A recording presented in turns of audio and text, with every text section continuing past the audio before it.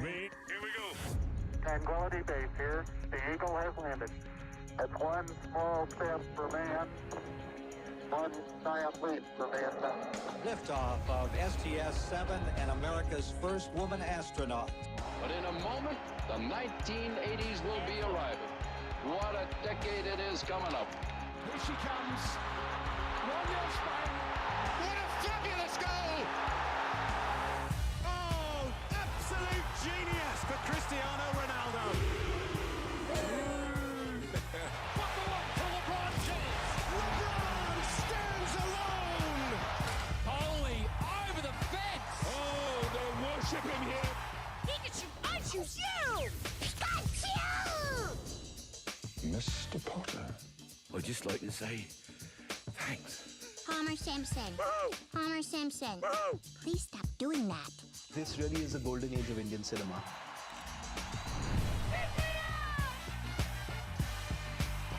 Welcome to my world. Coachella, y'all ready? Look around, everybody, oh me. Y'all won that one. She started out as a lady in a bathing suit, but she became so much more. Hi, Barbie. Hola, Barbie. Oi, Barbie. Здравствуй, Barbie. So cool.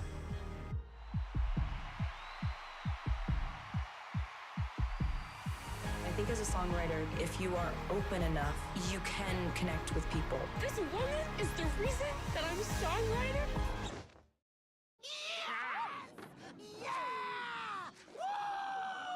A huge announcement today in the decades-long effort to harness nuclear fusion. This will change the way we power our world. It's Spider-Man. Oh. This is what we signed up for, and this is what we do. You're all heroes. I don't know how you do it.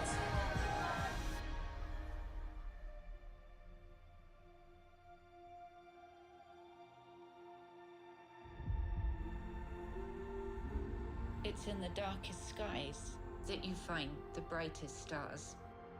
We're stronger than we think. There is still good in the world. Aloha also means you help anybody in trouble. Isn't this our natural instinct? We want to do what we can. Here we go. This is the Ice Bucket Challenge. Yes to inclusion. Yes to love. Yes to equal marriage. We're standing together with people all over the world. I had a dream to be the first black rock and roll singer to pack places like the Stones. You're simply the best.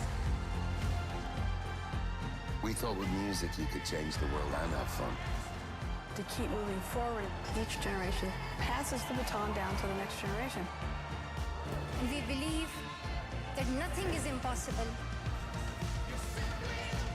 I will stand before you and speak with confidence and not be afraid. Get up, Coco Gauff. You just won the US Open.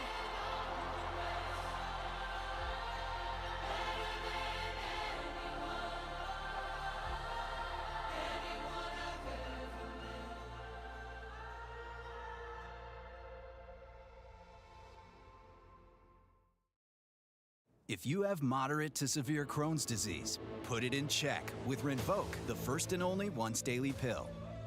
When symptoms came on fast, I got rapid symptom relief with Rinvoq. Check.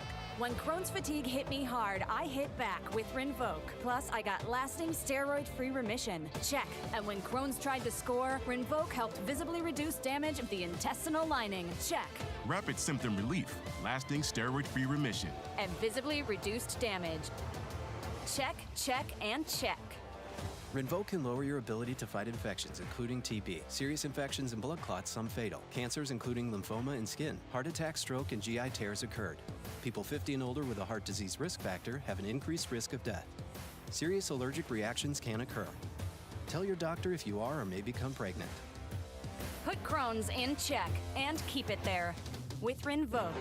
Ask your gastroenterologist about Rinvoq and learn how AbbVie can help you save.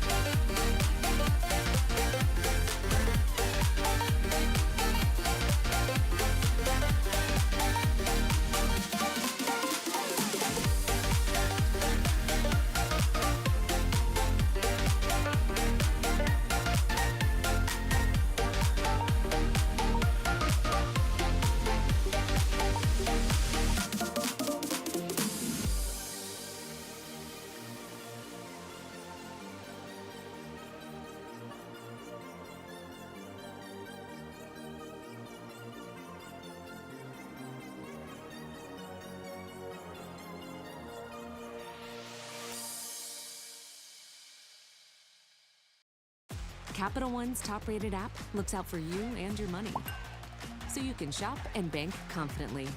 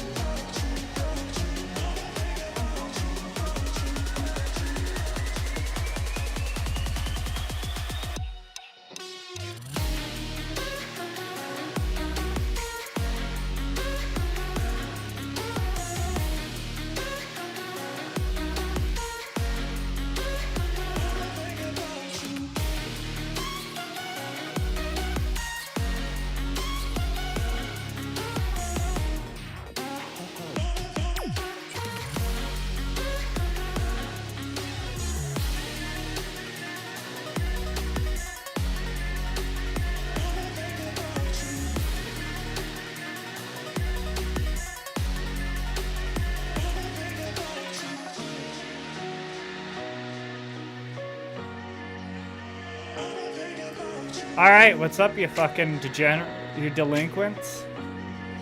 How's it going? Let's get this shit going.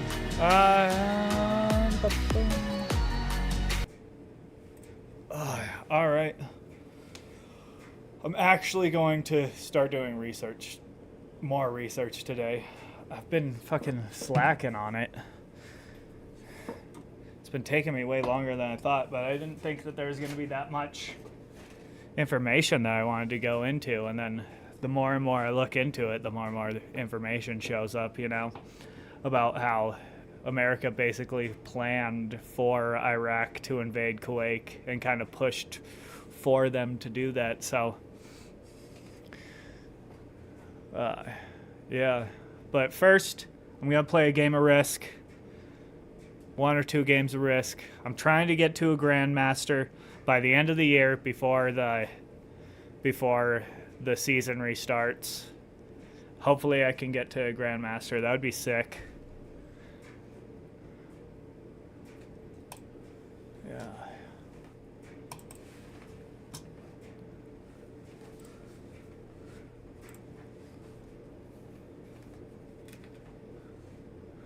Alright, let's see if there's any... What video should I watch while I'm playing Risk?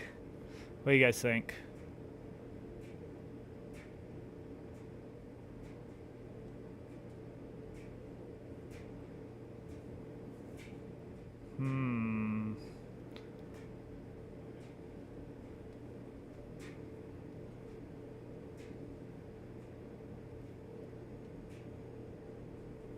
Scuffed podcast. This is the one with Aiden Ross and Destiny where they got in that fight.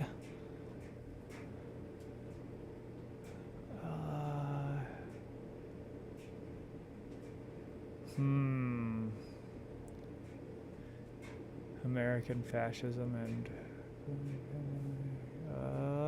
here we go.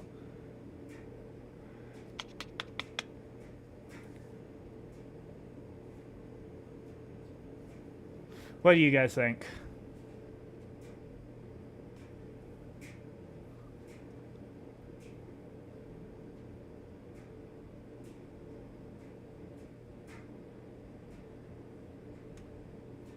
Let's look at my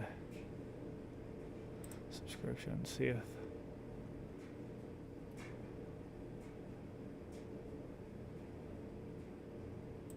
modern movies are everything wrong. Yeah, I like this guy, Moon. Chris, he makes some good videos.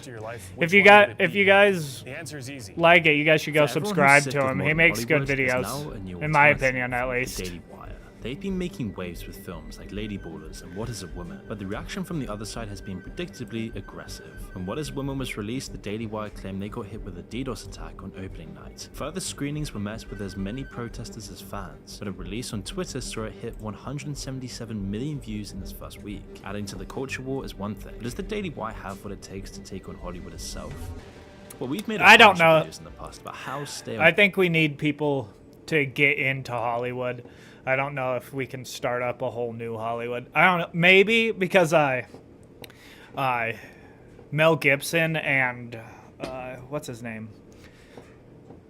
Good old Mikey Mike are trying to make a new Hollywood in Nevada, which I think that would be good. They might be able to start that because both of them are some pretty heavy hitters. They're both some pretty influential people.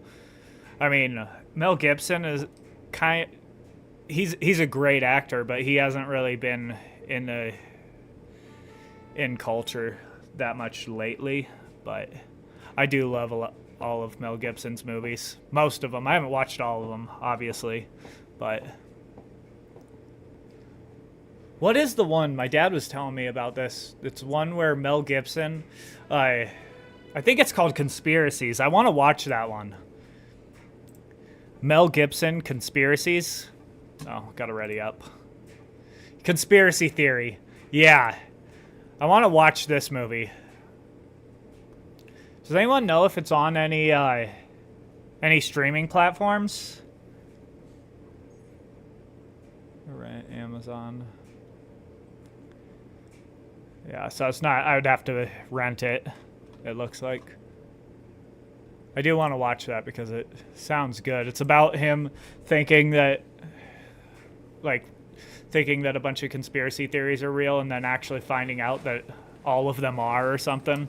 It sounds really good. From the incessant pushing of the same tired doctrine to the unoriginal and bad ideas, Hollywood has been in the gutter. And Netflix I heard that movie was shit. Releasing the same movies over and over again, or drawing out shows until they inevitably Alright, what should we do here? It's like they know that most people watching are just on their phones anyway. But where there's stagnation, there's also opportunity. And so it's no secret that everyone's been pretty sick of nearly everything that Hollywood has been putting out over the past few years. Should we try to move into the same films being released over and over again? And it's most visible in their rare into successes. North America? Oppenheimer was great for Hollywood, and the cultural impact I think of so. this event was a huge boost for cinemas as well as film in general. But despite how good this might have been, it wasn't the only reason behind their success. Seems Instead, like they were the best basically plan the only here. truly original movies around at the time. For every I don't Oppenheimer know. or Barbie movie, there were 20 Indiana Jones remakes. I don't really like Africa you as the would thing. think that losing hundreds of millions of dollars each time would be enough motivation to We'll do the see. rest. We'll see But about upcoming it movies like the Snow when it White comes to remake my tell us turn. anything, is that Hollywood studios are doomed for failure. But it isn't just their unoriginality that's led to their demise though. Inserting ham-fisted, progressive, left-wing rhetoric to try and appeal to an imaginary Gay! audience alienates a huge chunk of the audience already. Bro, that And so it's shit, I did like Endgame, but this part of the fucking movie was so terrible. It just made me cringe so hard. And I was like, why did they do that? They ruined a perfectly good movie with this scene. Unclear why studios are so obsessed with this. Maybe it's to pander to an audience of people that only exist in the minds of studio executives. Maybe it's ESG scores. But in the end, no matter what, Make there's not lines nearly request. enough idiots who'll watch anything that's marketed Make as lines diverse request. or challenges your perceptions. People don't care about this. At least not enough to keep Hollywood's bottom line afloat. It could also be a reflection of Hollywood's politics as well. The same as Silicon Valley and most of California, a manufactured ideological campaign to push their own views on the general public. But if that's the case, then it's been incredibly blunt and ineffective. And not to mention hollow. If anything, it's only hardened people against whatever they're trying to push. We should take a special look at California because this is the woke utopia going down the toilet. But in the end, people don't really have any good alternatives in movies anymore. At least alternatives that are well known and visible to the average audience member. Netflix could have stepped in to give people everything that Hollywood has been lacking, but the reality of it has been less than perfect. Sometimes Netflix greenlights and produces excellent movies and shows, all the way from independent films to mid and high budget blockbusters. All Quiet on the Western The one Front thing is a is, great example. And I haven't seen that, but I've seen the original one. The original one's really good. I kind of want to see the remake of it. amazing movie that wouldn't have found a home with the big studios. And so Netflix stepped in to distribute it and it got the recognition it deserves. Other films they've had a large part in making, like Don't Look Up or Marriage Story, have shown promise as well. But with these few gems comes I do think that Green is going to try to go into North America. Oh no! They're going in. Oh, yep, they are going in North America. Damn. Yeah, alright. Here we go. I got a plan.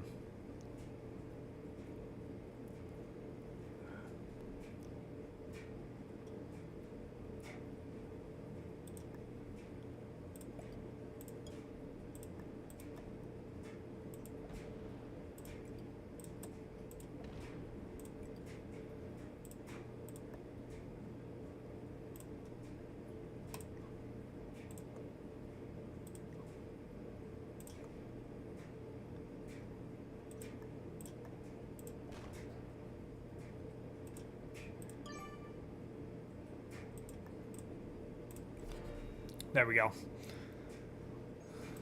This is really less than stellar. Streaming revenue is massive, but the people who are actually behind the movies rarely see more than a crumb or two. Keeping their ratings and their stats opaque whilst underpaying production crews has become their modus operandi. All of this stagnation and unoriginality has left audiences wanting. When you look back at the history of cinema and the thousands of amazing movies, it leaves you envious of what you guys like the new do. hat? This is the gap in the market that the Daily Wire Mega, has decided bro. to exploit, and whether it's going to work is a whole other matter. You see, they're really only just getting started here, but of the films we've seen so far, they have shown some promise. One of their first films was Shut In, a horror thriller that wasn't terrible but wasn't really amazing either. The film did have some standout moments. Vincent Gallo actually gives an amazing performance, and the tension that film creates is good. For a completely new studio, it's a remarkably well-polished film. Obviously, there's still problems though. The other actors in the film don't leave much to be desired, and the themes are a little bit on the nose. Outside of the film itself, it's obviously an answer to the inserted bias we've seen in Hollywood, but it's also clearly not meant to just bait conservatives into watching it. The adult themes and the gritty scenes are far from what you'd expect right-wing soccer mums to want to see, which is a huge point in the movie's favour. Even this early on in their existence, the Daily Wire isn't solely relying on being the right-wing Hollywood to get some. This movie was okay.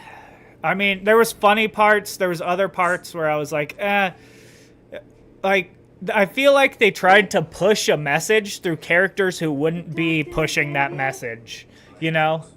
Like, there's this one character who's like this liberal, like, journalist woman who starts talking about how terrible divorces are on children, and I'm like, but she wouldn't say that, you know? So I feel like that kind of not ruined it, but it was just like, what are they doing? I didn't talk to her. An audience. But the problem with big studios inserting their own bias into films isn't that it's left-wing. It doesn't really matter what the rhetoric is. It's what it does to the films that has an impact, and if it's ever needed at all, usually it's never needed. And the criticism for it being there will still be there whatever side of the divide they're pushing. It's out of place and it smothers the creativity of a film, so it's worth criticizing, especially when it's for kids' films, as people and families just don't want to see it. And it's something that Disney is beginning to now realize, although they're still dealing with it in an inevitably slimy way. Take for example the new Snow White movie, where Disney had to do a complete U-turn on everything they said about the original movie. A large part of the original backlash can be traced to the Snow White actor's previous interviews, where she showed her true feelings for the film. Oh, damn You it. said you were bringing a modern edge to it on stage. What do you mean by that? I just mean that it's no longer 1937. Cringe! I wish it was.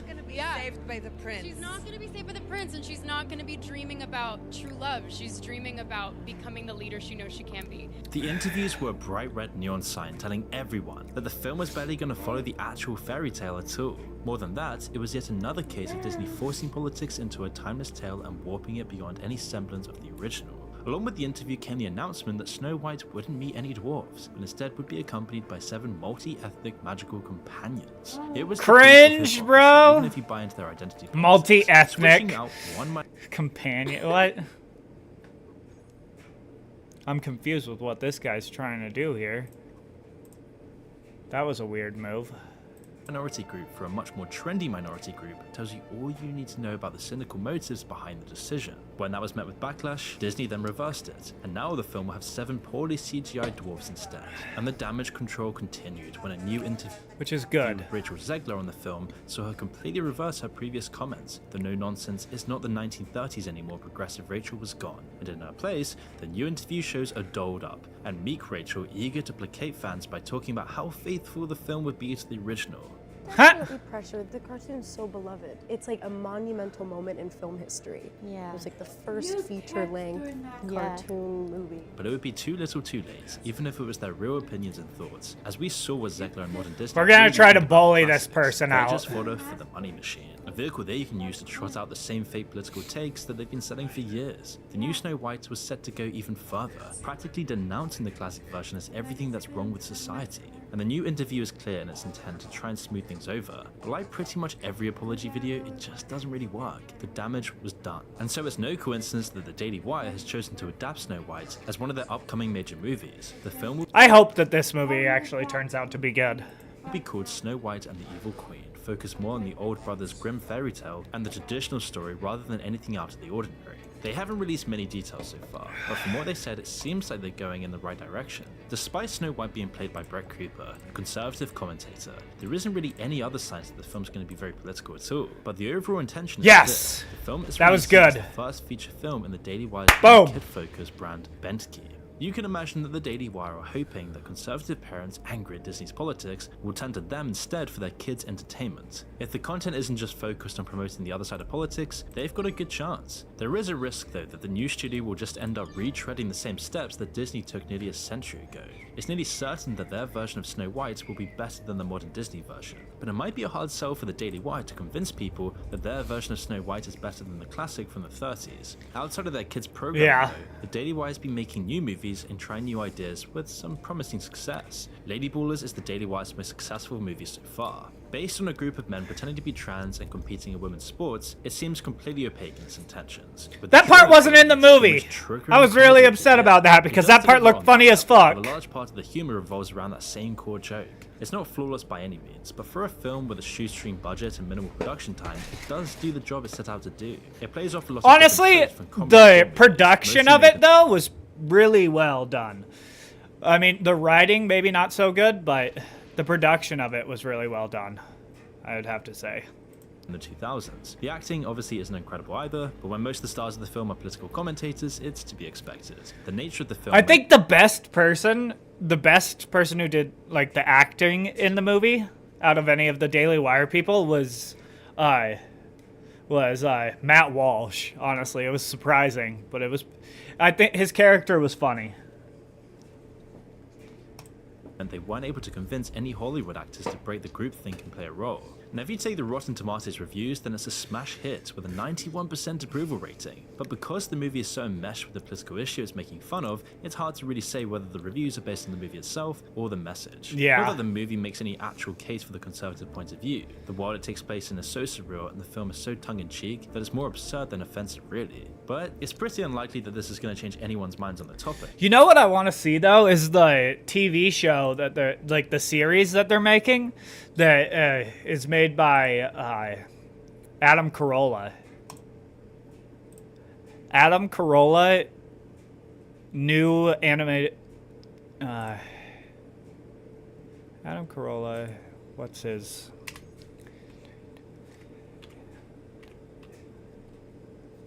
Animated series.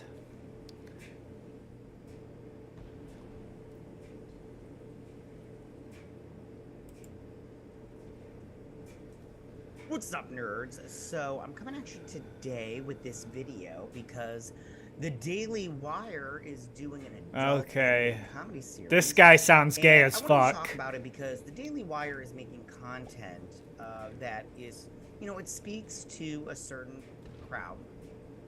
And I do want to talk about it because they also do kids content on what they call their Bentke. their kids app is called Bentke. And I wanted to talk about this because they're doing an adult animated comedy series called Mr. Burcham.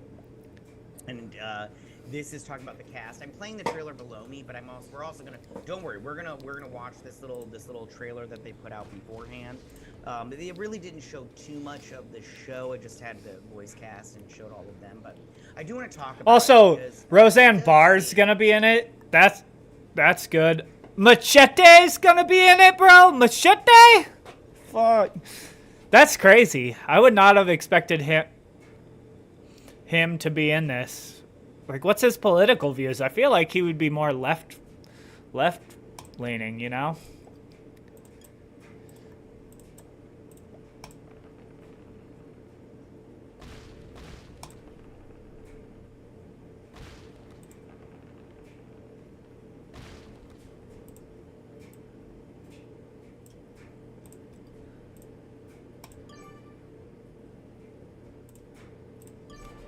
All right, let's see what cards I got now. Ah, damn.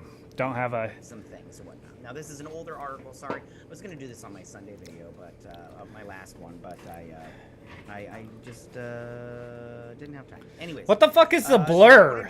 What is the blur on this? Like, what is he doing with this blur? I'm so confused. So I'm going to put out my thoughts. Anyway, so it says this comes from Deadline, my favorite. It says the Daily Wire sets adult animated comedy series Mr. Bertram starring Adam Carolla, Megyn Kelly, Brett Cooper, Roseanne Barr, Candace Owens, Danny Trejo, and more.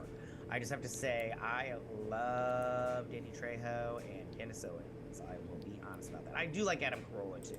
Wait, he likes Candace Owens? I would have thought that he would have been like a leftist because he sounds so gay.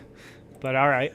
But from what I understand, this is like a puppet. Adam Carolla is hilarious. I listen to his podcast all the time. He's so funny. And the Man Show is so good. You cannot do the Man Show nowadays. But that was also back when Jimmy Kimmel was still funny. Jimmy Kimmel was honestly hilarious in the Man Show. Mr. Bertram, created by comedian and radio host Adam Carolla. This series follows Carolla's junior high woodshop teacher, popularized on QROQ radio and brought to life in puppet form on Comedy Central's Crank Yankers. Okay, yeah, that's what I wrote. Okay, I was correct on that. So it says the series follows Carolla's junior high woodshop teacher. I already read that. All right, I might. An update, according to the producers, Mr. Bertram is he moving out of a world he doesn't understand? He is. Or approve. Okay. So what I'm going to do is I'm going into North America now. Playing the trailer below. Well, we're gonna watch the trailer because it's got a lot of fun. Like Dunnigan, I like him also. He's pretty funny. Yeah. Let's see, where was I talking? Annoyed by his selfie taking. He can't get 100% roll though. Constantly at war with his school's district-appointed GED, Justice, Equity, Diversity, and Inclusion Officer, Mr. Carposi, played by Fisher, which I also like that guy. He is hilarious. The synopsis continues, but his best buddy, Megyn Kelly, Gage, his wife Wendy, and stepdaughter Ginny. Let's see what. Just a horse's trade. Mentors, the ghost of his gym teacher, Coach Murphy, and childhood frozen dinner icon, Blurry Man. Blurry Man. He'll even get an assistant. I don't really like that guy. The guy who does the voice of that guy. I just don't like the gay character. Bortles? I don't know. I don't like fucking people acting gay. Who were competing with Navy buddies against his Army nemesis, Gunderson, and Reform gang member, Switchblade. That's funny. Lends a tattoo. I can't tell if he's coming out to go do something or what his plan is here. And then we'll watch this trailer. Because why would he have moved out? Voice cast comprises Carolla. Okay, so it says all this people and everything. I did want to read one more thing to you guys. Okay, so it says...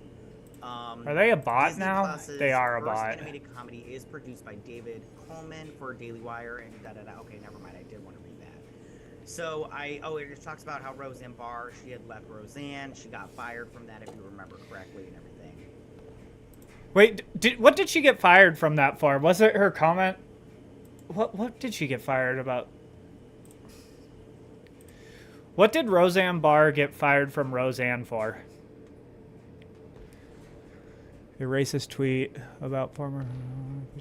Oh, yeah, about the monkey. She said that someone looked like a monkey. Yeah. Let's see, it says right here. I am super excited to that shit was with funny. My friends Ben Shapiro, Jeremy Boring, and our terrific cast of talent to bring Mr. Bertram to life on the Daily Wire, said Carolla. We teamed up with Adam and some of the funniest people we know, Roseanne, Rob Riggle, Patrick Warburton, Tyler Fisher. I love Tyler Fisher. He's hilarious.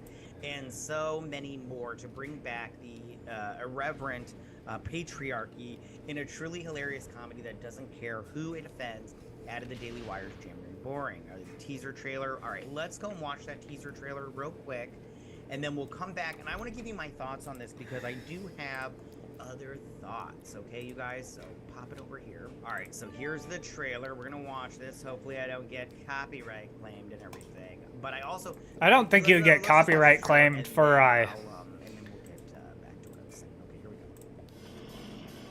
Just tell me what you need. Jumping in the first one. Rolling. Speed. Action. Sawbuck's looking a little chubby wubby, so I bought him some new food. It's organic and vegan. You know, this is going too slow. Supposed to eat meat. They're descendants of wolves. You ever see a vegan wolf on the Nature Channel? I love vegan. Coffee is for closers, ladies. Listen up! Hey, don't make this a prison hug. Don't do anything stupid, other than last year. I'm a heteronormative, cisgender, white male. Send him a heart. Apologize. So he knows that I'm not threatening him, I'm just protecting from the... What is this? What is the blur for?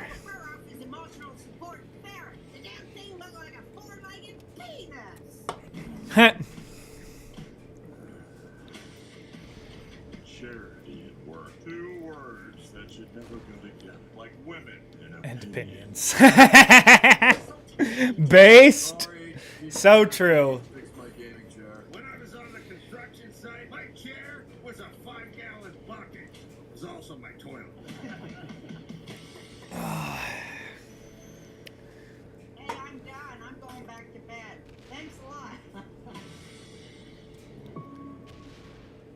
Okay.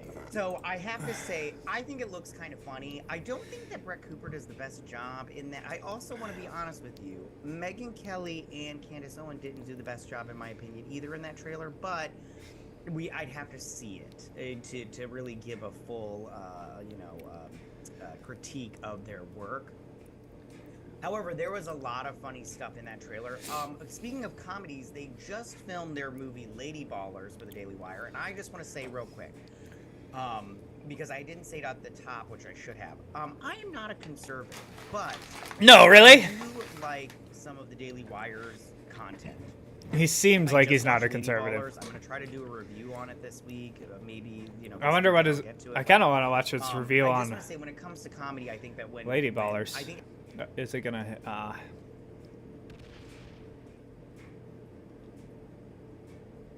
Let's see videos.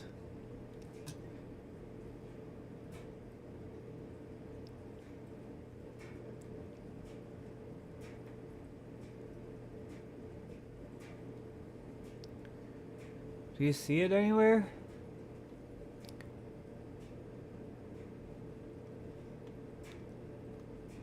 Doesn't look like he made the review on it yet.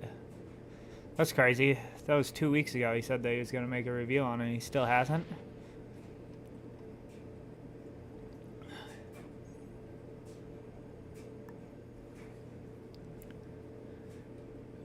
Just go like this. Boom. Next phase. And attack phase. Boom. And turn. Alright, let's go back to what he was talking about. What's up, nerds? So, I'm coming in.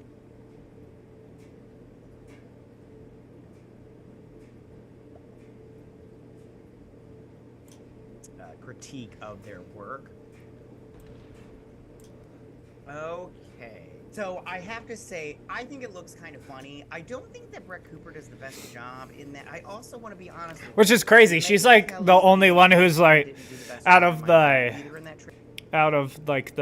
Daily Wire people who is actually an actress. Oh, actually, I guess that Michael Knowles, I'm pretty sure he had a career in acting for a little bit. At least like some really small films that he did. Trailer, but I'd have to see it to really give a full. Let's see what I got. Not a However, there 10 was a trade. lot of funny stuff in that trailer. Speaking of comedies, they just filmed their movie Lady Ballers for the Daily Wire, and I just want to say real quick, because I didn't say it at the top, which I should have. I am not a conservative, but I do. This is like threatening. some of This Daily Wire sucks. He needs to move out. I just watched Lady Ballers. I'm gonna try to do a review on it this week. Maybe this weekend I'll get to it. But I just want to say, when it comes to comedy, I think that when I think Adam Carolla is really funny. So I think that Adam when it Carolla comes is down to this, I think hilarious. that they might do a good job with this, especially since it's animated. But I also want to say, when it comes to their animated stuff, they have their Benki, which is their kids stuff, and I haven't seen. fantastic. I haven't seen any of the stuff on Benki. I guess I'm not a kid and don't have kids, so Actually, that they makes have this sense. one show called Chip Chilla. Very good. It's very Bluey-esque. If you like Bluey, I love Bluey. I was about to say, is that the one that people say is the Bluey knockoff? This comedy series coming out, and so far from this little teaser, I think it looks pretty funny. Now, some people won't like it because it makes fun of them, but that's what comedy is for. It's to make fun Bro, of it. I love South Park, and South Park makes fun of everybody. Like, they've made fun of shit that I like, but I love South Park. I say good on the Daily Wire for making this. I don't really care. I don't really care about if I get made fun of. The only time that I get offended by jokes, really, is if someone makes a joke about, like, my religious views, If people make jokes about Jesus, I have to turn it off right there because I just can't watch that. Other media. It makes me uncomfortable. I don't know what. Gonna, Like, I'm not going to go and be like, ah, and complain real hard about it, but every time we I watch won't an watch episode of the anything show, I taught think little lectures are fine that if you just, makes fun of my boy. A line or two in a show, you're like, okay, whatever, fine, I'll fix the planet. But I don't need it rammed down my throat these days. You watch a show and it's just like they're just like, eat my politics, eat my politics, eat my politics. Good, And I you're get a like, 10 I'm trade. not hungry, All I'm right, on a good. full diet. And they're just like, we don't care. You're gonna eat it. You're gonna like it. And you're like, I don't want to. So I think that I don't know. We'll see. We'll see how this is and everything. And I'm definitely I watched the new South Park movie that they just made, not the Panderverse one, but the one that they just made about it was making fun of Prime, actually, which I'm fine with. I mean, I drink Prime just because it's one of the more healthy energy drinks out there. Even though it has a shitload of caffeine in it, it still is like natural flavorings and stuff. Instead of like fucking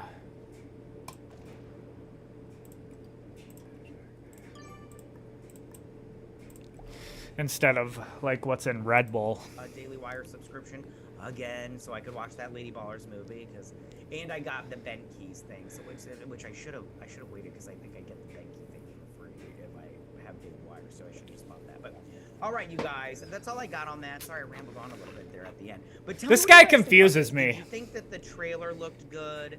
Are you cool with this cast? Is there anybody in here that stands out that you really just absolutely love, or do you think it just all looks like trash and you're like, oh, It looks like it'll be really good. I hope that it was. so this is not. I really hope that this is really good because Adam Carolla is a great comedian. So Tell me what you guys think about this. Go ahead and leave I hope. your comments in that section down below. If you like this video, go and hit that like button. I won't mind. If you're my channel, please hit that subscribe button. I'd greatly appreciate it. And I'll see you guys on my next video. You guys have a good day. Bye.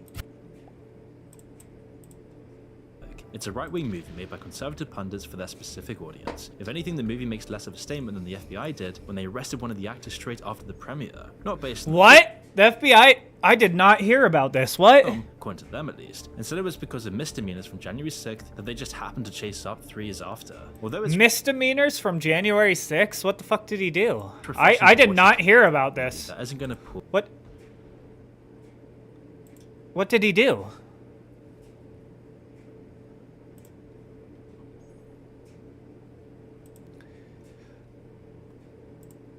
Lady Ballers actor getting arrested by FBI.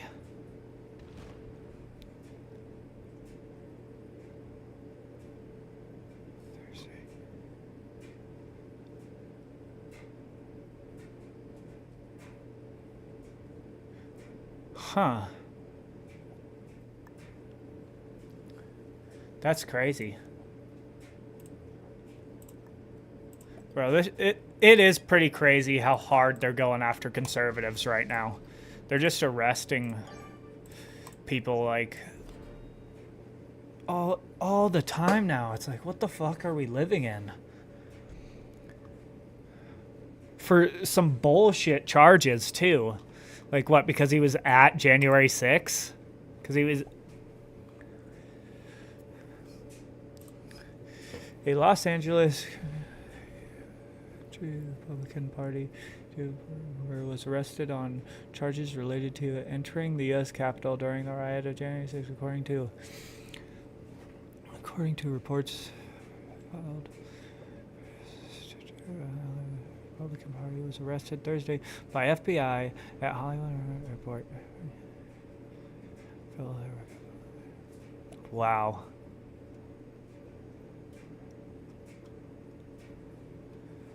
In a post Saturday on social media platform X, formerly known as Twitter, who shared a video clip. I wonder if it's here, if the video clip is here. Not now.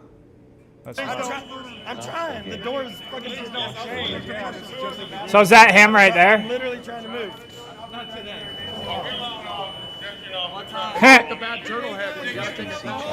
Get in the Capitol! Bro, this shit was so based. This was one of the most patriotic days I've ever seen.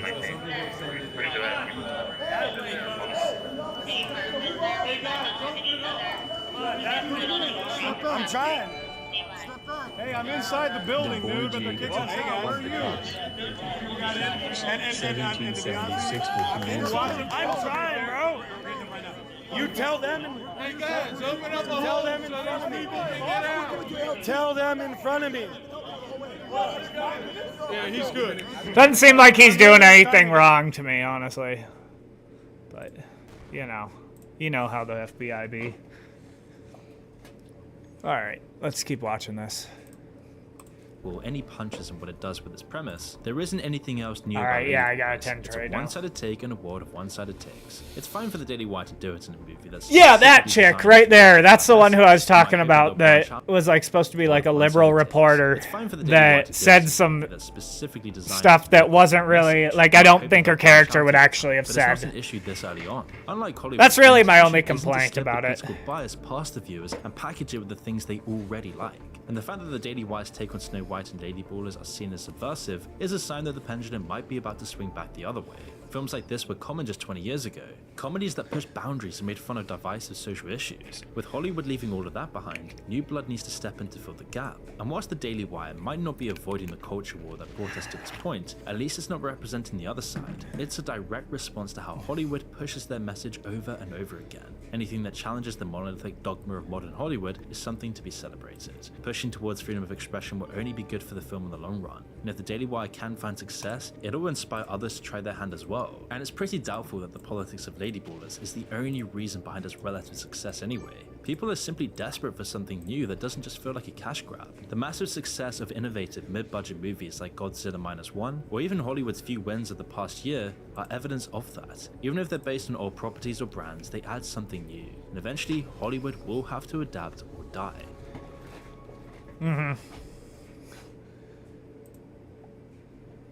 All right.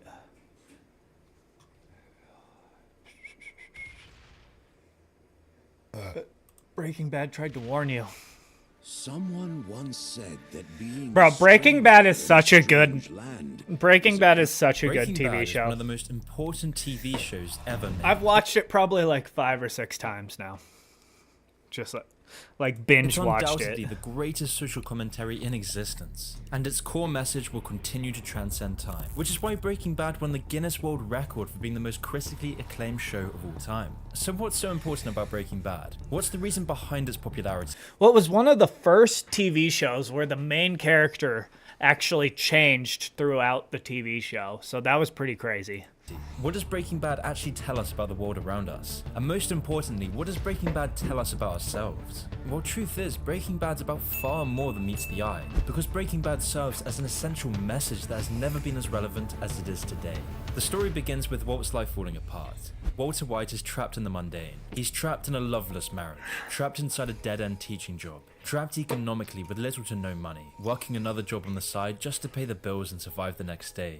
Everyone in his life sees him for what he is, a lifeless mule. But this wasn't always the case. Prior to being a teacher, Walter earned an award in proton radiography, which was given for his contribution for his research that earned a Nobel Prize.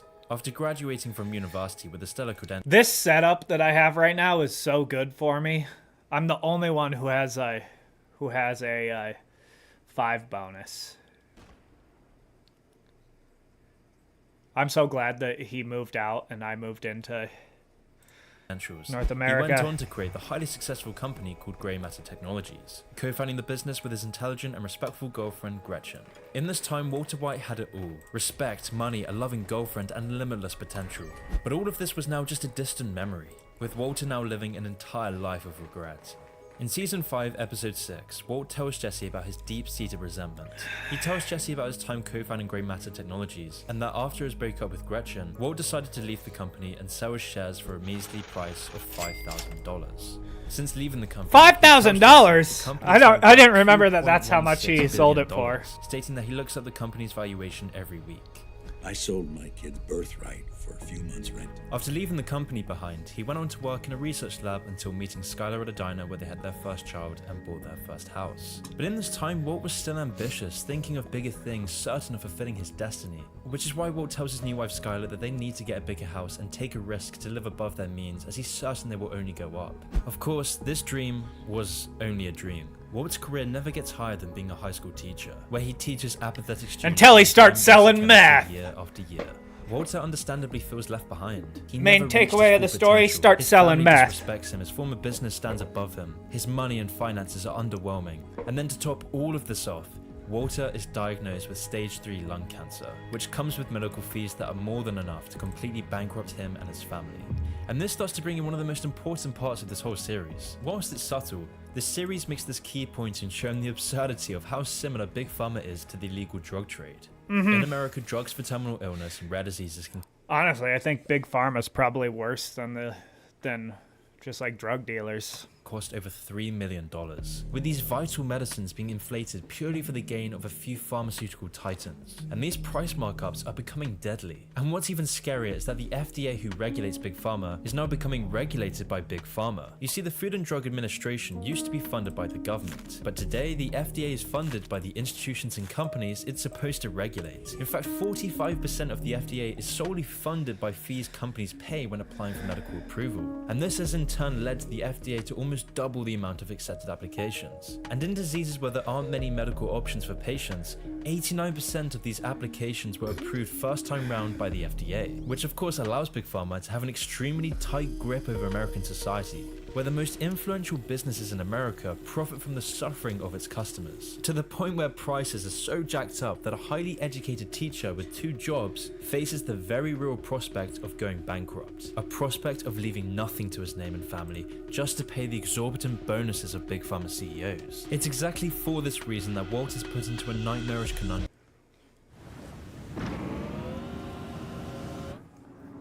I need to get an ad blocker.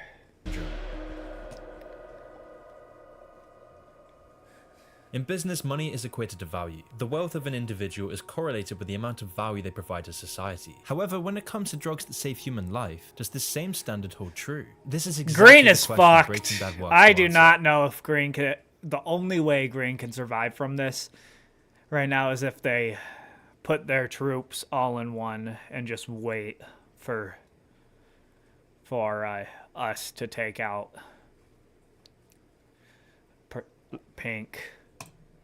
And it's also why Breaking Bad's first season couldn't have been produced at a better time. Breaking Bad was first produced in 2008, the exact same year as the financial crash, where the banks got bailed out and the bubble was inflated exponentially. And the people paying the price for this was the average American worker. via quantitative easing, money printing, and inflation, while at the same time the public's wages stagnated, which is why Walter White represents the average middle-aged man in this time. Walter is repressed, overworked, underpaid, can't afford a doctor, can't afford a family, all while the people at the top are indifferent. Hey. Walter is unable to afford a standard of living that provides him with basic dignity. Embroiled in debt, no savings, no money, living an atomized, transient, lonely life with just a few months to live, Walt is now thrown into the abyss. This is all a recipe for radical change, because nothing— The opening scene of Breaking Bad is so good, too.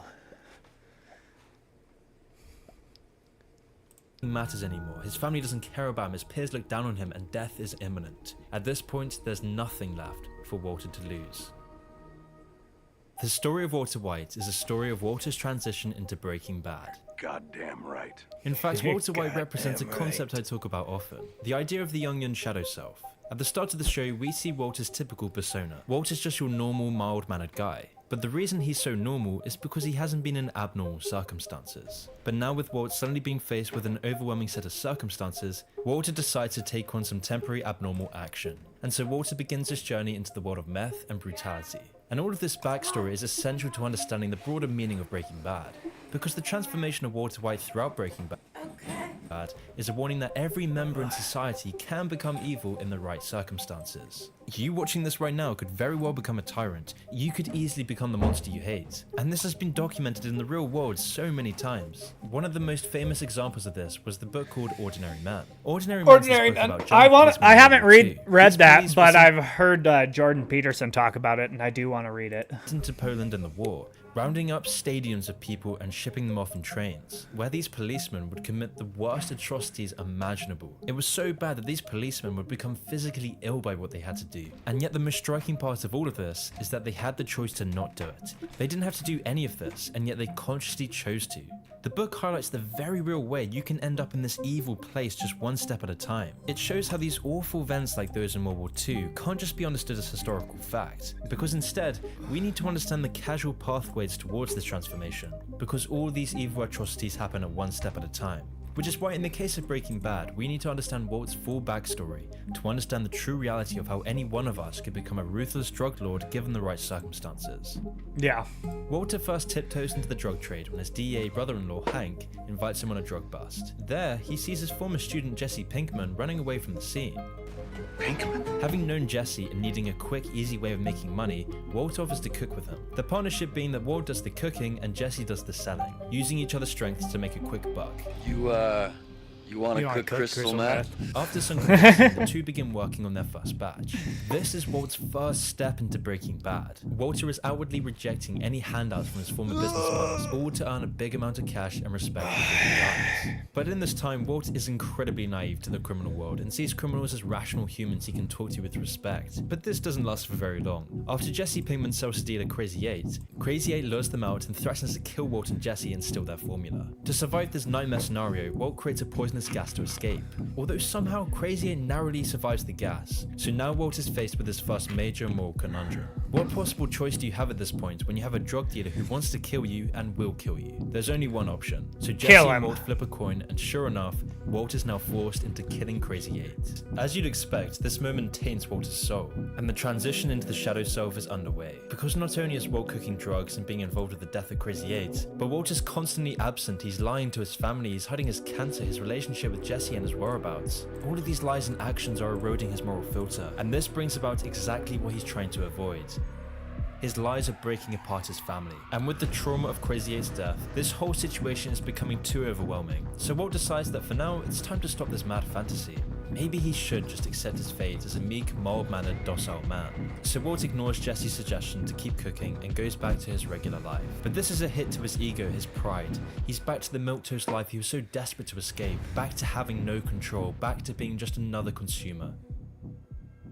With these feelings and the money starting to come in from the last cook, Walter can't help but quickly dip his toes back into the underworld. So Walt and Jesse get back to cooking after Jesse finds a new distributor, a psychotic and evil distributor known as Tuco. After Jesse goes up to him to sell their batch, Tuco beats up Jesse and steals his badge without paying any money for it. So Walt makes the conscious decision to go back and finish the business deal, telling Tuco he wants the money in compensation for what he did to Jesse. After Tuco laughs and threatens him, Walt blows up his entire building. This is the moment we This scene is dope as fuck. See a milquetoast, mild-mannered man merging into his shadow self, releasing all this pent-up rage, aggression, and repression into finally becoming someone he respects. With death ticking in the background and this unfulfilled life awaiting him, Walt's able to bring his shadow self into reality through the persona known as Heisenberg. This shadow self has manifested through all of Walt's life. All the sacrifices Walt made for other people to like him, all the humiliation, all the fake smiles, all the facades. All of this is bubbling away at Walt, having his business ideas taken away from him, having other people take credit for his genius, with nothing ever going his way. For most of Walter White's life, he has been a pushover. And Walt, like many of us, thinks that being a pushover is a good thing, because Walter White confuses harmlessness with morality. But just because you... That's what I was just about to say. There's a difference between being a nice guy and a good guy. And like a good man, you know? A nice guy just gets pushed around and does whatever people want him to do, to where a good man will do what is right, even if it makes people not like him. Can't do damage doesn't mean you're moral, which is exactly what we start to see in Breaking Bad, because the show highlights the very real way that harmless people, pushover mule-like people, are far from moral. Angry because you're doing your best and you're trying to get along with everyone and nothing ever goes your way. Well, it's because you're a pushover. Just because you can't do any damage doesn't mean you're moral. It just means you don't have the capability for mayhem. And that makes you a pushover. You can't say no to people, and you'll go along with the crowd.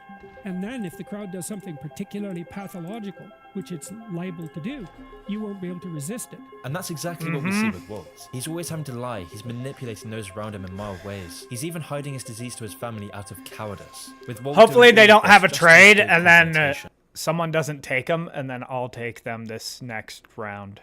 I'll take pink. Hopefully blue's like the only one who really has the option to take pink, so maybe they will. I don't know. They might be afraid that they'll get rid of too many.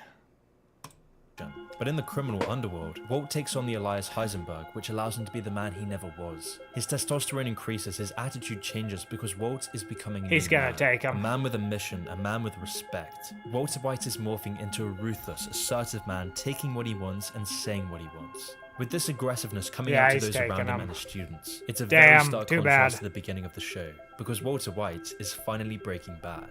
You're goddamn right.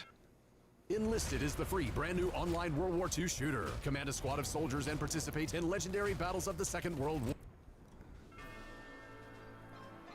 But before we continue the story, I want to tell you about today's sponsor, Blocker X. If you've been watching my videos by now back to the video.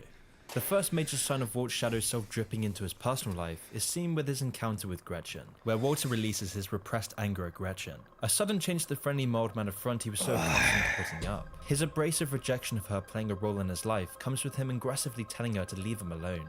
Similarly, in another scene, Walter is brutal with his failing student, telling him a fail is a fail, telling the student that he doesn't care for the consequences of his own failures. And in the underworld, Walter is quick to capitalize on any opportunity, no matter the morals behind it, to maximize his profits. For example, when word of mouth spreads that Jesse was the one who killed the meth head who robbed Skinny Pete, Walter uses this opportunity to gain more power, reputation, and money for his primary goal. And again, this is seen with Walt's willingness to kill Badger in prison after his lawyer's suggestion, highlighting the newfound ruthlessness that has saturated his psyche.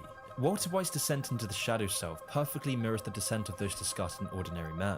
In this book, the author makes a key point in showing how in every society across cultures, religions, and epochs, people always seek career advancement. In every society, the majority of people will act awfully. They will be evil. They will engage in disgusting behavior in the name of progress. The book concludes that about 85 to 90% of people will, when given a sufficient position of power, carry out any action, even if murderous, in order to fulfill the idea of improvement. In the book, this immoral action comes with shooting unarmed civilians to ensure the progress of the German nation. Is he gonna kill Green? Some anomaly. The Stanley Milgram experiments found that most people would commit and inflict physical pain on another human if they thought it brought security by following orders. Wrong. Answer is neck. 300 volts. I absolutely refuse to answer anymore. Get me out of here. You can't hold me here. Get me out. Get me out of here. Continue. The next word is green, please.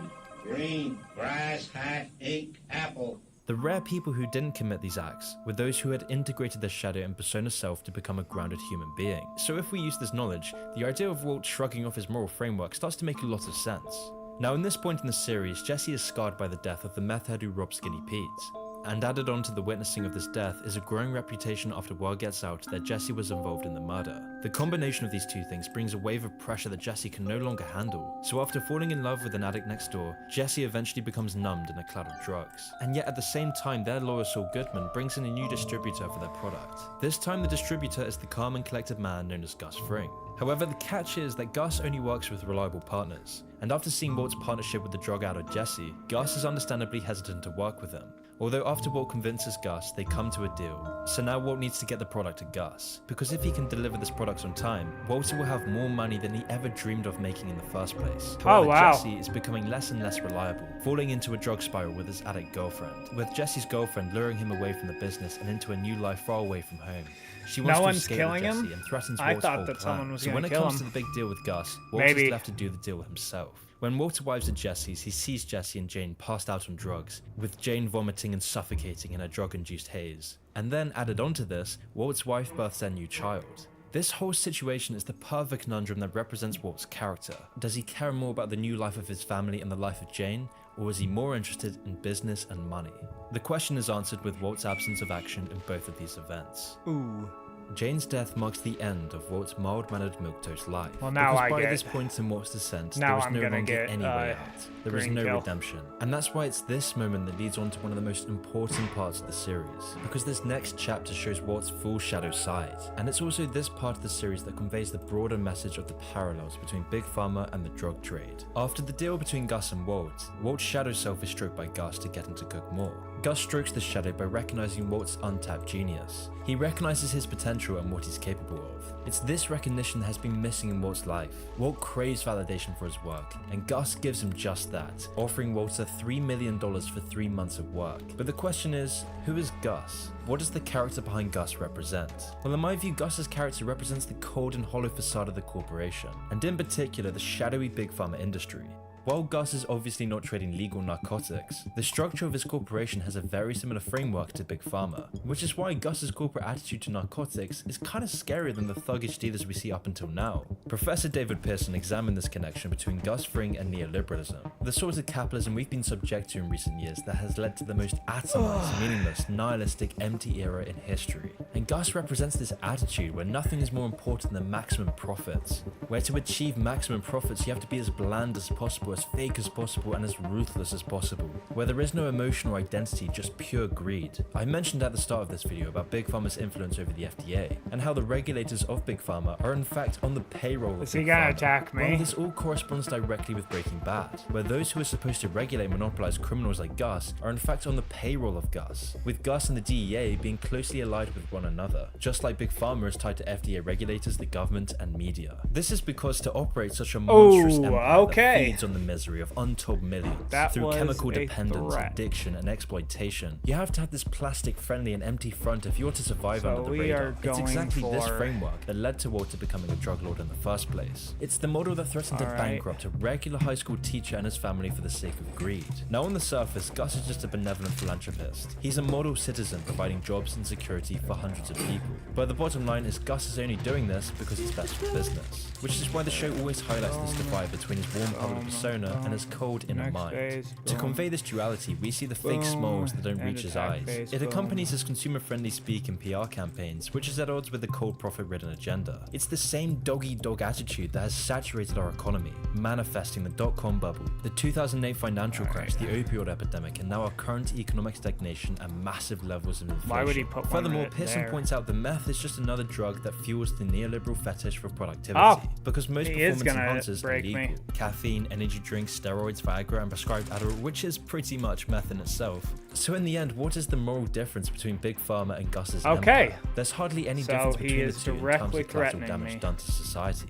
Gus's first priority is always profit. Consumer and employee well-being is always last. Which is why the ruthlessness and predatory actions we associate with crime isn't actually associated with drugs, but more with the business behind it. Gus represents the danger of this neoliberal model of thinking. Are you still wearing enough layers to insulate Alaska? That's why you need the new and improved Bearskin hoodie. The 6-pocket Polar Fleece tactical hoodie that blocks wind and regulates heat for incredible comfort wherever you are. That's why we designed the Bearskin hoodie with improved wind insulation technology on the waist, arms, and hood. Plus, an extended storm flap that runs the length of the front zip to block wind double time. Finally, a functional hoodie you can actually take outside. You're seeing this video because we want to offer you 60% off your Bearskin hoodie today with free delivery.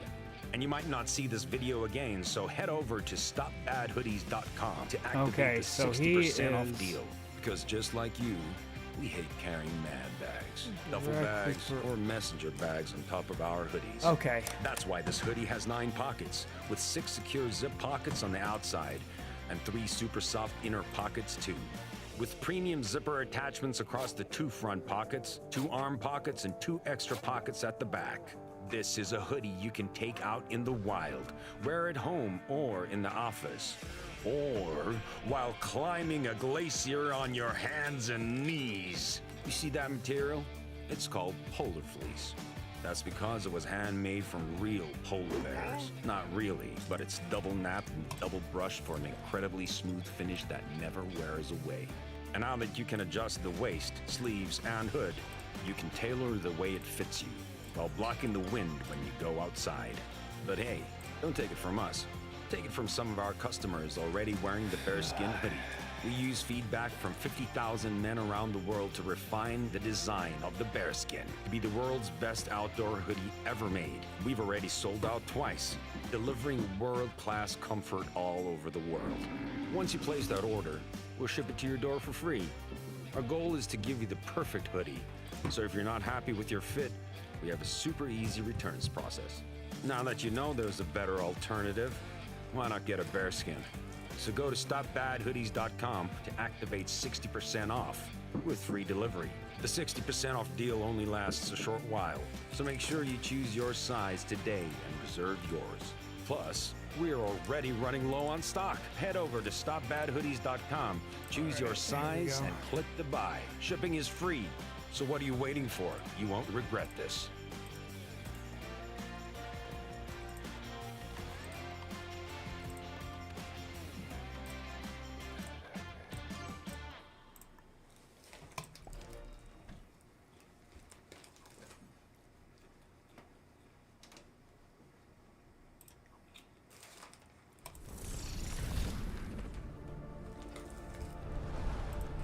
New Eden. A universe brimming with possibilities. What? I'm really not there. Okay. When Walt sees Gus's new lab, it seems like a success to Walt. The lab's pharmaceutical, it's industrial and secure. Because Gus treats meth like any other product or commodity, meth is just another investment. This corporate veneer perfectly hides away the destruction of the product to its consumers. It's almost as though Walt is back to running his old grey matter business, and over the series, Gus continues to play on Walter's deep-seated shadow side. He understands the character of Walter and his descent into the shadow. Gus wants Walter to continue his descension by luring him into becoming a full-time cook. He plays on Walt's shadow by using his psychology against him, telling Walter that a man provides for his family, that a man does this even when he's not respected or loved. He simply bears up. He does it. Proving to Walter that he is the great man he was destined to be, and that Walter can be the man to bring his family to new heights of prosperity. Gus strikes at Walter's shadow perfectly. It seems as though Walter is still motivated by his family and that his shadow side is only used as a survival mechanism. But deep down, Walter can't hide away from the fact that he's in too deep. He knows he can't escape his past actions. He knows he's losing his family, he's losing his moral grounding, and now he's losing his sense of self. So in an effort to end his pain, Walt attempts to end his life before things get out of hand. As by this point, Walt's life is spiraling out of control. Walter explains this perfectly in the Fly episode, where he tells Jesse that he had the perfect time to die and become the hero for his family, and now he's just the villain of his family's story. Just like the ordinary men in Germany who would drink themselves to near death, who would vomit and commit suicide after committing so many atrocities. Because like any human being, the more extreme your shadow self, the more this internal pain catches up with you. And yet these men like Walter continued on with their actions anyway. We continue to see the shadow side later on in the series, For example, we clearly see this with Walt's indifferent attitude when he murders the killers of Tomas. Whilst this killing does seem justified, considering these men shot a child, it's his brazen attitude to murder that cements his shadow self as his primary persona. This shows that all the reservations to murder that he had at the start of the show Red's is just now loving fully this dissolved. right now. It's the same reason his murder of the innocent cook Gale is done so without any hesitation. However, the real change begins to happen around season 4 episode 9. After all the lies, the fights, the manipulation with Jesse, after all the deaths, and now with his life threatened by Gus, Walter can't help but have another mental breakdown, admitting his mistakes are starting to catch up with him. Because his actions, his shadow self, his character is bringing him to a place far worse than where he originally started. Whilst at the same time, Gus's repeated death threats and use of brute force to all those in his way symbolizes the dissolving of his fake friendly. Alright, love you. Alright, one sec. How long do I have here?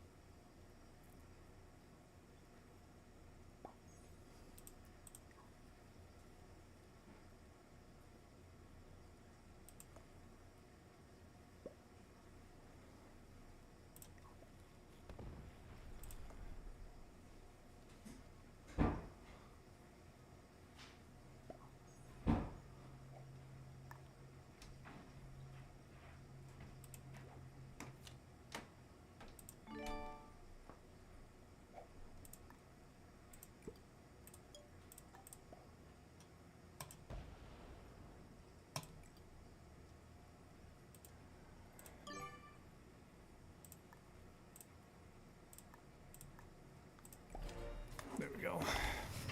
Alright, I gotta hurry.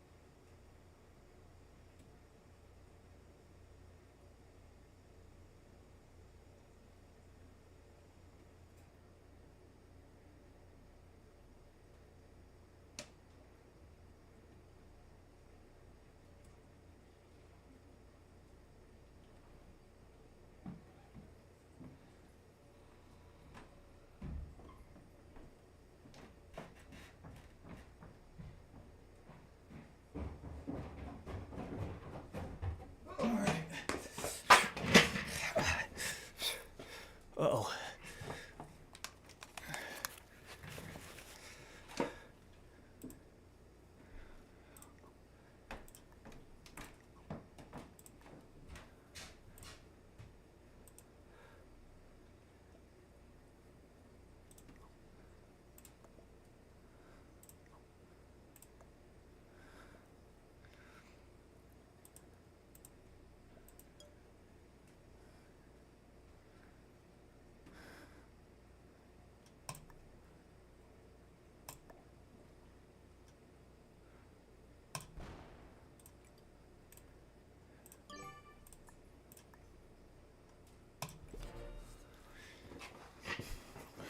There we go.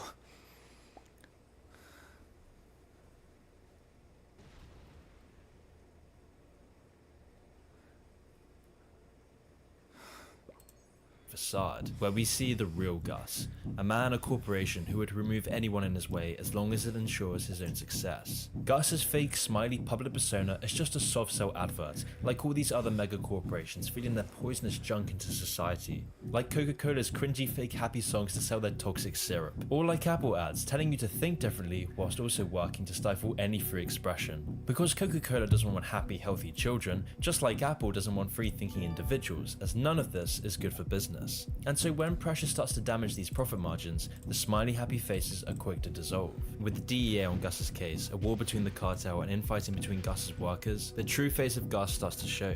And with Walter realizing he's Gus's next target, Walt's shadow self grows exponentially for him to survive the whole ordeal. We see this through Walt poisoning a child to get Jesse back on his side, where Walt puts his innocent neighbor's life in jeopardy, and then of course Walt eventually blowing up a nursing home to destroy Gus. Walter has gone so far into his descent that he's at a point where he would willfully destroy the lives of untold people in a nursing home to ensure his own survival. By this point, Walt was now the man he feared, giving us a good insight to what's been forming inside of Walter, a pure monster, while at the same time Gus's final moments are marked by his two faces, his corporate tie-adjusting orderly side, and his empty, hollow and monstrous side. These details perfectly capture who these characters are beneath the surface, and even more importantly, how destructive their archetypes are in the real world. Now all of this brings us on to the final part of the show.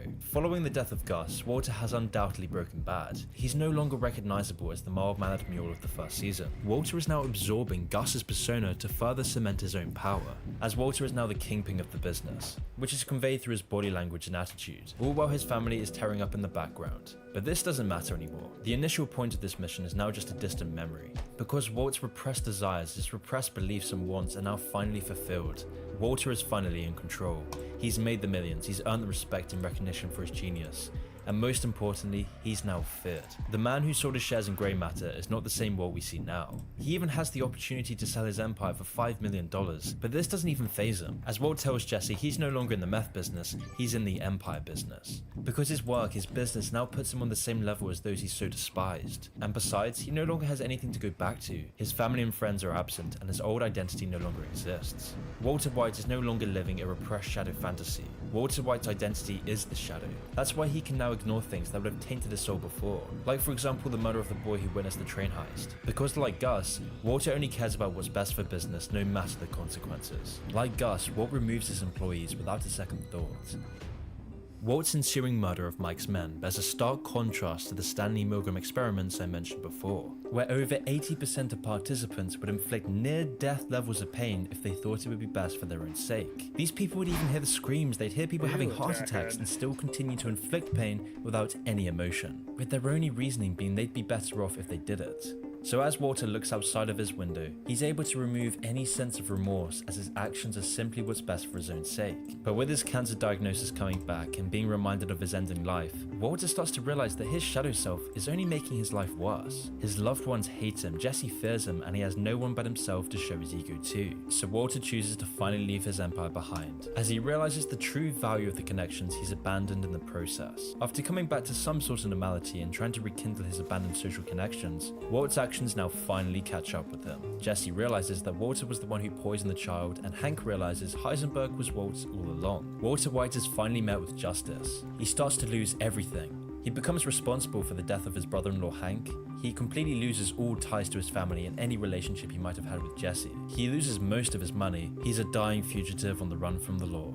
Everyone he once knew now despises him. He's hidden away on the lonely brinks of society in a cold, depressing cabin. Walter's final act is his only redemption as he wipes out all the men who enslaved Jesse and stole his money and the life of Hank. The show concludes with Walt dying back in the lab where it all began, with Walter's shadow being the very thing that brought him to his knees. Let me ask you a question. Have you ever thought about your blood flow? Most people don't. But what if I told you that poor blood flow is the single most important health issue plaguing you today? Let's take it back a few years. My name is Chris, and when I was 19, I was diagnosed with a... It's all these accumulating events under his Elias Heisenberg that seems to represent this catharsis from the soul-crushing, bland, and mundane life of before. It's a reaction, an explosion of repression from his underwhelming and unfelt existence. Even before his diagnosis, Walter was always sick.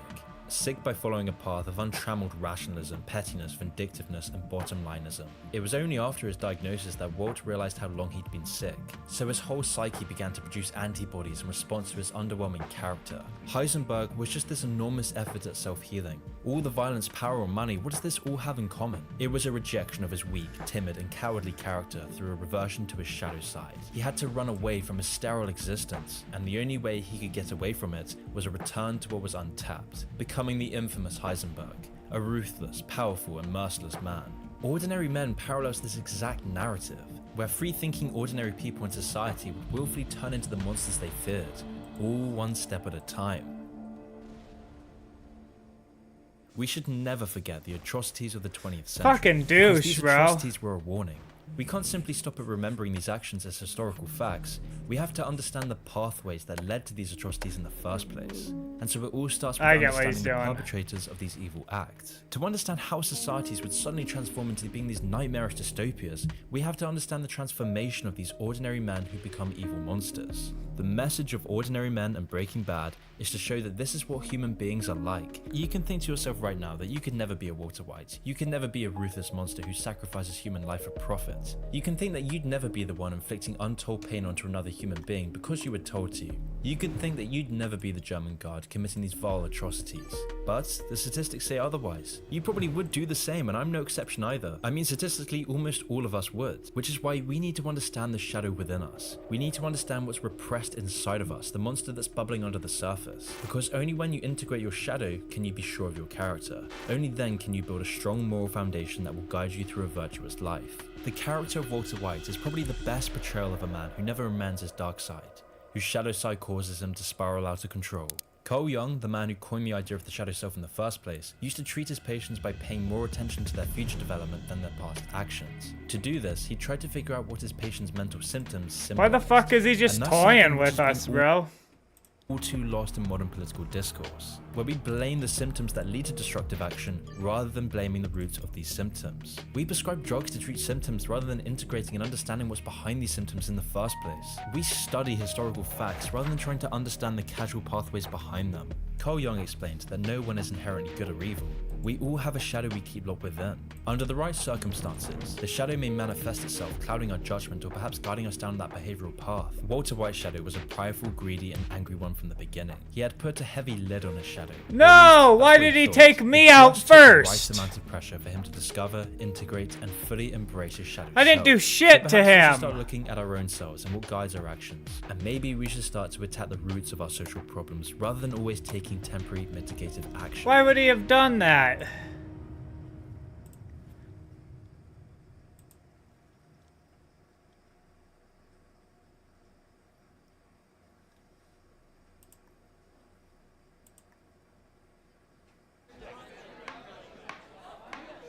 When your cat's mean, and your dog is too. And it's hard to know what's fake or true. Just raise the glass with...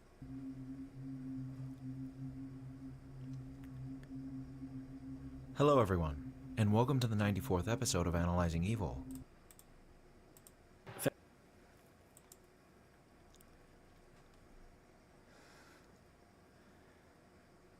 Alright, I'm gonna go take a piss real quick.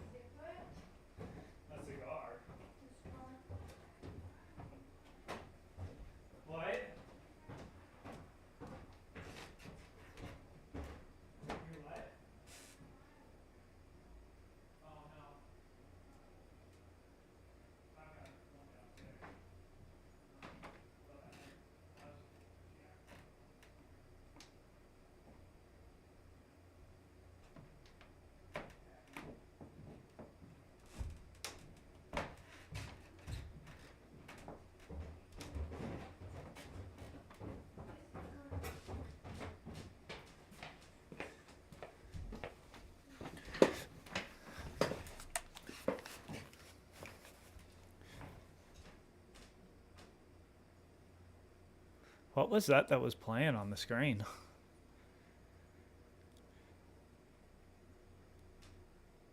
Let's watch this. I wonder if there's any debates that we could watch.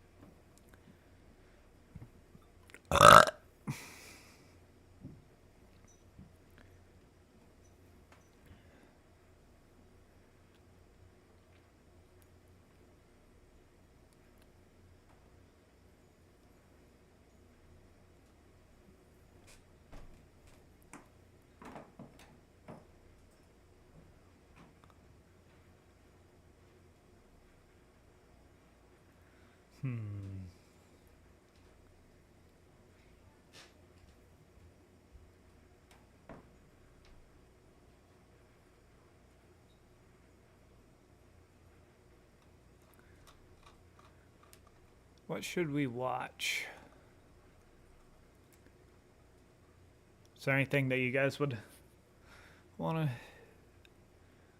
watch about?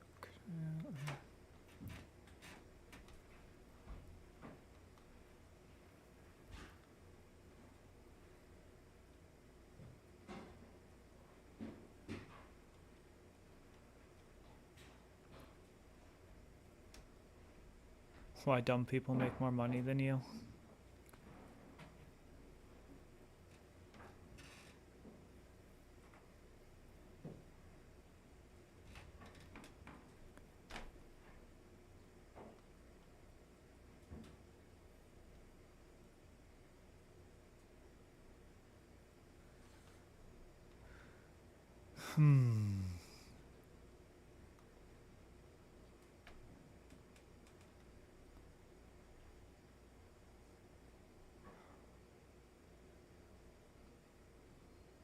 Oh, let's watch this. A honest review of Lady Ballers. Can you? I wonder what she's gonna think of it. Hey, I wonder what Seanhead's so I gonna spent a think few of days it. lurking around the internet looking for reviews of the Daily Wire's new movie, Lady Ballers. In a world where women's sports is being transformed, the Daily Wire calls foul with the most triggering comedy of the year. Not much, just playing Risk, and then after this game of Risk, I'm probably gonna do research on the Gulf War. What are you up to?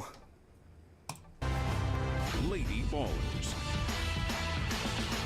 And I could not for the life of me find one that was even remotely Have you started neutral. streaming from They your were either computer yet? Very progressive people talking about how the movie was awful without actually seeing the movie, or right-wing All right, Daily Wire what fans should I saying it was a do great here? movie, the best movie ever even. The Rotten Tomatoes score does not help much because you have to be a paying member of the Daily Wire to watch the movie. So I decided, fuck it, I'm gonna review it.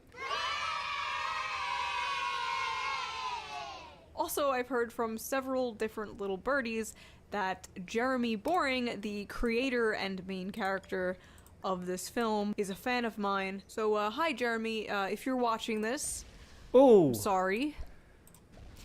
No, I'm not. So let's just quickly get into a summary of the movie before I give my personal opinion of it. The movie opens up in 2008 and we see the main character, played by Jeremy Boring, coaching a high school basketball team. His team is down at halftime, but he gives a speech in the locker room and leads them to victory. Fast forward to present day, and Jeremy is now a high school teacher and a divorced dad. He has a good relationship with his daughter and seemingly is friendly with his ex-wife and even her new boyfriend. And in this house we believe type Lib, played by Matt. Yeah, I haven't picked up my PC, but I've been trying to figure out how to link my PC OBS. Yeah, don't you just have to use a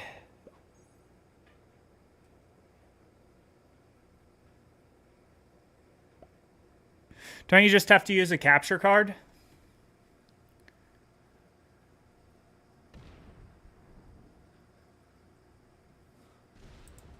Walsh in a wig. In a blink and you miss it scene, Jeremy's character is fired over the phone. If you're watching this, I'm sorry. No, I'm not. So let's just quickly get into like a summary of the movie before I give my personal opinion of it. The movie opens up in 2008 and we see the main character, played by Jeremy Boring, okay, now a high school basketball team. His team is down at halftime, but he gives a speech in the locker room and leads them to victory. Fast forward to present day, and Jeremy is now a high school teacher and a divorced now dad. North America. I mean, not North America. With fucking Europe is open, unless if they try to take it. I don't know what their plan is here.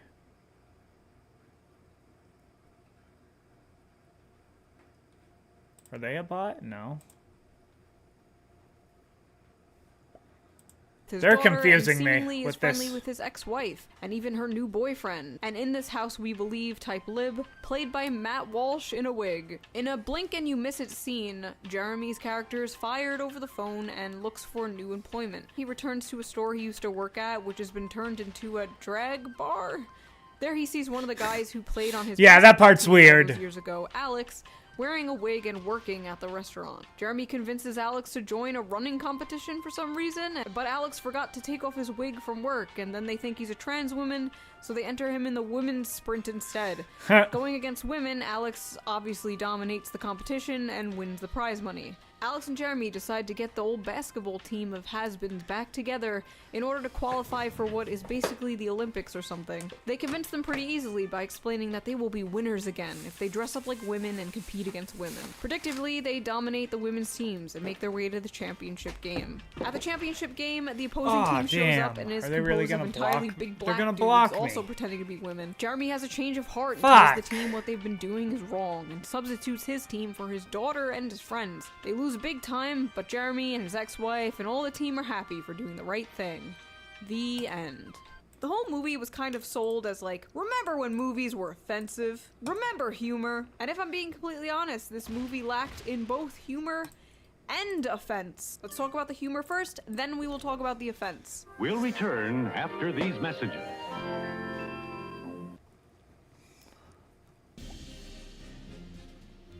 Mobile games are going big.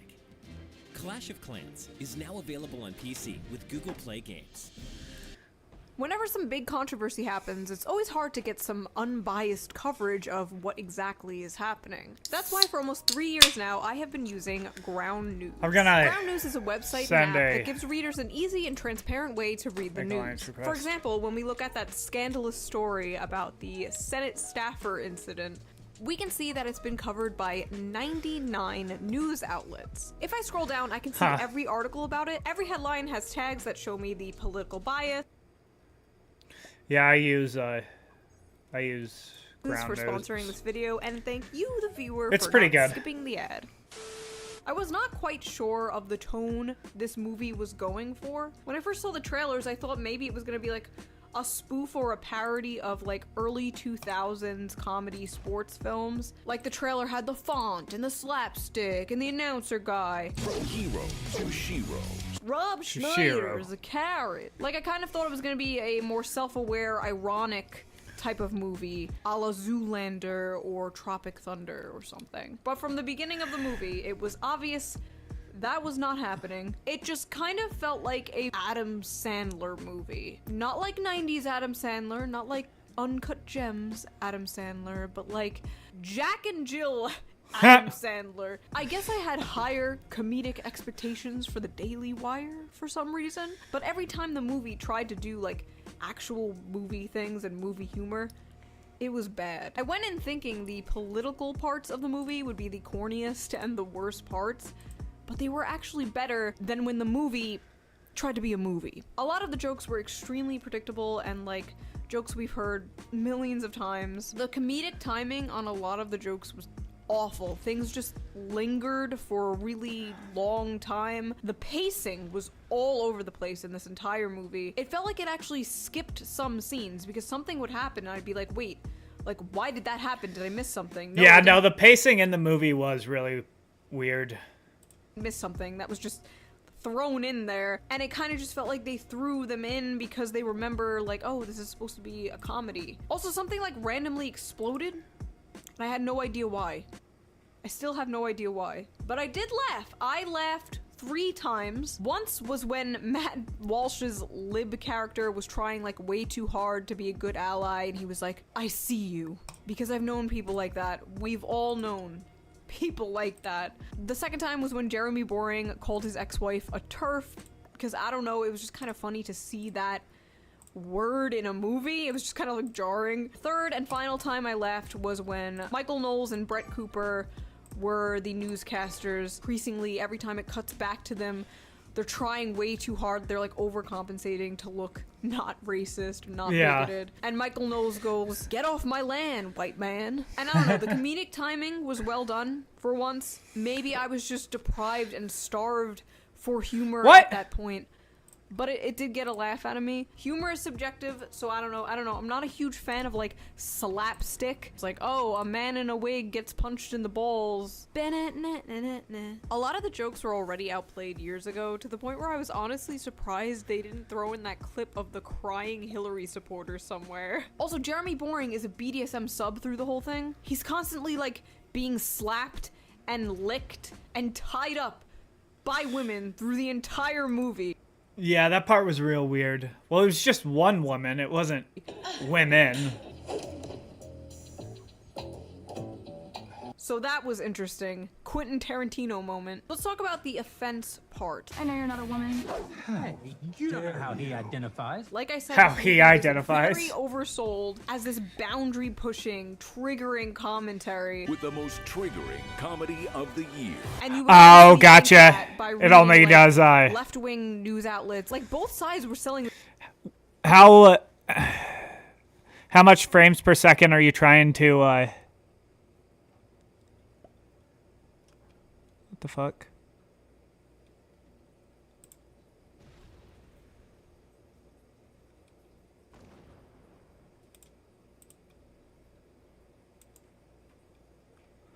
What the fuck happened to my...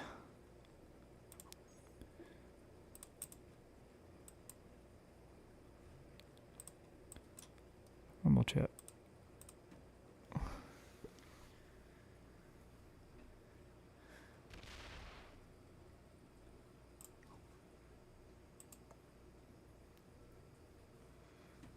What the fuck? I'm so confused.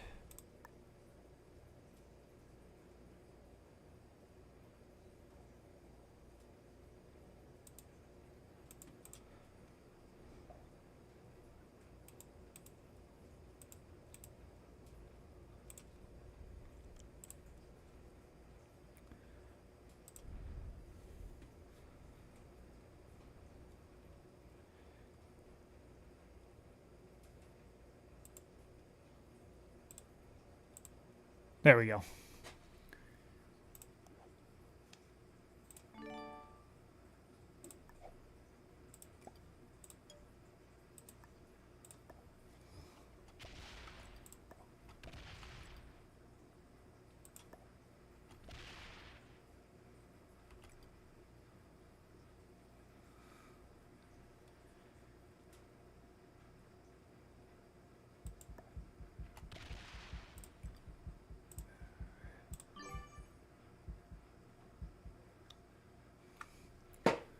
All right, there we go.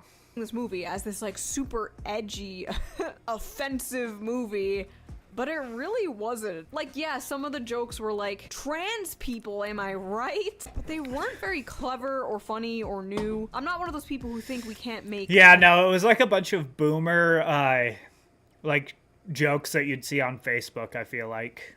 Of jokes about certain groups of people. Of course not. In fact, I think that's a big part of acceptance. I feel like it's fair game to make fun of everyone. Gay, trans, straight, disabled, man, woman, black, brown, Asian, normal. Nobody should be off the table. But despite the outrage and the hype, This movie was kind of milquetoast. Honestly, the people calling it like super bigoted and transphobic are giving them way too much credit. And maybe I'm just really online, but I've seen trans people make jokes on Twitter about trans people that were more edgy and offensive than this movie. I'm just saying, if you're going to sell yourself like this, I'm not expecting jokes like my boomer mom would make. I'm not expecting jokes that I made in 2015. You know what I mean? Also, a lot of the jokes aren't gonna age very well. There was a Dylan Mulvaney, like, Bud Light joke in there. Like, in 10 years, like, is anyone gonna remember that? I don't know. It is a really big deal to them, so maybe. Honestly, South Park did a way better job at tackling this subject. And one of the things South Park does very well is make fun of both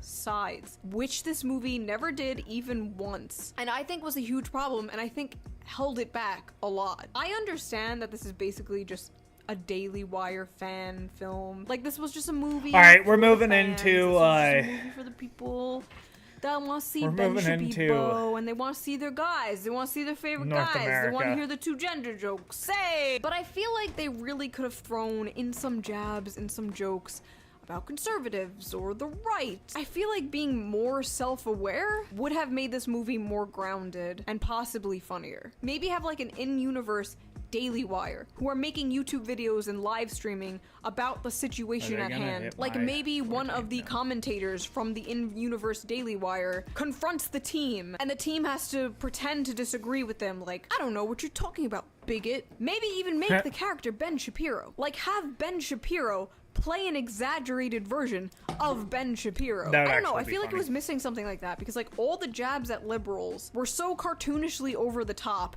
that it almost felt like I was scrolling through cat turds. Truth Social page. If you're going for this universe where everything is amped up to 100, everyone's just a walking stereotype. I think it would have been a good move to go a little bit South Park because otherwise you're just kind of being like any of these other Hollywood things that pokes fun of just the right, but like the opposite. And if you want to stand out and attract a more like normie, sort of apolitical, swing voter demographic to your movie, I feel like you gotta be a little smarter and more self-deprecating with your jokes, or else you're just the same thing we've seen 5 million times and we're all tired of. Like the old Dodgeball movie and like those old comedies from the early 2000s, they were not targeted towards a certain demographic, they were just targeted towards people who wanted to laugh. And I feel like this movie could have been done that way, but it was just way too politically charged on one side. Of course it was. Again, it's a Daily Wire. Yeah. I get it. I'm just adding my opinion, what I would have done. Apparently they only worked on this for 6 months. The production value looks fine, but it really shows in the writing. You can have all the money and make a decent looking film, but money can't buy you talent. They needed to get some actual comedians or comedy writers in on this. There is because which might be hard because nobody probably wants their name attached to the Daily Wire. My advice to the Daily Wire crew is if you're gonna make political comedy in the year 2023 when like everyone's like sick of this bullshit, they're sick of the culture war, try to poke fun at both sides. Maybe hire Ryan Long to help you on the next one because he's pretty good at that. And maybe I'm just yearning for something.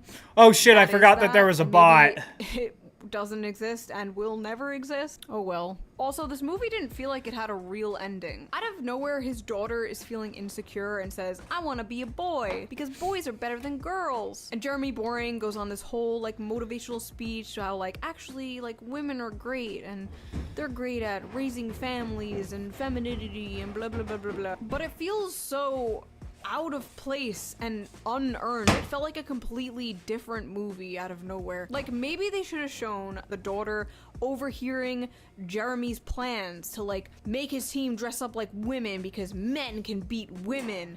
And maybe the daughter starts to feel insecure when she overhears that. But that didn't happen. It just kind of came out of nowhere. It just became like female empowerment.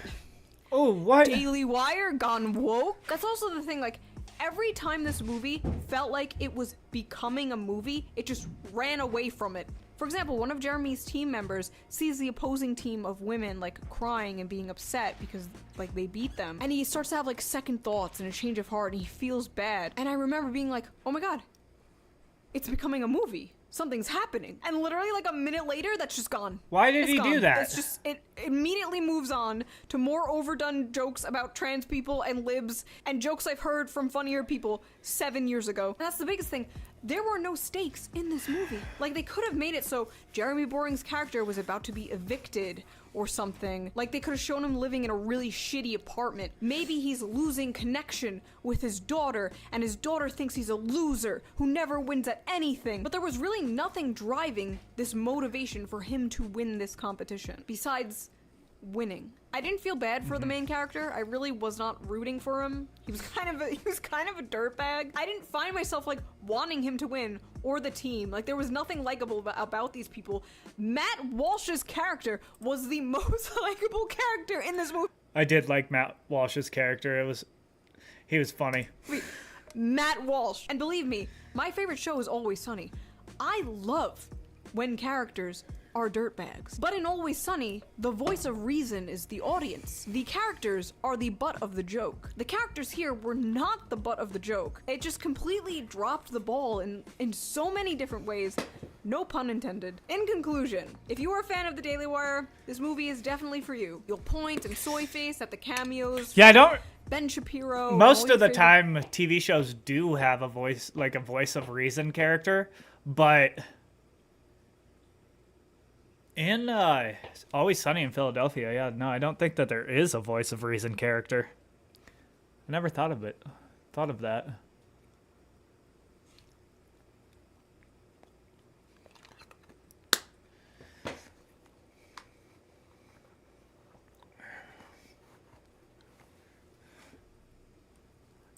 Guys, you'll agree with all the jokes, you'll be spoon-fed everything you agree with. This movie's just one big circle jerk pandering to you, and I get why that would be enjoyable, so bone apple teeth. But for everyone else, I honestly don't know. I feel like it being behind a Daily Wire subscription really hurts it. Like, you guys should really make it available for everyone to watch, so we could be the judge. I watched it with my husband, who is a conservative, and he had a very similar opinion to me. He basically just liked the Michael Knowles cameo parts. I mostly found myself just rewriting this movie in my mind after every scene was over. And I guess it's because I myself miss, like, goofy, stupid, edgy movies. Remember when you could say but this is nothing. You remember when you could say it because of I wonder what she said. I think it's possible to think a movie's pretty good even if you don't agree with the politics in it, and you shouldn't blindly defend it because of political reasons. You shouldn't blindly defend it because it owns the libs. I'm gonna eat this pile of shit because the other team hates piles of shit. Also, Michael Knowles and Matt Walsh and all these guys have been doing reaction videos to critics of this movie, but I highly doubt they'll do one of mine. I don't think I was triggered sufficiently enough. That is my review. Have you seen it? What did you think of it? If you didn't see it, what is your favorite offensive movie? If you like this video, please consider donating to my Patreon. It helps the channel a lot. Link down below. And I will see you guys soon with a new video. Bye! Merry Christmas!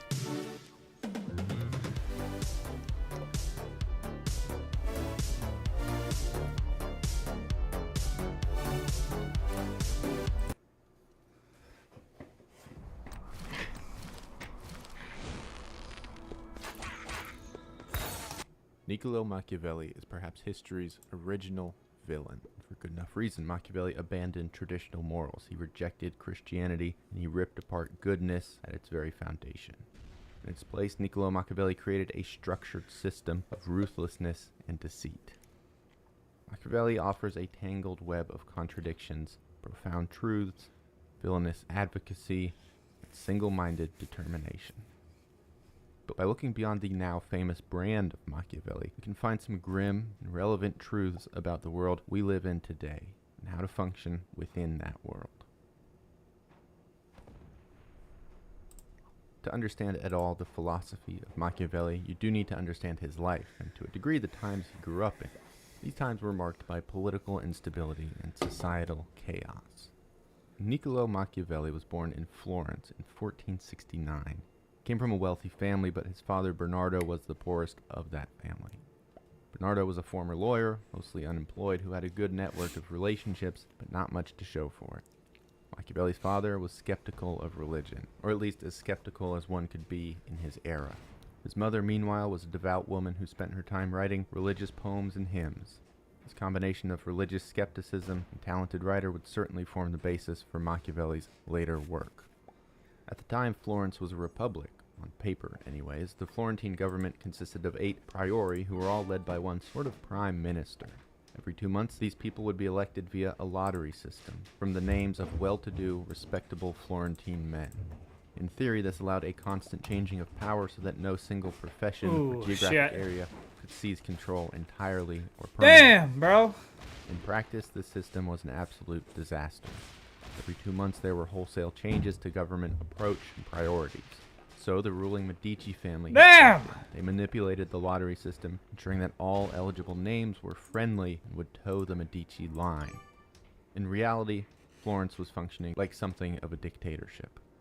This level of corruption wasn't really rare in Italy, rather it was closer to the norm than an exception. Wars raged around Europe for territory, and Italian mercenary government leaders changed sides at the drop of a hat. This is all to say, Machiavelli grew up in a society where the idea and the reality of how things operated were wildly divergent. I don't know if I'm going to win this one. I might, though. Meanwhile, I've pulled he learned through from on a young age the price games of failing that... as a politician.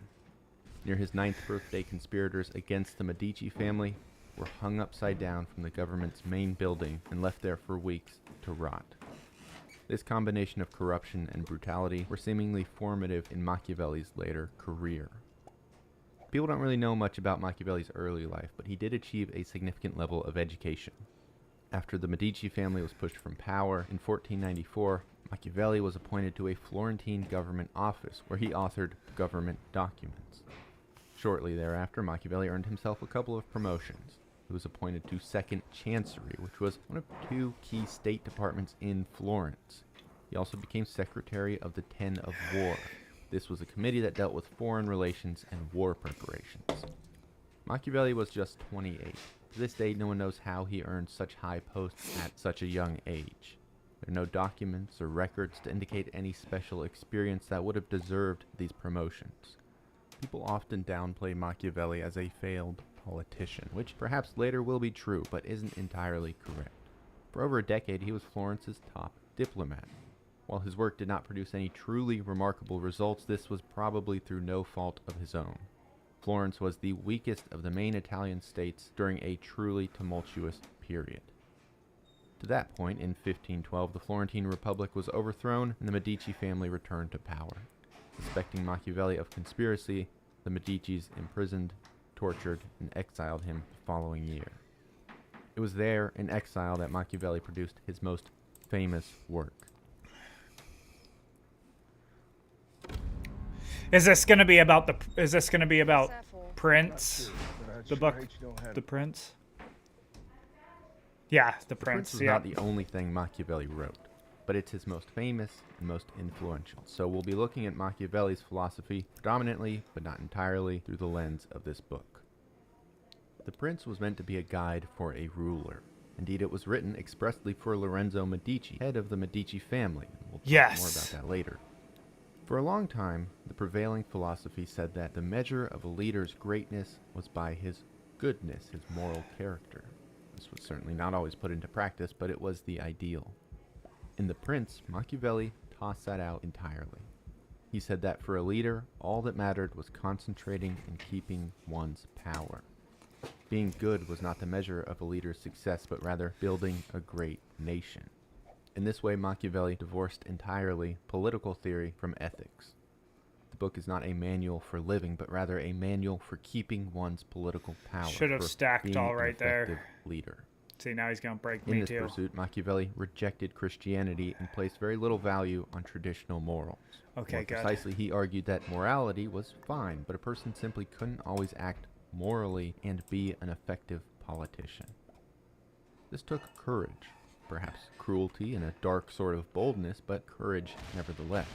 Machiavelli could have padded his messages. He could have said, oh, you have to do all of this to stay in power, and that's why power isn't really good. He could have expressed a disdain for the type of person he believed could hold on to power.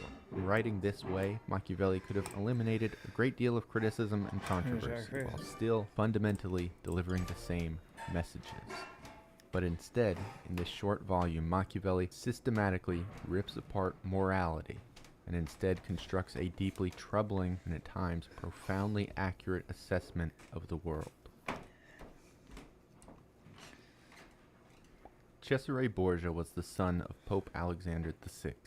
With his father's help, Borgia was building himself a new Italian state near Florence in 15. I wonder if he's going to go try to take... Borgia conquered the city of Cesena and immediately went off to go continue his work. Now? In his place, Borgia ordered his right-hand man, Ramiro de Lorca, to bring order to Cesena. He told de Lorca to do whatever he wanted, be as ruthless, as cruel, as horrific as he needed to be. De Lorca obeyed. Are they going to go my He beheaded 6 men v in front 5? of their families. He seized property. He castrated anyone who went against his Oh, rule. no, sick. After Whew. this version of peace was I established, thought they were Borgia going went 6 to v 5. Cesena himself. Borgia learned that, of course, the people of the town now hated de Lorca and by extension hated him too. After all, de Lorca had just spent a few months killing people's fathers, castrating their brothers, and abusing their wives. So one night, Borgia had his men slice de Lorca's body in 2 pieces. He placed these 2 pieces along with his This guy's severed smart. head on a stick. He's in the got a middle big of stack town over here, square. and then he's going to take this so that he Next gets morning, a the bonus. townspeople awoke and saw de Lorca's mutilated remains in full display. Although I Seeing think they that he should have hated tried de to Lorca, take the people were pretty happy North about America. this. Borgia addressed his citizens with flagrant deceit. He told them that de Lorca had usurped power and acted entirely on his own volition, that Borgia had never granted him the right to commit such atrocities. He said that de Lorca was a savage, sadistic psychopath. Borgia told the people that he had saved them from this monster and that de Lorca's level of cruelty and disobedience simply couldn't be allowed in the great society that he was trying to build. It was a ruthless, severe, and underhanded double cross from Borgia, committed What's against Red gonna one of do? his closest comrades. Throughout The Prince, Machiavelli Hopefully they expresses don't have a deep trade, admiration. otherwise then they will break me. But if they put a 6, I don't know if they're going to break me. Come on. No 6v5. No. Yes.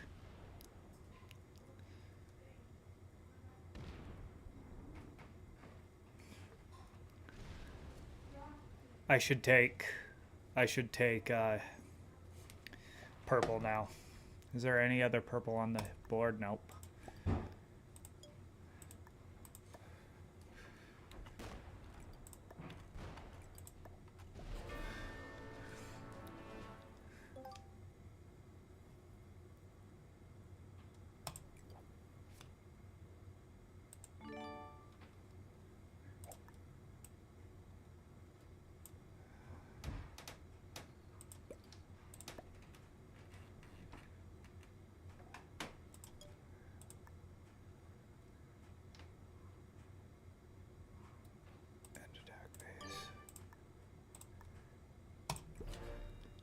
There we go. For Cesare Borgia. He exalts Borgia as basically the ideal leader. You see, Machiavelli believed that goodness was fine. It was great to be good even. But you could not be an effective leader and be good all of the time. For Machiavelli, politics was an unending knife fight. It inherently required ruthlessness. He says a leader cannot always You know it'd be sick is if red doesn't have a trade, and then I could take out red next turn. Although blue could have taken out red. If they placed right there, attacked that, and then came through, boom, boom, boom, boom, boom. I don't know why they didn't. Loyal, humane, and honest, because the very nature of the role requires you to be cruel, disloyal, inhumane, and dishonest. When Machiavelli presents the question, should one be loved or feared, his answer is revealing. He says that it would be great to be both, but they don't always go together, and broadly, it's safer to be feared rather than loved. Machiavelli says people are unreliable. Yeah. Some are cowards. Especially if some you're a lie, man. Some can be bought. Some just change their mind. These things will happen, he says, no matter how much these people claim to love you. But fear, Machiavelli argues, that is permanent. Put that down there. Punishment is a tangibly threatening thing that keeps people permanently in Yellow is line. You can get over confusing love. me. You can change your mind. It's much more difficult to get Blue over makes sense fear. to me, but Indeed, yellow Machiavelli is argues confusing that me. You can't control what or how Oh, people they love, don't have a but trade. you can control what they fear. It's a fine line, though. Fear is good, but Machiavelli maintains that a leader should never, for any reason, be hated. Hatred of a leader, he said, is what inspired assassinations and conspiracies. If you have to engage in violence, if you have to be cruel, do it quickly. Should do it quietly, I? so as not to create hatred amongst your people. Be loved when possible. Be feared when not. But never, ever be hated. That was a successful politician for Machiavelli. Niccolo Machiavelli was also happy to cast aside honesty. He recognizes that it's admirable to be honest, sure, but he argues it's simply not effective. By outwitting one's opponents, Machiavelli said, the cunning leader more effective than the honest leader. He says that it's okay to lie, to go back on your word, to deceive people, or even stab them in the back. Circumstances change, and so must your commitments. It's not ethical, but this is what it takes to maintain power and build a great nation. Machiavelli argues that people will lie to you, so what obligation do you have to be truthful to them? In being honest, you're giving your opponents an advantage. You're refusing a weapon that you know they will have. This disregard for honesty expresses itself further. While Machiavelli maintains that you don't really need to have virtuous qualities, the great leader needs to appear to have them. You see, Machiavelli says Are they taking red? things to win the people's adoration. Yeah, they're taking red. And results. Most people, he says, will only know a leader through his words. Very few individuals will ever see what goes on behind closed doors. And so your constituents will judge you based only on what they see, not anything that they experience. The things you say need to feel inspired by virtues, because that's how people will judge you. Of course, he goes on to say they will also judge your achievements based on results. Results, not methods. You won't always be able to get results through honesty, kindness, or any other virtue. That's just not how the game is played.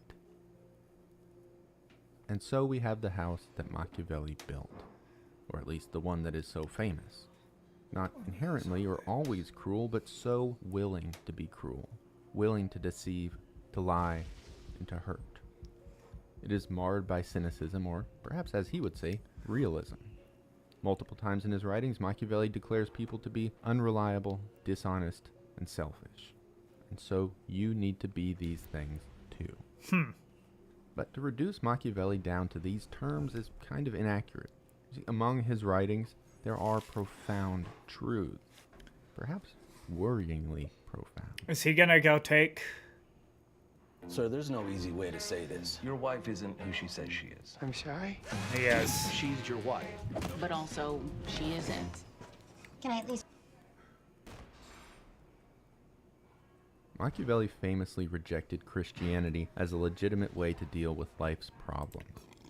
In The Prince, he derisively writes, I realize that many people have believed and still do believe that the world is run by God and by fortune, and that however shrewd men may be, they can't do anything about it and have no way of protecting themselves. In these words, Machiavelli sort of scoffs at the idea of God running our world and controlling our fates. In a way, it's tremendously inspirational. You have agency over your life, not God. Now, go do something with that agency. As ever, Machiavelli takes a practical approach. His approach to not just politics. This but is a life weird. itself. This is a weird map that we have on here, going on here. The only person who's really like centered is me, who's like all collected into one, is me, which is very weird.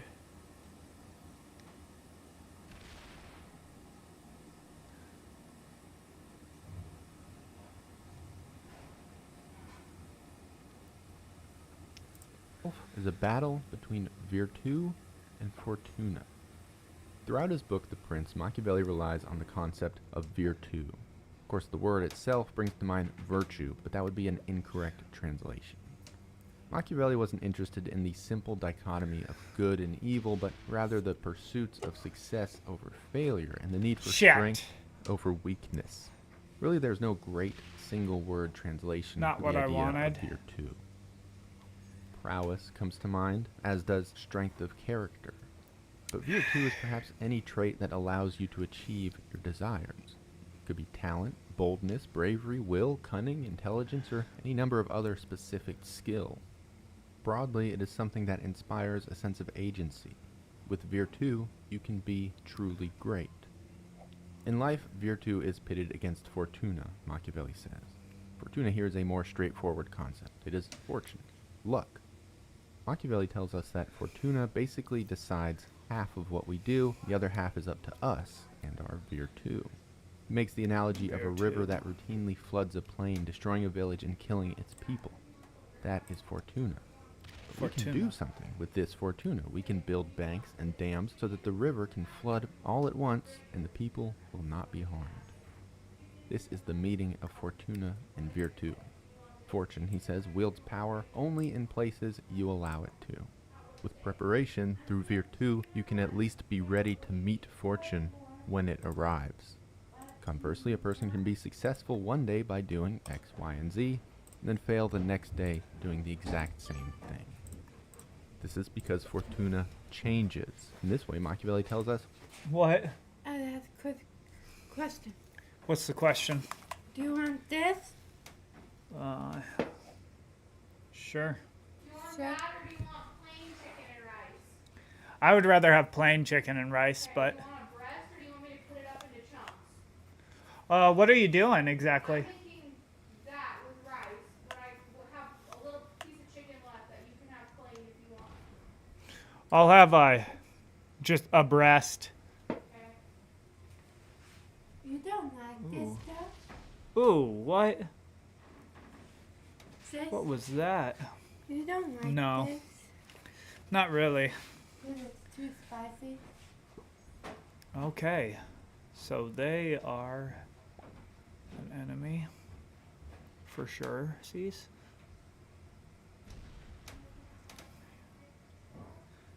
Alright, now yellow. Now, is it gonna break? No, it did not break.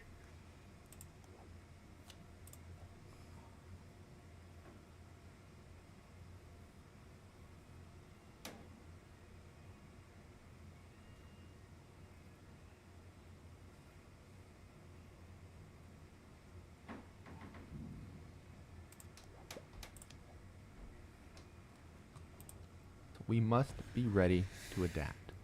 Keep your approach in step with your circumstances. In so many words, adapt or die.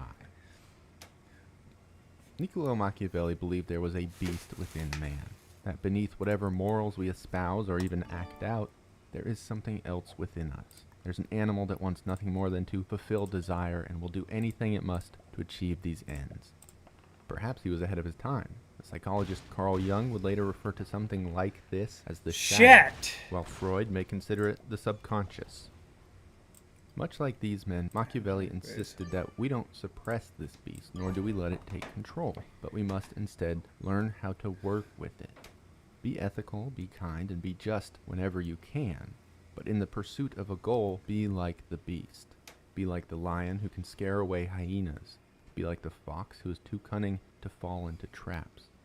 Playing by the laws, morals, and methods of man will only get you so far. Machiavelli offers profound insight when he discusses another dichotomy, the way the world should be versus the way the world is. This insight, I feel, is perhaps the most chillingly accurate in all of his writing. He says there is an enormous, glaring gap between these two things. If you conduct yourself in a way that is in accordance with what the world should be rather than the way that it is, you are authoring your own destruction. Machiavelli basically says the world is not a utopia. There's goodness in it, but it is not wholly good. There are traps, lies, and threats. You need to be wary of these things. You need to function in a way that provides resilience in the face of these realities. He breaks. Live in accordance with how the world is, not how you think it ought to be. This, I think, more than categorizations of villainy or evil, gets to the core of the Machiavellian philosophy. Still, for all his insights, when we try to put Machiavellian principles into practice, we do run into some problems. He runs out and goes into... Mobile games are going big. Oh, no. Play the official PC version of Clash of Clans. Is he coming for me? Google Play Games.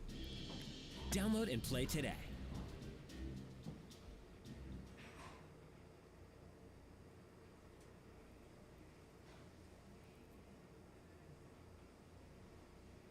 YouTube is the new home of NFL Sunday Ticket. Watch all your favorite NFL teams' out-of-market Sunday afternoon games all season long. Now on YouTube and YouTube TV. Sign up now. Terms and embargoes apply.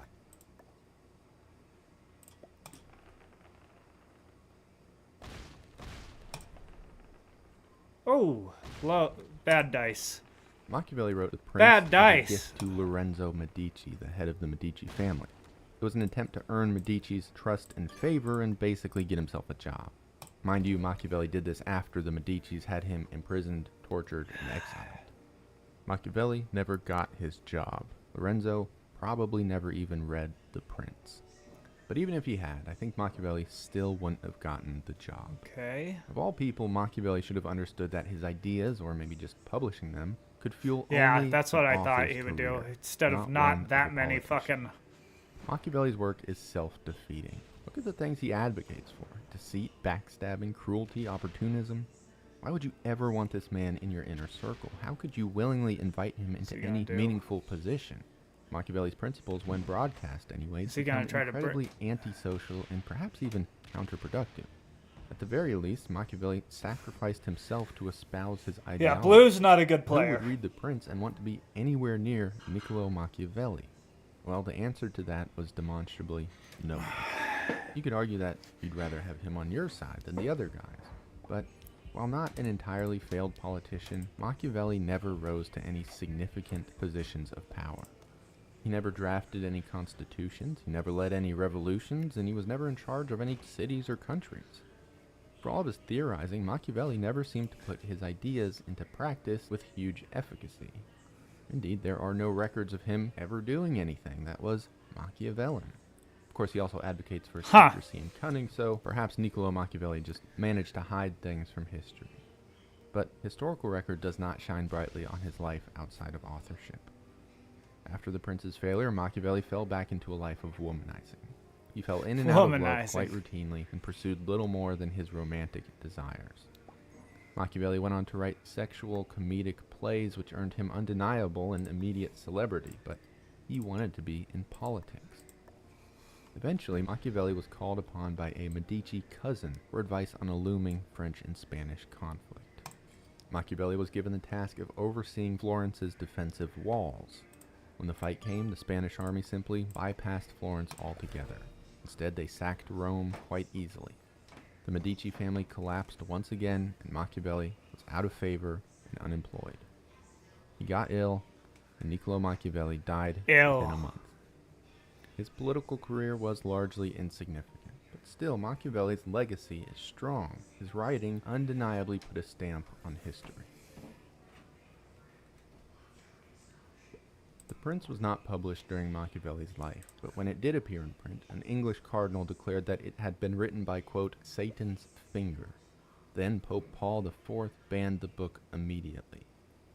In France, conflicts between the Protestant Huguenots and Catholics threatened to rip the country apart. The nation was under the rule of Charles IX, but he was sickly and young. In reality, his mother, Catherine Medici, was the one pulling the strings. His mother, who was an Italian, Florentine, and the daughter of Lorenzo Medici, the very man to which the prince had been originally dedicated. In the St. Bartholomew's Day massacre of 1572, thousands of Huguenots were murdered and Catherine was held to blame. One would have been victim, Innocent Gentillet, escaped and wrote a work that firmly established Machiavelli as a villain in history. The book described Catherine as a compulsive reader of Machiavelli and characterized the author as representative of a cruel, villainous Italian identity. The writings pulled Machiavelli's work from its context, and readers were convinced that they understood the philosophy. In truth, what they read was a hodgepodge of Machiavellian ideas that seemed to embrace brutality and advocated for the rejection of virtue entirely. But this was the version of Machiavelli that became democratized. Gentillet's work was translated into Latin and then English well before the Prince itself existed in English. This version of Machiavelli's writing moved from intellectual elites into popular culture. The character of a cruel Machiavellian archetype leaked into famous plays and literature, so Machiavelli's name became synonymous with evil. In truth, Machiavelli's thesis was only that Christian morals and effective political leadership were not always compatible. I think most people today would probably agree with this sentiment. While the tide never really turned on Machiavelli, his philosophy has been embraced by politicians the world over. It should be said that these politicians were not exclusively moral or amoral leaders, not exclusively authoritarian or permissive. Whether he predicted it or caused it or some combination of the two, Machiavelli's writings describe modern political machinations almost perfectly. Today's politicians must and do maintain a facade Is he gonna of attack morality, that? hopefully act on it when possible. But in reality, there is certainly a I was divorce really between hoping that he was ethics gonna and attack political the ambitions. No matter where you 19. stand politically, I think we can all agree this is What? mostly true. I personally don't don't find care, the Gubs. early political discussion around Machiavelli entirely compelling. Rather, I think that examining his opinions on life, the world, and how to operate within it reveal timeless wisdom. Wisdom that sometimes we'd rather not accept. I find myself resistant to much of the cynicism offered by Machiavelli. Certainly I would never aspire to be like Cesare Borgia, nor would I want a leader like him either. In fact, I believe people to be inherently good. But presented with this, I am sure Niccolo Machiavelli would laugh in my face. He would say I am playing right into what he warns against. Machiavelli would tell me I am living how I think the world should be, not how it really is. In this way, there is a single-minded determination to Machiavelli's writings. He doesn't care one way or the other about being a good person. He doesn't care about any god. He doesn't care about friends. Instead, his philosophy cares only about one thing: power. I suppose there is something admirable to such determination, even if it isn't wholly relevant to every individual. Like all great villains, Machiavelli is dangerous. It is dangerous to subscribe wholesale to his ideas, and indeed, it is perhaps equally dangerous to ignore them completely.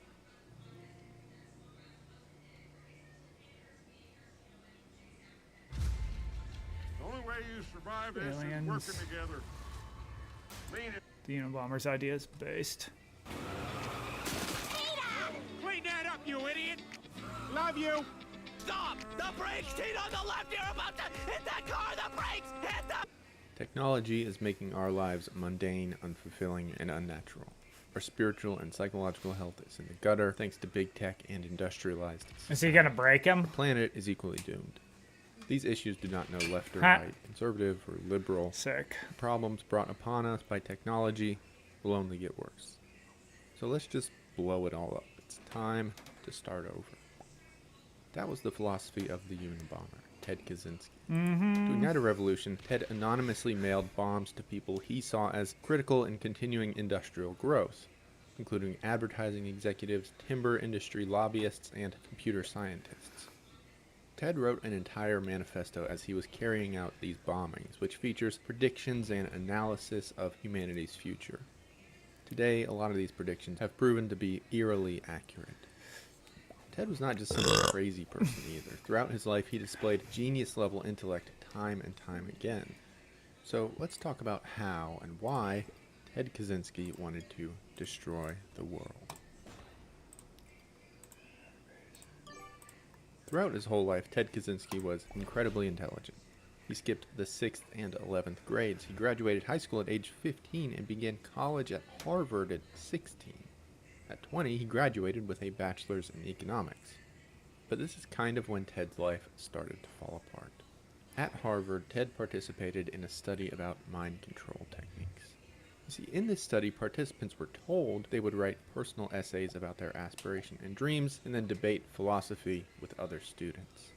But in reality, the essays were given to an anonymous person who would use them to verbally abuse their respective authors. The students' brains were monitored. Yeah, this was like closely related to like the MK Ultra experiments.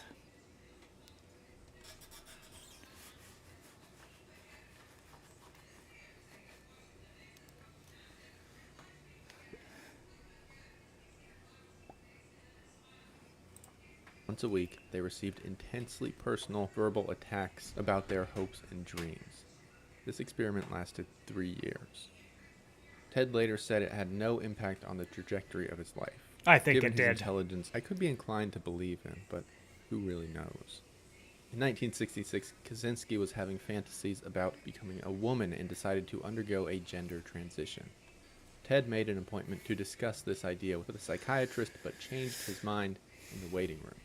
After leaving, Ted felt disgusted by his, quote, sexual fantasies and said he wanted to kill the psychiatrist, specifically in a way that would not lead to him getting caught, so that he could kill other people too. Ted did not kill his psychiatrist, but he later said this incident was a major turning point in his life. He wrote that he reemerged from his darkness, quote, like a phoenix from the ashes, emboldened with a new sense of hope. After the incident with the psychiatrist, Ted resigned from his job as a college professor and relocated to a remote cabin in the woods of Montana. That's where I'm from. Electricity or running water, and took occasional odd jobs while receiving significant financial support from his parents. His goal was to eventually become entirely self-sufficient. Damn. He lived mostly on foraged plants and wild rabbits. It was here in Montana that Ted began his career as an eco-terrorist. Break me. One day in Montana, Ted was on one of his favorite hikes through the woods around his cabin.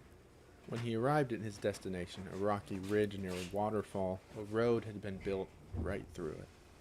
Ted would later describe this moment. You just can't imagine how upset I was. It was from that point on that I decided rather than trying to acquire further wilderness skills, I would work on getting back at the system. Revenge. Indeed, Ted made true on his word. On one occasion, someone built a vacation home within a mile of his cabin. Ted broke into the house and vandalized it. He also destroyed snowmobiles and motorcycles that the home's owners had been riding through the woods. On numerous occasions, Ted sabotaged technology that he saw as invading the natural area. He caught a bulldozer on fire. He put sugar in the tanks of snowmobiles.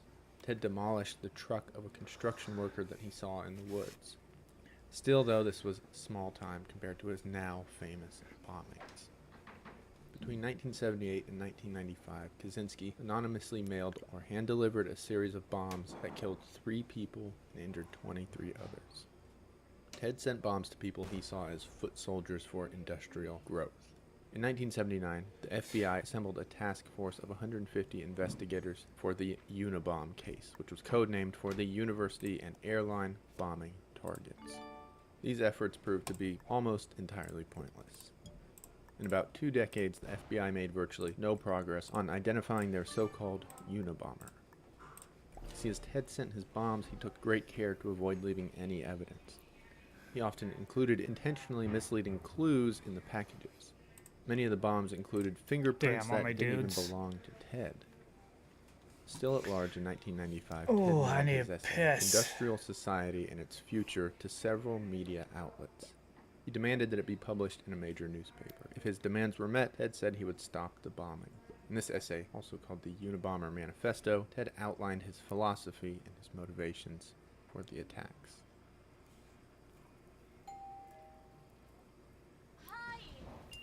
Huh? Oh?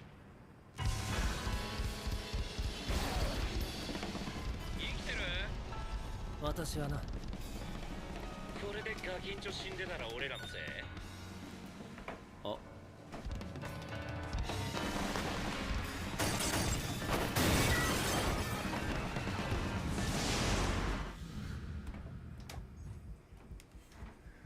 Weird.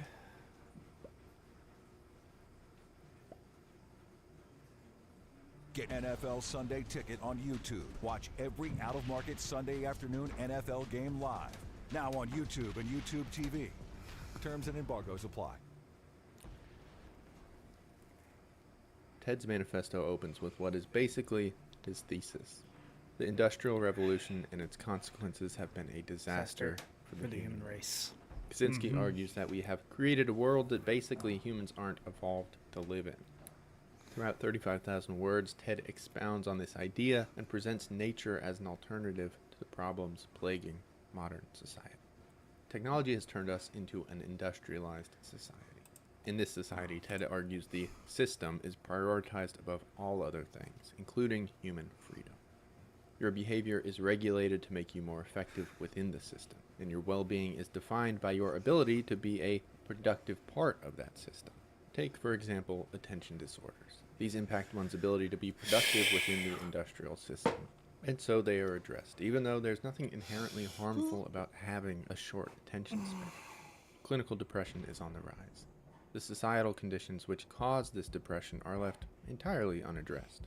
Instead, people are given medicine that allows them to tolerate conditions they naturally find intolerable. To varying degrees, Ted says this applies to all aspects of modern life. Kaczynski believed this was unavoidable in industrial society.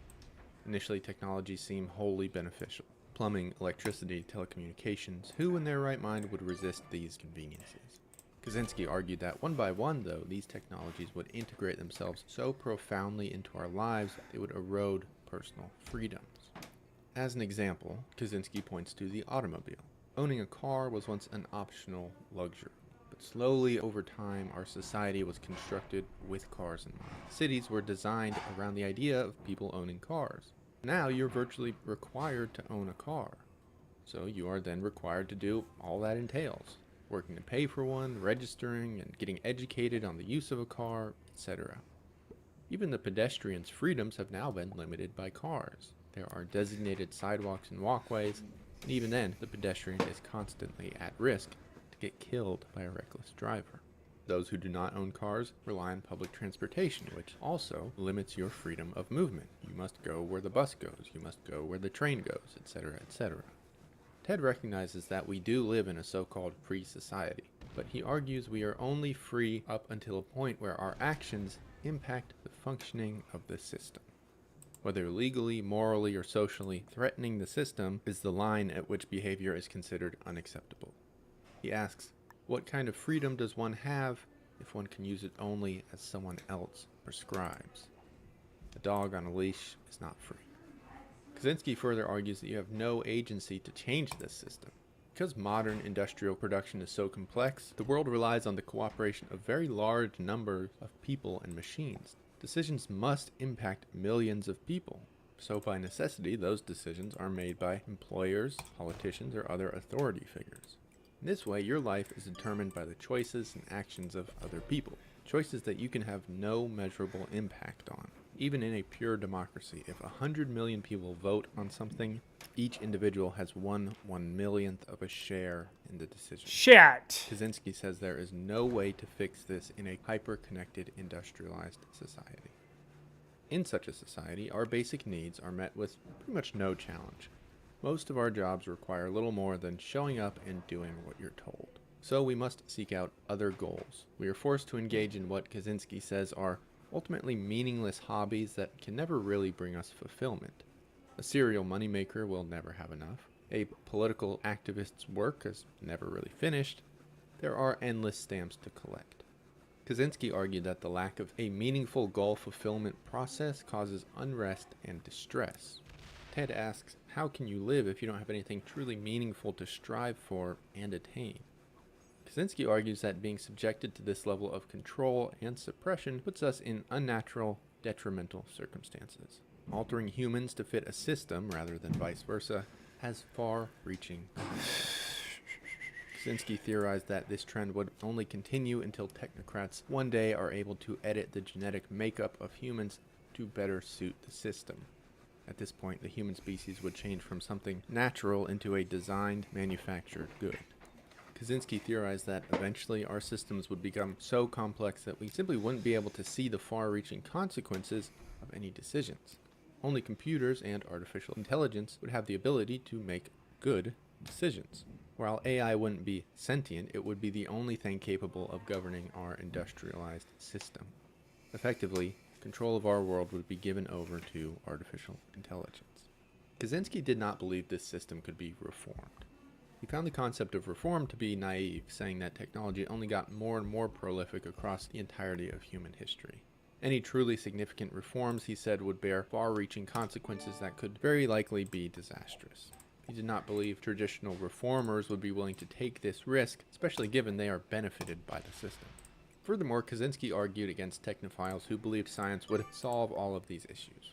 Ted said, we'd been hearing that for 200 years. The Industrial Revolution was supposed to solve world hunger, for example. The result had been quite the opposite, by Ted's estimation. Technophiles, he argued, continued to ignore that their solutions brought new problems. For example, scientists boast that they will end famine by creating new, genetically engineered food plants. This will allow the human population to keep expanding indefinitely, and it is well known that crowding leads to increased stress and aggression. So, Ted called for revolution. He said that it was basically time to start over, time to destroy everything. Kaczynski recognized that this revolution would cause a lot of suffering. He justified this by pointing out that increasing industrialization would lead to even greater suffering. Further, Kaczynski believed that the larger the system was allowed to grow, the more suffering its eventual collapse would cause. So by destroying things now, he was actually choosing a more humane option. As much as he hated technology, he loved nature. Ted believed that nature was the antidote to all of these problems. Primitive man, he believed, dealt with virtually none of the issues we have today and lived quite contently. Only in nature could you have true freedom over your base needs, those which Ted believed would create authentic fulfillment. When all industrial systems were removed, people would be forced to live in accordance with nature.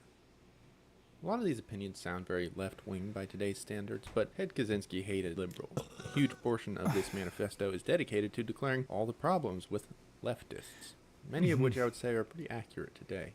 And likewise, he hated the right wing as well. Ted pointed to the hypocrisy of demanding constant economic growth while also resisting any significant social change. Economic growth, he argued, inevitably caused social changes. You see, Ted was convinced that no division and no label mattered other than the people trying to suppress freedom and those being suppressed. After Ted's manifesto was published in the Washington Post, his brother David saw the essay and recognized Ted's writing style. David alerted the authorities, who arrested Ted at his Montana cabin in 1996. Ted was given 8 consecutive life sentences with no possibility of parole. He was found dead in his cell on June 10, 2023, likely from suicide. In many ways, I believe Ted was objectively correct in his analysis of our modern world. Many of his predictions have also come true since he wrote the essay. Now, if you subscribe entirely to Ted's philosophy, then sure, his solutions seem like the only way forward. But for most people, myself very much included, sending bombs in the mail seems like a pretty bad solution to very real problems. Indeed, it would seem to me like his 20 years of domestic terrorism had basically no impact on the world. Listen, paying $14.99 a month for a streaming app, and $9.99 a month for a music app, and $12.99 for a fitness app, and more money for a bunch of other apps, that really adds up. So why not get YouTube Premium for just $13.99? It's like having all those and the entire world of YouTube uninterrupted. Your wallet will thank you, if wallets could talk. YouTube Premium. Try 1 month free.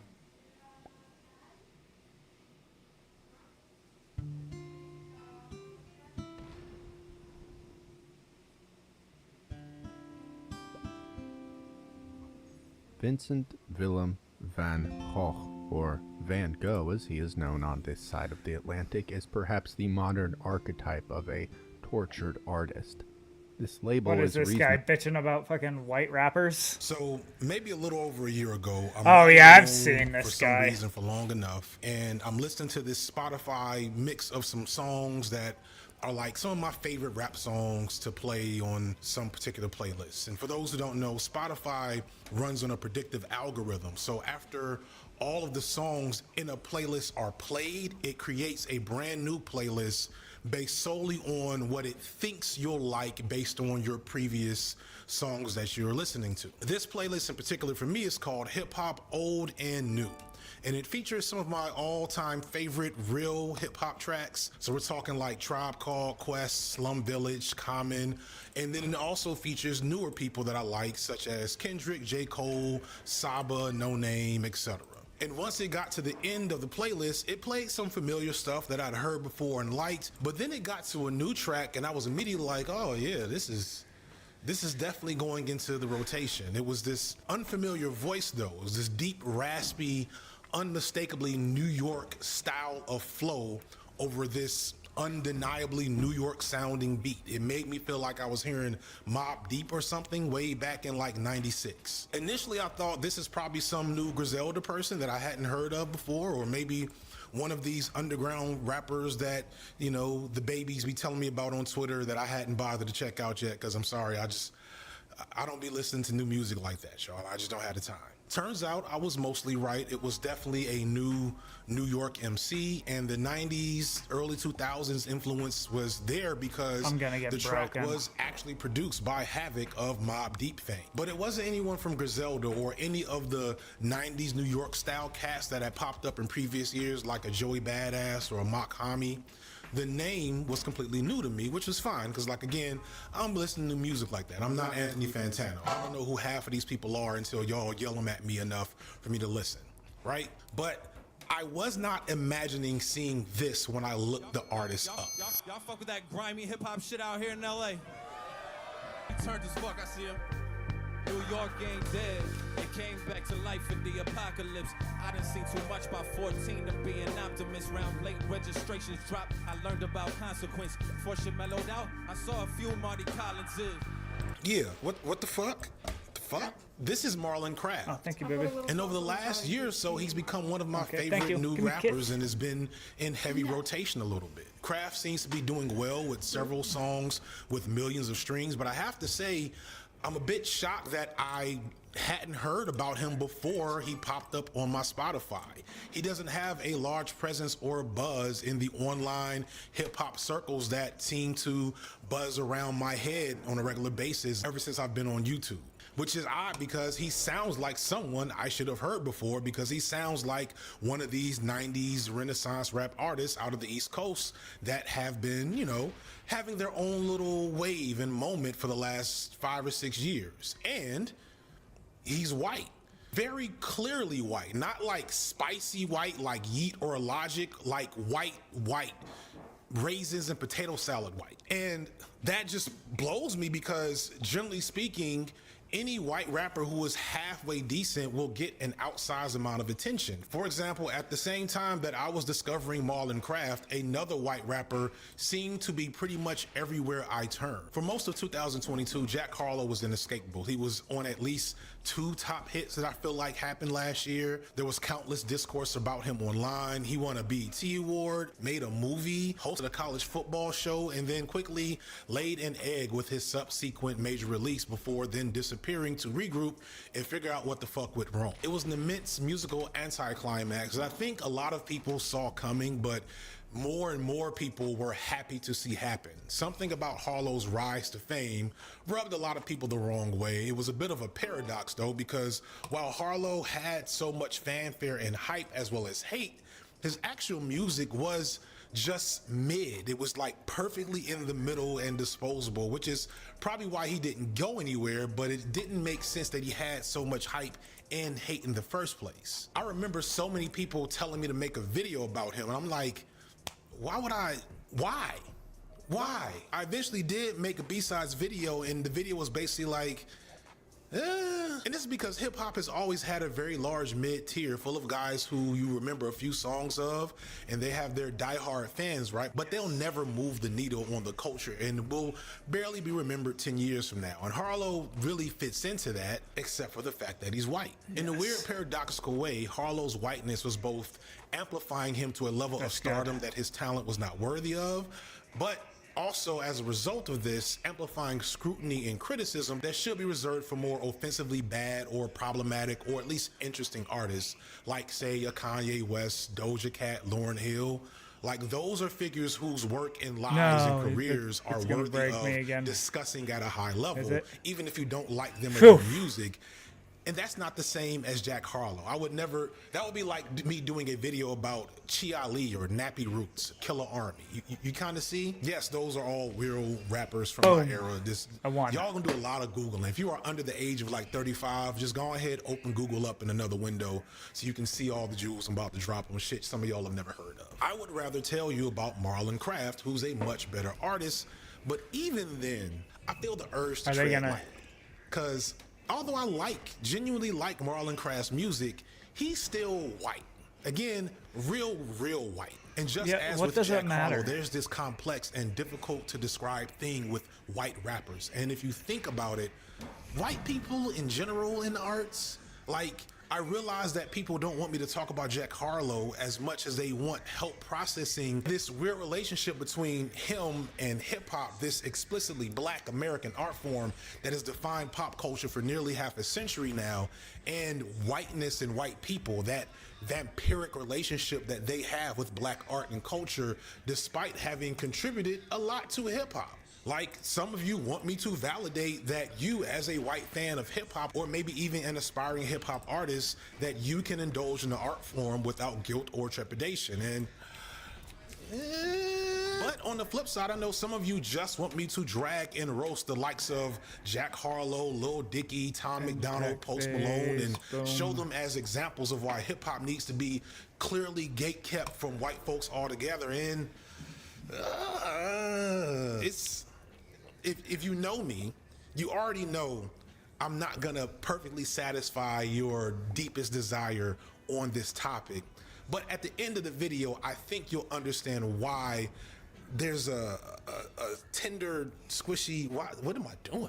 What am I doing? What I'm getting at is, I think by the end of this video, I'm gonna make both of these crowds very sad, but also very happy, I hope. And I'm going to do that by addressing what I call the white rapper paradox. And the only way to do that easily is to talk about the most successful white rapper of all time, and probably one of the most misunderstood. That's an awfully hot coffee pot. Eminem, and his complex and profound career as hip-hop reject, into niche rap darling, to biggest musician in the world, to falling star, and now kind of back to niche darling again. Eminem's career and his contributions, both good and bad, tell us everything we need to know to understand why white rappers are both a problem for the art form, but also bring a lot to the table at the same time. That I don't know about y'all, but like when I get into it, y'all not gonna want to give up some of the shit I bring up here, you know, just to keep Tom McDonald out. We gotta do some work to set the stage first. So let's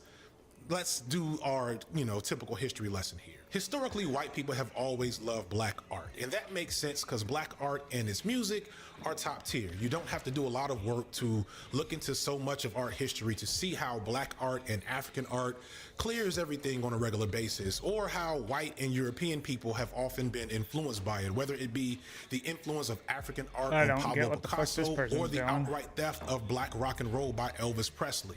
Now, all art builds upon previous art, and nothing is new under the sun. But historically, with black art, it's not just a matter of being we're gonna lose to the bot and stolen from. It's a matter of receiving any credit or reward for the creation in the first place. Like later in his life, Picasso denied being influenced by traditional African art. And while Elvis did, thankfully at times, try to credit his success and work with the black influential rock and roll figures that gave him his start, it kind of didn't matter what he did. Him being white and mastering this black art form for a white audience overshadowed any efforts to bring shine to those black folks that influenced him. Remember this for later, is going to become kind of important. But the love of black art isn't just a product of black art being so great though.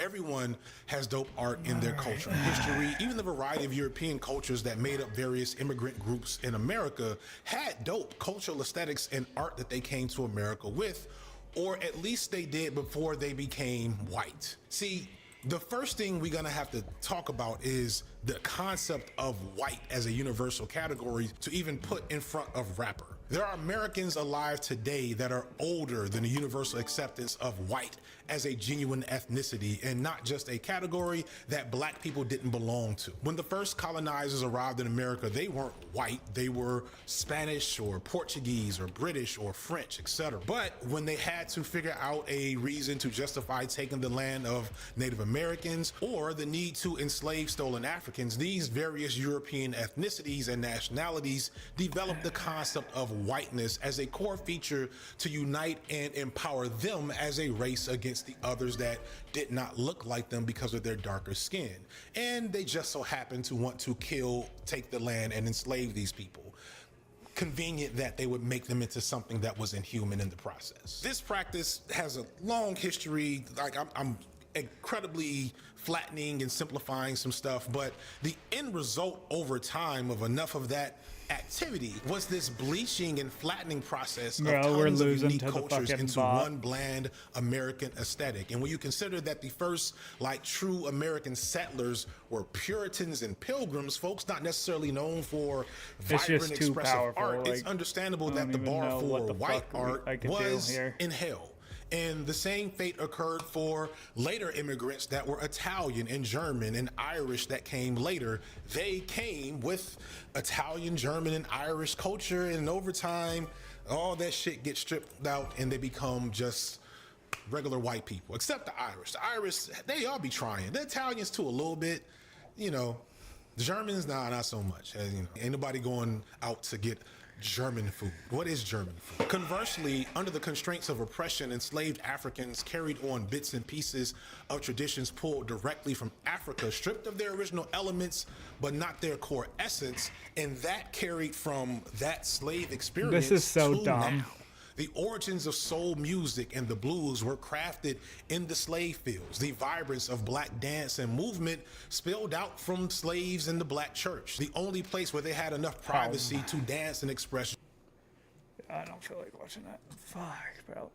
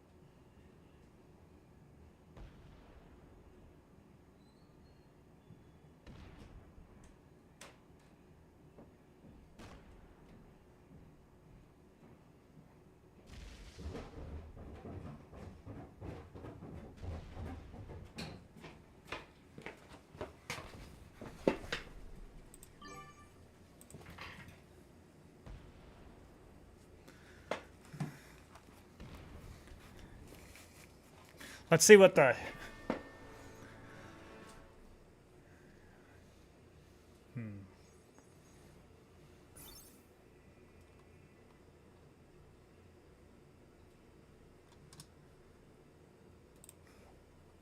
Beginner, yeah. Let's see what it did to my score there.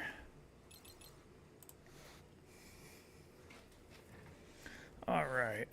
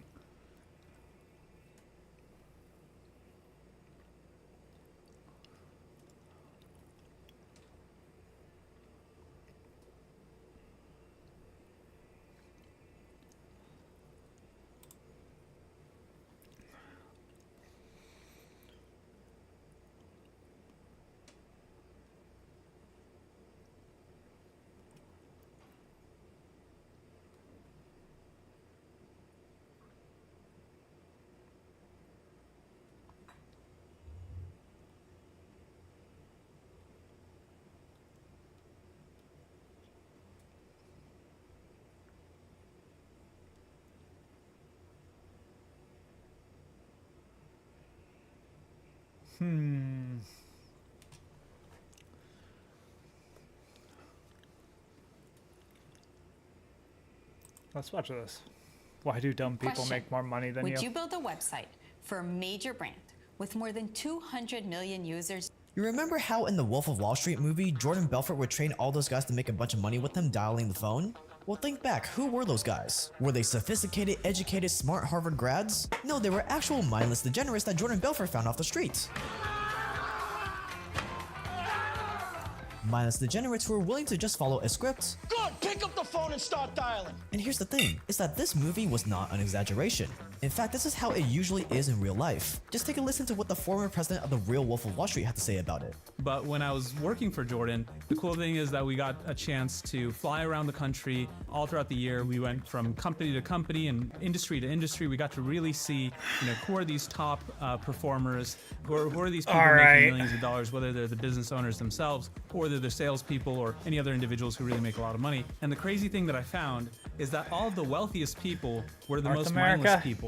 And the trick, though, is that they were mindless in the right way. And part of it is cool, anyone really can get rich. But I bet that a part of you was really annoyed by these types. And you should be annoyed. They're not smart, they're not educated, I'm clearly smarter than them. So why are they making so much more money than me? Either North America the reason why they make more or money than you, the reason why you're not a millionaire, might actually be because you're just too smart. No, seriously. It turns out that the average college GPA of the average American millionaire is just a 2.9 GPA. And, anyone who's not from the United States, 2.9 more or less means that you didn't completely fail out of school, but you were very close to it. Which means that most of the rich people out there, they're not geniuses, they're not intellectuals. They're actually just incredibly average on the intellectual scale.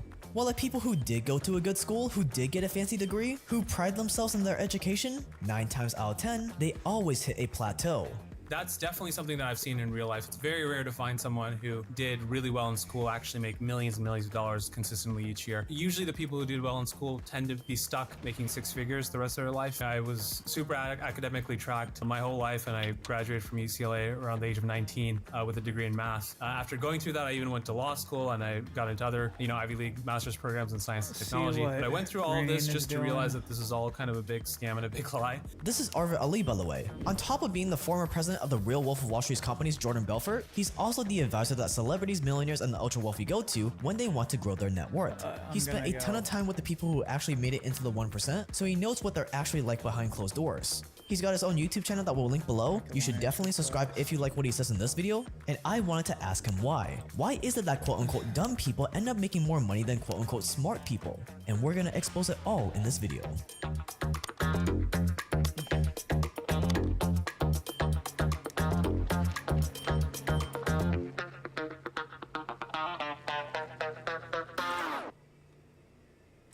Let's get something out of the way first that I know a lot of you are thinking. But Jake, what about the tech billionaires and the finance billionaires out there? They're not dumb, they're geniuses. I can never be as smart as them. Well, in actuality, most of the billionaires you see are not geniuses. They're just really great at playing the character of a genius. What you'll always find is it's only the tech billionaires and the finance billionaires that aggressively try to portray themselves as geniuses. Nobody else really does. Why would they go through such lengths to pretend to be a genius? Simple. It's because their entire business model relies on some of them definitely are geniuses, bro. To invest in their startup, to invest in their investment fund. And the only way they're gonna get people to invest is if the masses believe that they're a genius. After all, I am a genius, so your money is much better off in my hands than yours. The perfect example of this is Elizabeth Holmes of Theranos. Before she was exposed, everyone thought she was a genius. But when it all came crashing down, everyone realized that she was no genius. No, she was just obsessed with looking like a genius. She was copying all the quirks of Steve Jobs, all in an effort to get people to invest into Theranos. It was the same story with Sam Bankman-Fried. Everyone thought he was this eccentric genius, but as it turns out, he was also a complete dum-dum. Same thing with the WeWork guy. Same thing with the WeWork guy's lead investor, Masayoshi Son. And the same thing with so many other geniuses of yesteryear. And yet for some reason, we still want to believe in these types. It's not like a situation where you find, people sitting in some room, planning and strategizing and being some genius. No one's sitting there trying to be some genius, and it never works out. And it's nice, especially I think for guys, we want to fantasize that we can just sit there and be a genius and make a lot of money. But the real world does not reward that in any way. It just rewards the person who actually cares to be of value to more people. So the next time you see some billionaire trying to market themselves as this all-seeing genius, you and I will know that it's all a charade. Make less but that money. Still begs the question. Why are most wealthy people quote-unquote dumb then? What is Red doing? Barbara Corcoran was called the dumb kid all through high school. She was a straight D student who couldn't read or write, thanks to her dyslexia. At 23 years old, she borrowed $1,000 from her boyfriend to start a real estate business. And today, she's worth more than $100 million. Mark Cuban only got through his college technology course because he cheated on his exams. And instead of going to some Ivy League business school, he picked Indiana University without ever seeing the campus, just because it was the cheapest option available. After college, he was fired or quit 3 straight jobs before finding something he was good at. Ironically, it turned out to be tech, the same subject he had to cheat in order to pass. And today, Mark Cuban is worth more than $6 billion. 3 straight jobs before finding something he was good at. Ironically, it turned out got through his college technology course because he cheated on his exams. And instead of going to some charade. But that still begs the question, why are most wealthy people quote-unquote dumb then?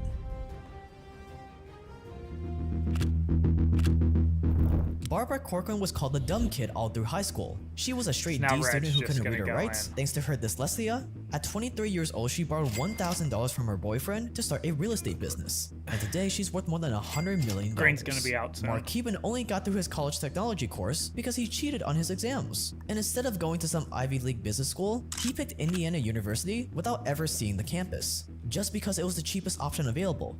After college, he was fired or quit 3 straight jobs before finding something he was good at. Ironically, it turned out to be tech, the same subject he had to cheat in order to pass. And today, Mark Cuban is worth more than $6 billion. Barbara and Mark are 2 of the most well-known investors on Shark Tank. And if you look at the other sharks' backgrounds, you will find the same story. Almost all of them were average or pretty bad in school. And of those that actually made it to college, most ended up in some average school and they majored in something completely unrelated to business. As kids, society branded them as failures. They were the ones that were all called dumb at some point in their lives. And yet these people with their 2.9 GPAs make up the vast majority of the ultra-wealthy. Why? If you look at the people who can keep building and growing their business for the long term, not just for some 3-month stint where they thought of something crazy and it might work out initially, people who really build a business for the long term are simply the people who allow themselves to turn off their brains and, most importantly, turn off their ego and let their pride step to the side for a second, and are willing to do the unsexy process of knocking on doors, of the unsexy process of making phone calls, doing cold emails, being of genuine service to people, and not trying to figure out a scheme. It's really about how many people can you actually be of service to. And even if, for example, if you have a restaurant, you can get really busy with one restaurant and have some number of customers, but the person who makes a lot of money is just the guy or girl who decides to keep opening up more restaurants and goes through that process of improving herself or improving himself to actually be able to keep servicing more and more customers. And that's this really, really simple answer to it, is it does not require some genius plan and some genius sort of scheme. For example, let's say you were one of these kids that society branded as dumb, and you decide to start your own business. You create your products, and now you have to go knocking door to door to try to sell it. And right from the start, you get a lot of negative reactions. People ignoring you, slamming the door in your face, that kind of thing. But since you're mindless in the right way, since you don't have an ego and are like, I'm too smart for this, you just keep knocking, you just keep picking up the phone. Maybe it takes 100 or even 200 doors, maybe it takes 100 or even 200 phone calls, but just by the sheer law of numbers, eventually someone is gonna buy. And once you get that first sale, then you just keep mindlessly repeating that and improving it, and then that one sale turns into 2, then 100, then 10,000. Since you had no ego, you probably asked for help and found the right teacher along the way, and with that right teacher, you just kept mindlessly listening to them. You didn't try to reinvent the wheel. So those 10,000 sales eventually turn into 1,000,000 sales, and then boom. One day you wake up and you find yourself among the 1% of society. Not because you were smart, but because you were mindless in the right way. Now let's compare this to someone educated, someone smart in society's traditional sense. Why can't they do this?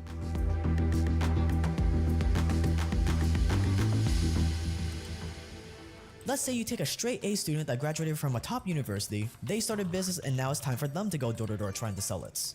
Well, this guy has probably spent his entire life hearing how smart he is, how people expect great things out of him. And due to his 4 to 8 years of conditioning, education in university, he's been taught that as long as he follows the rules, he will get rewarded. As long as he memorizes the thing and fills in the correct bubble, he will pass. So what do you think is going to happen the moment that he knocks on the door and gets rejected?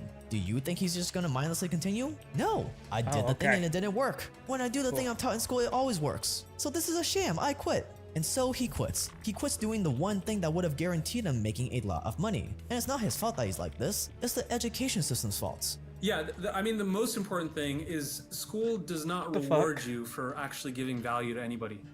You see what I'm saying? So it has no correlation to making money.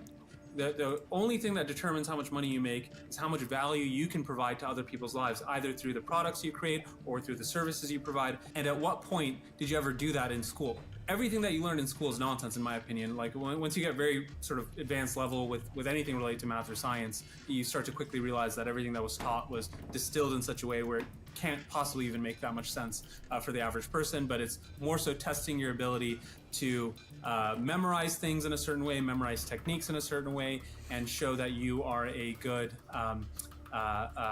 sort of worker in the factory, as they say. And that is, as most people know now, like that is what school was designed to do, especially during the Industrial Revolution. It was just simply designed to create good factory workers at the end of the day. So there's nothing about school that in any way correlates to your ability to make money, because again, you're not actually adding any real value to people. There might be a counter argument to this, which is, school teaches you skills and knowledge so then you can provide value to people. That's almost never the case. Like even if you go through K through 12, even if you go through undergrad, and even if you go through med school and law school, is he gonna move it to there?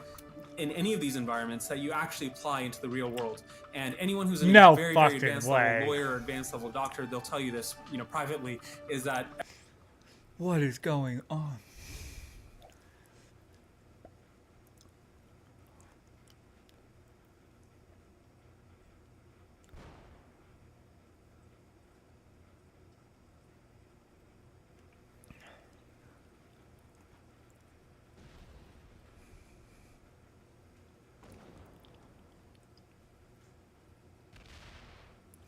I might just have to chill and let everyone kill each other.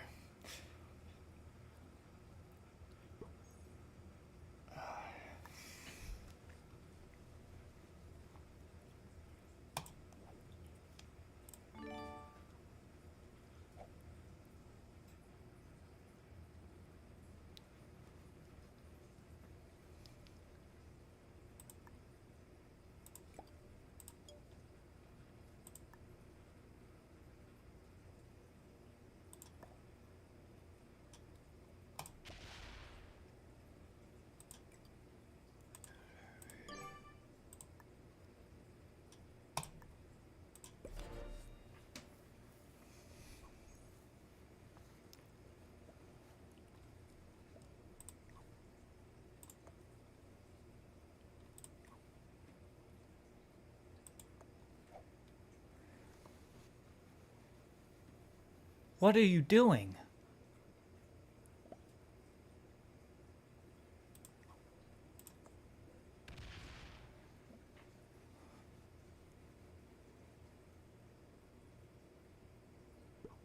Why is he stacking there? Do not do...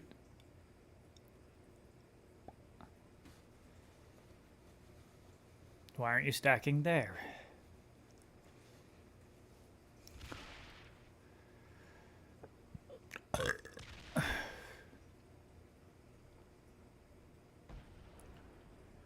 If he doesn't have a trade, I might kill Green.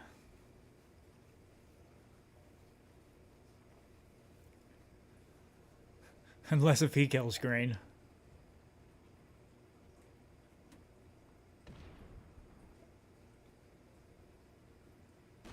Okay, yeah, he does kill Green.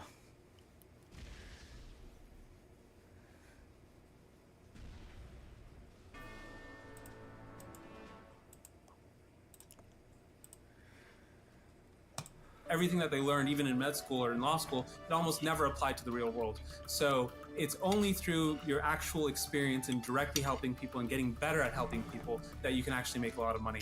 So where do most of these smart people end up? Well, most of the time, they end up chasing respectable positions that will make their parents proud, that will boost their ego, or where they're just a cog in the wheel following orders just like school, things like finance or consulting. Sure, I have to slave away 10 hours a day until I retire. Sure, it will take me decades to climb the corporate ladder, and eventually I'll make more than 6 figures. But hey, I'm a consultant for McKinsey. I'm an analyst for Goldman Sachs on Wall Street. All I have to do is run on the treadmill and I'll get a modest carrot, just like school. Count me in. And to be clear, there's nothing wrong with this if you're okay making this trade, but the price you pay for this is being stuck at 6 figures until you're old and feeble.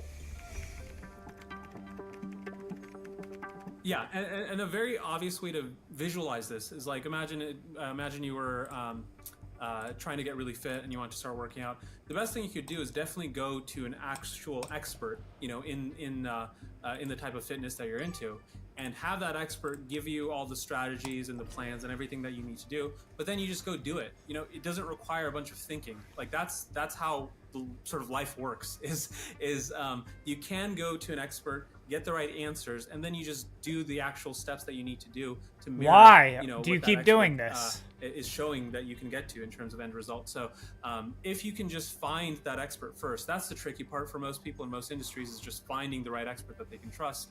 And usually most experts that, especially online, that present themselves as experts, not in any way a real expert. What they're really doing is giving you information that makes you feel like they're a genius and that you need to trust them because they're some genius, and that more importantly, you need to become a genius yourself in order to make money. So those tend to be most of the people that speak publicly in the business space. And that's why, you know, when you follow most of these people, you don't really get good results, because they're trying to imply that business itself is a complicated process, and hence, you know, the reason you're failing is because and then he's you don't moving his realize how troops out. complicated it is, and you need to keep navigating this complicated process with them. You never really get any genuine results.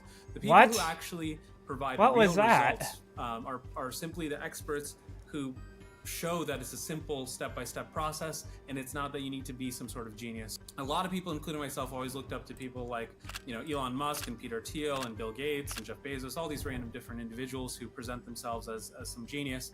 And the nice thing that they do is they make you feel like really good about yourself. Like, oh, I really like this person. He's a genius. Now I can keep being, I can keep going down this path of wanting to be a genius, and somehow I'll make a lot of money.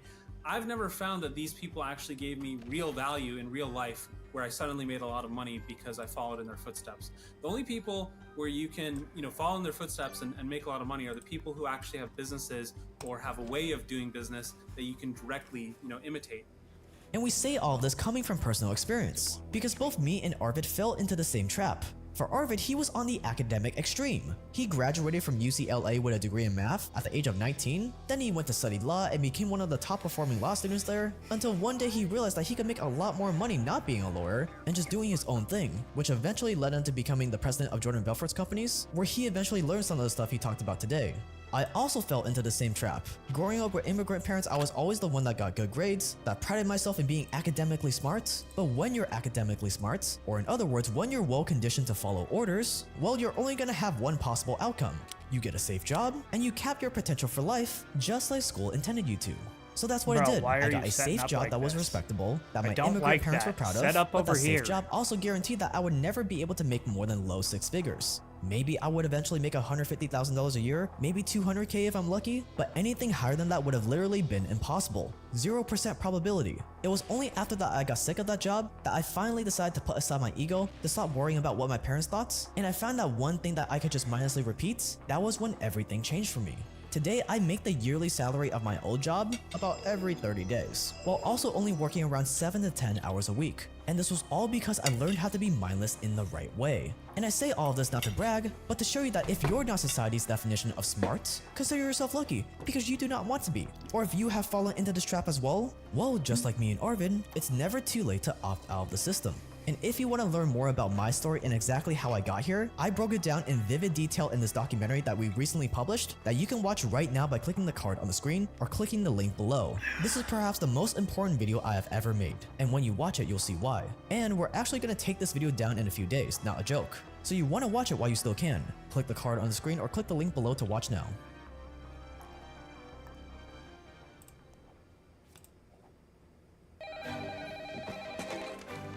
What's your favorite color? I just like to smile. Smiling's my favorite. Good news. I saw a dog today. Ah! Oh my God!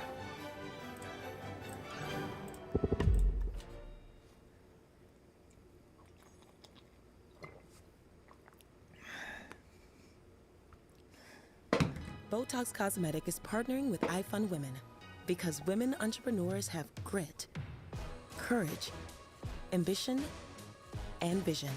Yet we know less than 50% of women think they can start a business. Now you can make a difference by empowering the next women leaders of tomorrow. Give to their crowdfunding campaigns today. Your support will enable us to create engaging activities and in-store tastings that will captivate wine lovers and introduce them to the extraordinary flavors of Love Corkscrew.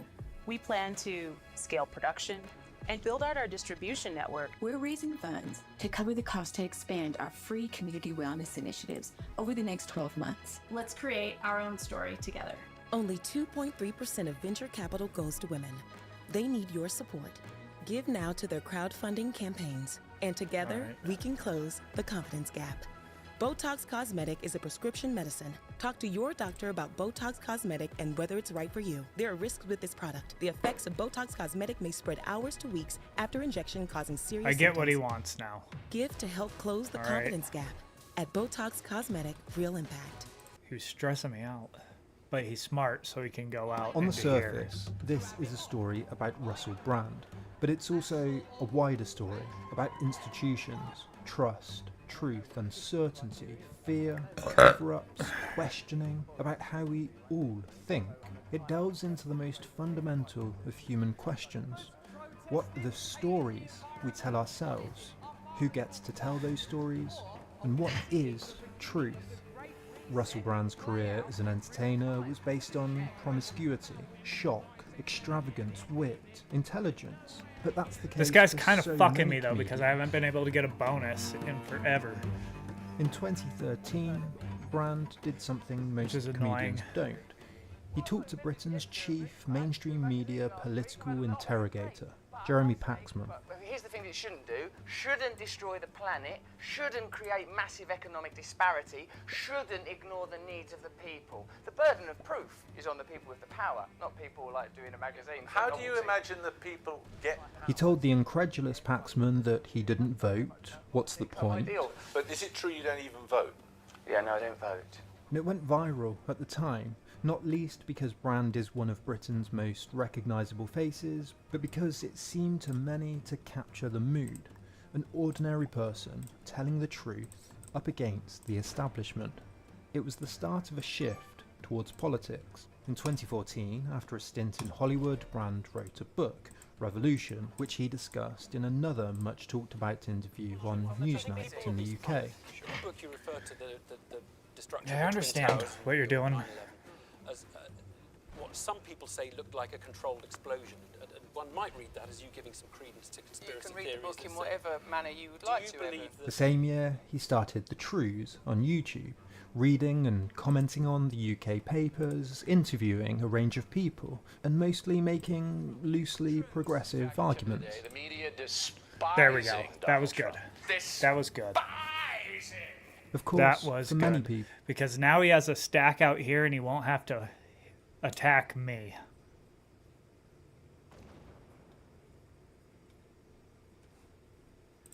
the pandemic changed a lot To of get things. cards. And in January So, of 2021, at least two videos stand he seems out like as he's a having fairly smart millions player, more actually. views than usual, both about the Great Reset. It's a topic that Brand comes back to several times, and they always have many more views. Around this time, Brand becomes more critical of policies surrounding COVID-19. Much of it is reasonable, and he shifts to his current regular format called Stay Free, a full-time regular show with millions of subscribers, advertisers, co-presenters and guests. A few months later, in the middle of 2021, stories began running, mostly drawing from tweets on Twitter, that Brand is a conspiracy theorist. And by 2022, two competing narratives are set. For many, Brand has become a crackpot, tinfoil hat conspiracist, and for Brand and others, there's a centralising, authoritarian mainstream agenda dominated by the mainstream media, the political establishment, big tech, and global corporate interests, all to take away our freedoms. The word freedom is racist. I want to look at several stories as they unfolded. COVID and vaccines, the Great Reset, the Dutch farmers' protests, and the allegations against Brand in September of 2023, to ask a question which I think is fundamental to our information age. What does it mean to be called a conspiracy theorist, especially if there have been real conspiracies in history. Iran-Contra, Watergate, the Pentagon Papers, the Holocaust. Watergate didn't actually happen. All the way back. I stick up for my boy, Nixon. The Julius Caesar's assassination. All of these were the result of a real conspiracy. We'll look at the history and the psychology too, to try and separate fact from fiction, asking what drives Russell Brand? Is there any truth to what he says? How can we think about the establishment, the mainstream media, the so-called global elite? What does all of this tell us about the society that we live in? Brand talks about lots of different subjects in a lot of different ways, but there's a few themes and topics he comes back to again and again. He is very aware that he's been framed as a conspiracy theorist and frequently points out that he's just reading facts from a variety of sources, some of them mainstream, The Guardian, The New York Times, The Washington Post, some, as we'll see, a bit more fringe. So again, how can we disentangle fact from fantasy? Recognition that this human tragedy must be a wake-up call. At the beginning of 2021, clips began circulating on the World Economic Forum's The Great Reset. The Great Reset. The Great Reset is an initiative from the WEF to drastically change the direction of the economy after COVID-19 by addressing social issues and to, quote, reflect, reimagine and reset our world. Depending on who you ask, the Great Reset is anything from capitalist propaganda to a genuine attempt to address the problems with capitalism to a global conspiracy to exert more control over the population. In the case of Brand, he argued that... But of course there are some people out there that believe in shady global cabals running things from behind the scenes. Now, I don't believe that. I believe that there are plain visible economic interests that dominate the direction of international policy. That's what I believe. The video is reasonable. It criticises those who think the Great Reset is part of an authoritarian plan to take control through the justification of a manufactured fake climate crisis, for example. But the video is a hit. It has 1 million views, compared to his other videos of the time ranging around 100,000 views. He makes another, saying, We've decided to dive a little bit deeper into what you think and further evidence and your legitimate concerns. It's time to This time 2.7 million views. And a year later, he says, The Great Reset, where you will own nothing and be happy, is being brought about by economic policy decisions made by your government that will facilitate the advance of the most powerful interests on Earth. Oh? Continuing that, A new agenda is being asserted. This is not conspiracy theory. I'm going to read you the actual facts here. I'm just using rhetoric that's appealing. I'm I wonder if he's gonna. He's setting up to move Well, into. it began as a book written by the founder of the corporate lobbying group, the WEF, Klaus Schwab, and his co-author, Thierry Malloret. One review describes 3 main themes. First, a push for fairer outcomes in the global market and to address the massive inequalities produced by global capitalism. Second, efforts to address equality and sustainability by urging governments and businesses to take things like racism and climate change more seriously. And third, embrace innovation and technological solutions that could be used to address global social problems. All of this sounds reasonable enough, admirable even, but as political author Ivan Weck has pointed out, Schwab and the WEF's ideas have something fishy about them. The initiative could be seen as an exercise in corporate PR that gives multinational business leaders more power, not less, that give political elites more power, not less. In another review of the book, Stephen Umbrello concludes that the book does point out a lot of the problems we face, but has no substantive solutions. And of course, liberal elites love this stuff. Trudeau, for example, has used the language of needing a reset after COVID. This pandemic has provided an opportunity for a reset. This is our chance to accelerate our pre-pandemic efforts to reimagine economic systems that So there's plenty to criticise, but as Brand explores the Great Reset, he connects it to other events. BlackRock buying up houses, for example, or emphasising one video ominously claiming that in the future you'll own nothing and be happy, or increasing government restrictions during the pandemic, Bill Gates, and the Dutch farmers' protest. He seems, for example, to be more aligned with the Alberta Premier Jason Kenney, who has claimed that the Great Reset is, quote, Describe it as a grab bag of left-wing ideas for less freedom and more government. and failed socialist policy ideas. Agenda is used frequently, and as he said, it's not a conspiracy, he's just reading the facts. So what is a conspiracy? One definition is the belief that a number of actors join together in secret agreement in order to achieve a hidden goal which is perceived to be unlawful or malevolent. He's sketching Another, me out by with this Professor move of Psychology Jan Willem I don't Proyen, like argues it. a conspiracy has 5 components. First, it makes connections that explain disconnected actions, objects, or people into patterns. Second, it involves that it was an intentional plan. Third, it involves a coalition or a group. Fourth, the goal is hostile, selfish, evil, or at odds with public interest. And 5, it operates in secret. Another definition proposes a simpler 4-criteria model. 1, a group. 2, acting in secret. 3, to alter institutions, usurp power, hide truth, or gain utility. 4, at the expense of the common good.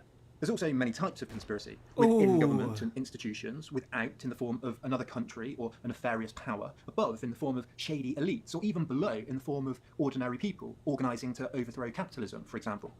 By Proyen's criteria, the Great Reset can be thought of as a conspiracy. After all, it's intentional, it involves a group of people, some argue it's not in the public interest, and at least in part it operates in secrecy, in boardrooms and at places like Davos. But Brand points out that it's not a conspiracy. They're saying it publicly, after all. That I like. I think the more interesting component is the first one. It makes connections that explains disconnected actions, objects, and people into patterns. Brand does this often, hopping between topics. So let's look at another one of those topics, the Dutch farmers' protest. The Dutch farmers' movement, beginning in 2019 and continuing today, are protests that argue that farmers are being unfairly targeted in efforts to address climate change. The Dutch government have passed a range of policies aiming to cut nitrogen pollution and livestock farming in the country. Brand says, Bloody farmers protesting, hating the environment. What is it? Are farmers all bastards? Or are we seeing the beginning of the Great Reset play out in real time? in short, the Dutch government's policies are a power grab, taking power from ordinary farmers, and he connects the protest to other stories he covers frequently: the Great Reset, WEF, Bill Gates, and the mainstream media failing to cover the events appropriately. So what's actually happening in the Netherlands?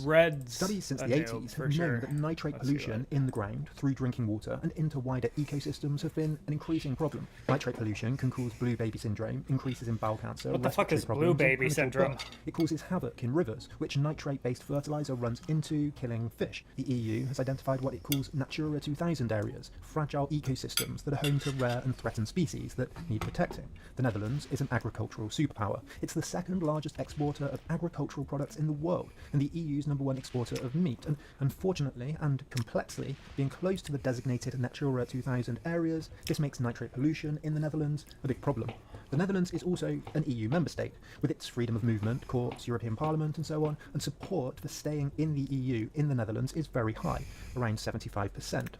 The EU has legislated to reduce nitrate pollution by 2030, and more broadly, worldwide, agriculture contributes to around a quarter to a third of all greenhouse gas emissions. The Dutch government and the EU have agreed a €1.5 billion package to help 2,000 to 3,000 peak polluters, including farmers, to either innovate, relocate, change business, or, as a last resort, buy them out.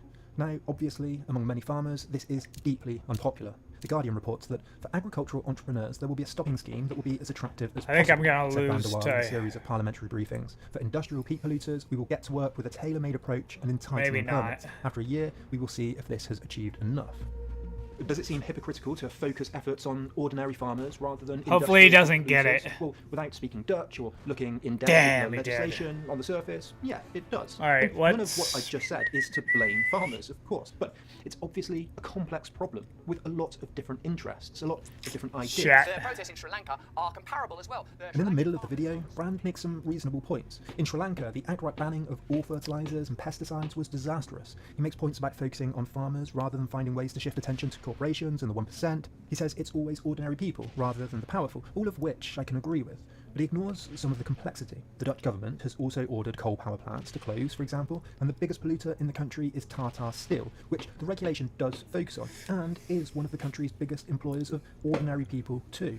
So it is a complex Smart- issue. smart but what move. stands out from Brand is the framing. It's about the Great Reset, put that Bill there. Gates, the agenda, Ah, and no, the next piece of the puzzle. You don't lock your stack.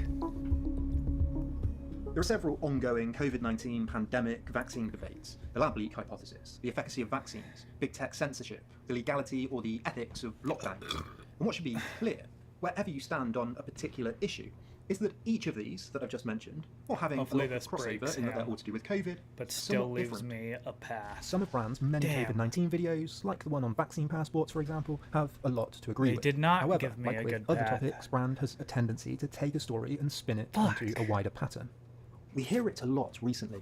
It's about the narrative. Why didn't it break him? That the COVID pandemic was caused by a leak from a Chinese government-controlled lab. The lab leak hypothesis isn't about laboratory safety precautions or lack thereof, but about a cover-up involving world governments, the WHO, and big tech censorship. A WHO epidemic surveillance network across the world that monitors the outbreak of communicable diseases and does a lot of good work, COVID aside, becomes about an elitist surveillance society that spies on us. The WHO, or World Health Organization. What is it you like most about it? That you fund it out of your taxes, that Bill Gates is its second biggest funder, or that nobody elected him? A doctor describing helping with outbreaks becomes an object of derision. Take this video, one of many on vaccines. A former Pfizer worker has turned whistleblower, suggesting... It's about Pfizer falsifying the data of vaccine trials, a serious issue.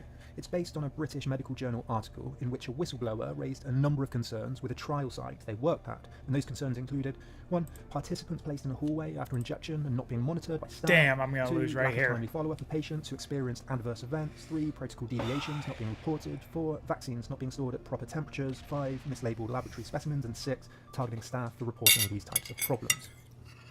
Fine, all worrying concerns, and Brand repeatedly points out that he's just looking at the evidence objectively, just asking questions. He describes himself as a glass funnel, reporting information carefully and unbiasedly, while the mainstream media report it morally, telling people what to do.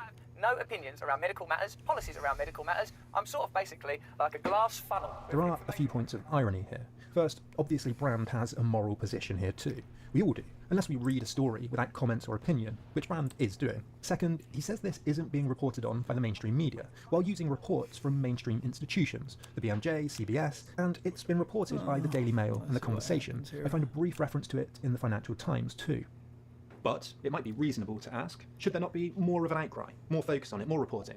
I can't find it mentioned on the New York Times or the BBC websites, for example. Break him. As the Conversation article points out, the concerns raised are important and worrying, but don't meaningfully undermine wider evidence on COVID-19 vaccines. It involved 3 Pfizer trial centres out of 150. Those 3 sites involved around 1,000 people total, and they weren't even run by Pfizer. This was a third party. And of course, around the world, hundreds of thousands took part in trials involving many different pharmaceutical companies, third-party trial centres, universities, and hundreds of regulatory bodies. And most of the whistleblowers' complaints were about sloppiness. Why is it not breaking him? Appropriately, participants' IDs left out when they shouldn't have been. One section reads, an executive identified 3 site staff members with whom to, quote, go over e-diary issue, falsifying data, etc. One of them was verbally counselled for changing data and not noting late entry, a note indicates.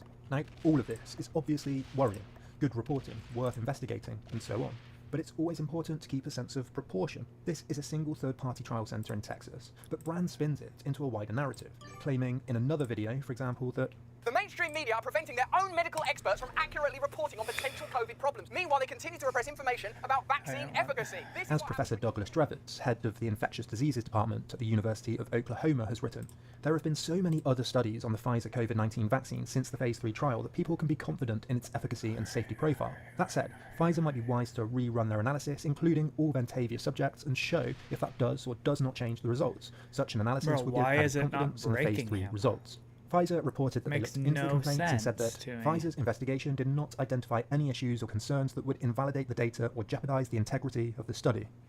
Now, I want to be absolutely clear. I'm not saying that Pfizer's claim should be taken at face value, or that pharmaceutical companies don't have perverse profit incentives and so on, or that this isn't worth someone digging into, someone looking at it in detail. The point is that this is a very small story. It has been looked at, and I'd imagine that if you're an editor at a large TV station or at a newspaper with hundreds of other competing stories to present, you might decide, on balance, that there are more important issues for the day. News reporting is a matter of selection and emphasis in the greater scheme, with the most important issues, with the most important debates, on balance with the rest of the evidence. With only a limited number of positions on a half-an-hour news show or on the front page of a newspaper, the important question is what's included and what's not. Brand says that the mainstream media are censoring information, when in fact the opposite is true. There are, again, issues with the mainstream media that we'll come to, but it's an endorsement of the press that, unlike, say, in China or Russia, a relatively minor issue could be reported and investigated and decided was not appropriate to include in, say, on the front page news or on a news programme on television. Brand constantly says things like, this is what happens when you politicise information, without the awareness that by weaving insignificant details into wider narratives, deciding to give small stories weight, he is himself obviously politicising information. There's nothing wrong with that, it's just hypocritical hypocritical to accuse one side of doing it when you're doing it yourself. Damn it. The whistleblower was also reported to be a vaccine skeptic more broadly, while Brand also relies on jokes as innuendo to spin it into a wider conspiracy narrative. While saying he's just relying on facts, he also jokes, for example, that the whistleblower was found dead. Freedom, importantly, individual freedom, individual ability to make choices for yourself based on a wide variety of sometimes opposing evidence and sometimes contradictory information that places you in the position as an adult to make decisions for yourself. That's not what the mainstream media want, but that's what we demand on your behalf. But he doesn't use a wide variety of evidence. He selects minor stories and connects them to the narrative. There are many, many, many more sources that report things like vaccines have saved 3 million lives in the US alone, 96% of doctors are fully vaccinated, myocarditis has been reported in 10 out of a million shots of the vaccine, but is more likely to be caused by the COVID-19 virus than the vaccine. There are debates to be had, there always are, but what Brand doesn't This is have why is I a hate good having sense of a- the weight and I wanna- significance of a I honestly story. wanna And what he spectate does have, this. as we'll get to, is a good sense of how to tell a compelling, scary, I think and he's going to entertaining lose against story. the bot. But wait, This is why I don't just because like it's a bots small in the story, game. it doesn't make it automatically wrong. 'Cause people And yes, just there are moneyed interests, powerful lobbies, ignore values the and bot. ideas that are dominant and others that get sidelined. And then the bot gets so risk powerful is that it throwing just out the baby with the destroys bathwater. you And as we saw at at the the beginning, end. some conspiracies do turn out to be true, and they weren't reported on either. So, is there any other way to separate fact from fiction?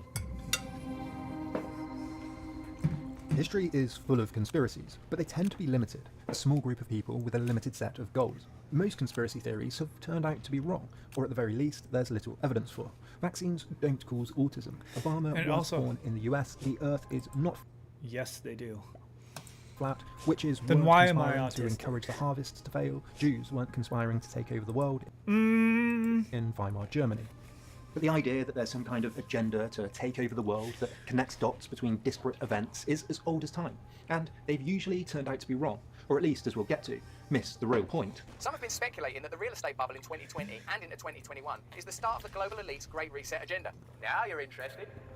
In the middle of the 19th century, it was a common belief in America that the Catholic Church and the monarchies of Europe were not only uniting to destroy the US, but had already infiltrated the US government. One Texas newspaper declared that it's a notorious fact that the monarchs of Europe and the Pope of Rome were at this very moment plotting our Protestants destruction were and afraid threatening of the the Catholic extinction of our Church. political, civil, and religious institutions. We have the best reasons for believing that corruption has found its way into our executive chamber, and that our executive head is tainted with the infectious venom of Catholicism. Before that, it was the Illuminati, who, according to one book in 1797, The Illuminati were is formed with the real. express purpose of rooting out all the religious establishments and overturning all the existing governments of Europe. In an influential 1964 article, The Paranoid Style in American Politics, Richard Hofstadter points out that throughout history there have been suspicions of plots that have infected all major institutions, that there's been a fifth column, that all in power have been compromised by an evil conspiracy. At the time, conspiracies about the Illuminati were rife across Europe and America. The inventor of the telegraph, Samuel Morse, wrote that a conspiracy exists, its plans are already in operation, we're attacked in a vulnerable quarter, and cannot be defended by our ships, our forts. I hate the or way our bots Morse, act. someone eerily like Brand, wrote, "The serpent has commenced his coil around our limbs, and the lethargy of his poison is creeping over us.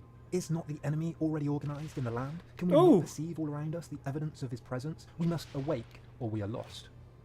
Another article worried that the Jesuits are prowling about all parts of the United States in every possible disguise, expressly to ascertain the advantageous situation. See, like, what is that? Why did it lock an 8 back there? It was alleged that the 1893 Depression was the result of a conspiracy by Catholics to attack the US economy by starting a run on the banks. I guess World it War I didn't, began but- because the Austro-Hungarian Empire believed the killing of the heir to the throne, Archduke Franz Ferdinand, was the result of a Serbian government conspiracy, and so they attacked Serbia, setting off a chain of events leading to World War.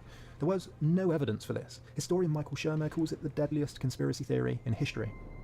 Senator McCarthy famously believed a communist conspiracy had infiltrated every American institution. In 1951, he said that there was a conspiracy on a scale so immense as to dwarf any previous such venture in the history of man. A conspiracy of infamy so black that, when it's finally exposed, its principles shall be forever deserving of the maledictions of all honest men. During the Red Scare, influential businessman Robert Welch wrote that the communist influences are now in almost complete control of our federal government. It could The kill Supreme him Court right and the orange now. Struggle for control of the press, the pulpit, the radio and television media, the labor unions, the schools, the courts, and the legislative halls of America. But it doesn't. One of the key distinctions here is between phrases like an agenda and conspiracy. Brand, while defending himself as not being a conspiracy theorist, tends to use terms like agenda, or they a lot, or things like the global elite. The difference between purposeful collusion across institutions in secret What with the an fuck evil is plan, going on, bro? and a pattern of, say, certain values aligning between corporations and neoliberal politicians. Sometimes the difference between the two is a gradient more than black and white, but another way we can untangle this is to look at studies about who believes in conspiracies and for what reasons. First, a lot of people believe in them. 1/3 believe Obama is not American, a third that 9/11 was an inside job, a quarter that COVID was a hoax, 30% Bro, 9/11 was an inside job. that chemtrails are somewhat true, and 33% Chemtrails believe that the are government true. covering up something about the North Dakota crash. Like, I don't think that they're actually trying to, like, control the weather in, like, a, like, crazy way, but I think that it definitely does affect the weather. Never heard of it? That's because researchers made it up. They polled people about their beliefs in conspiracies and included a completely made-up event in North Dakota, and people instinctively believed that the government was hiding something about it. People are naturally suspicious of power, which is, of course, what did that say? Government are covering up something. I believe Obama is not American. Sure, that's what they just tell you, is that they made it up. A third that 9/11 was an inside job, a quarter that COVID was a hoax, 30% that chemtrails are somewhat true, and 33% It's so believe weird that the because government it could are have covering up killed him something so long about the ago. North Dakota crash. Never heard of it? That's because researchers made it up. They polled people about their beliefs in conspiracies and included a completely made-up event in North Dakota, and people instinctively believed that the government was hiding something about it. People are naturally suspicious of power, which is, of course, a good thing. But for some people, that leads to a belief in conspiracy. Why? Well, there are several factors that psychologists have looked at. The first is uncertainty. Psychologist Jan Willem Pruin points out that at a fundamental level, conspiracy theories are a response to uncertainty. He writes, conspiracy theories originate through the same cognitive processes that produce other types of belief, e.g. New Age spirituality. They reflect a desire to protect one's group against a potentially hostile outgroup, and they are often grounded in strong ideologies. Conspiracy theories are a natural defensive reaction to feelings of uncertainty and fear. Responding to uncertainty and fear by hypothesizing a threat is an evolutionary instinct. You're better off jumping at the sight of a stick in the long grass than by being bitten by a snake, for example. The same thing happens when we see shapes in the darkness. We are risk-calculating creatures, always on the watch for danger. And we do this by looking for patterns. Jonathan Kay writes that conspiracism What? is a stubborn creed because humans are pattern-seeking animals. Show us a sky full of What? stars, and Why we'll would arrange it them lock into all of animals the- and giant spoons? Show us a world full of random misery, and we'll use the same trick to connect the dots into secret conspiracies. Psychologists call it pattern perception. I like to think of it as patternification. Pruian writes, pattern Love that perception right is the there. tendency of the human mind to connect dots and perceive meaningful and causal relationships between people, objects, animals, and events. Perceiving patterns is the opposite of perceiving randomness. Again, all very reasonable, but sometimes the stick in the grass is just a stick in the grass, and sometimes an event is just random, meaningless, an accident, No. a result of incompetence, ignorance, and so on.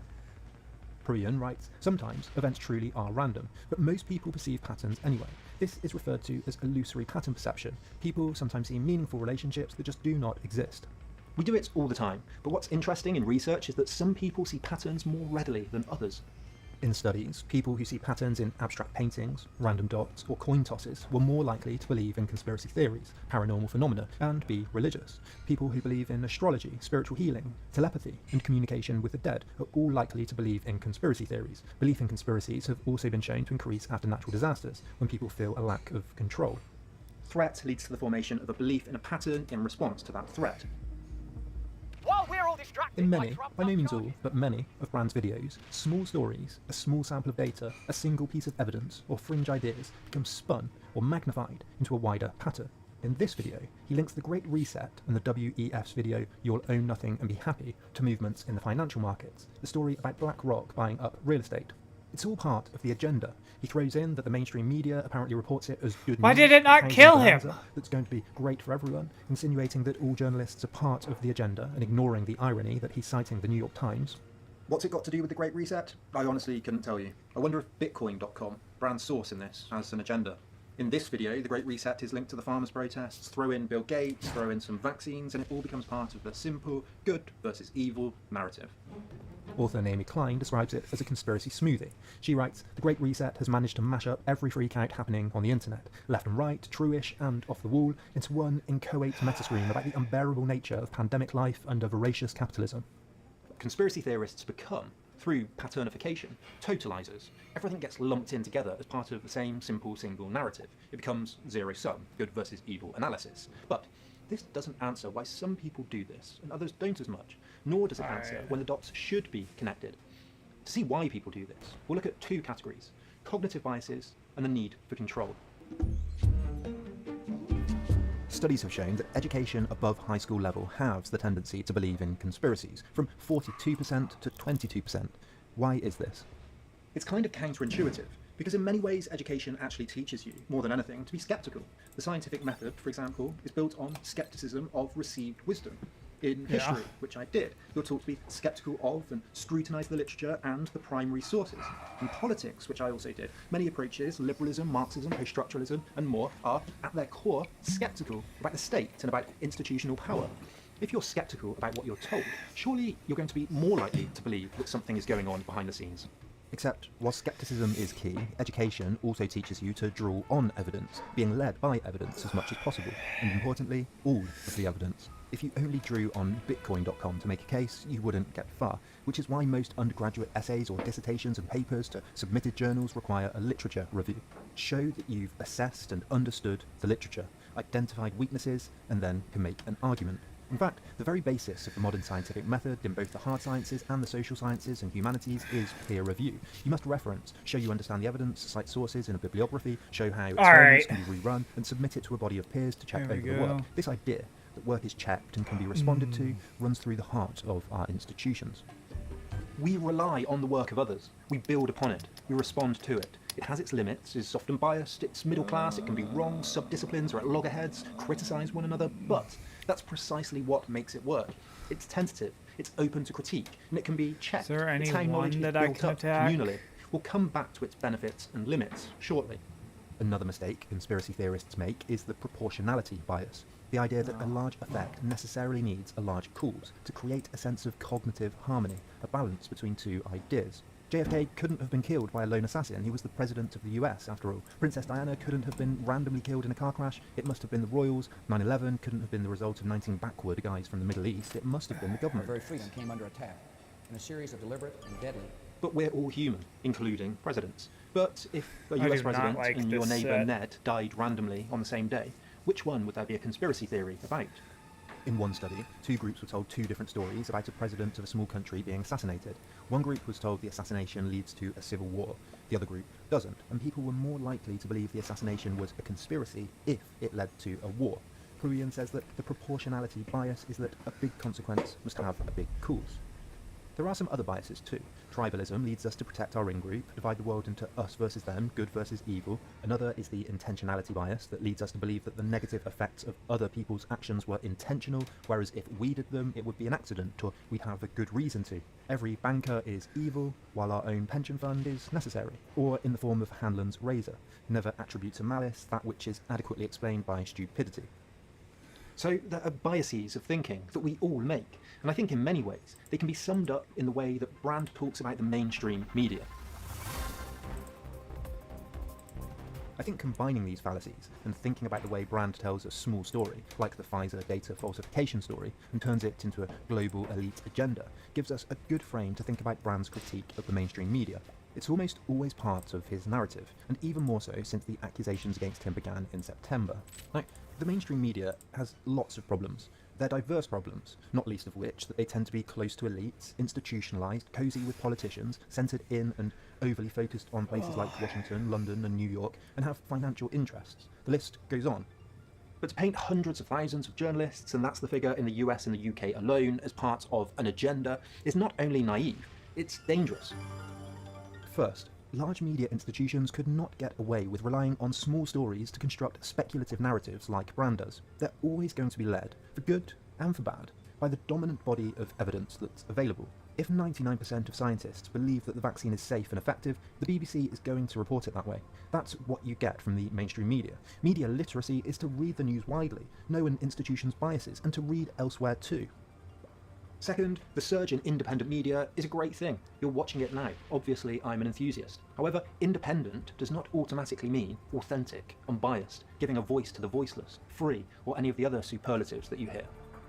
Independent media largely relies on stories investigated and first reported by the same mainstream media they go on to criticise. Brand does this all the time.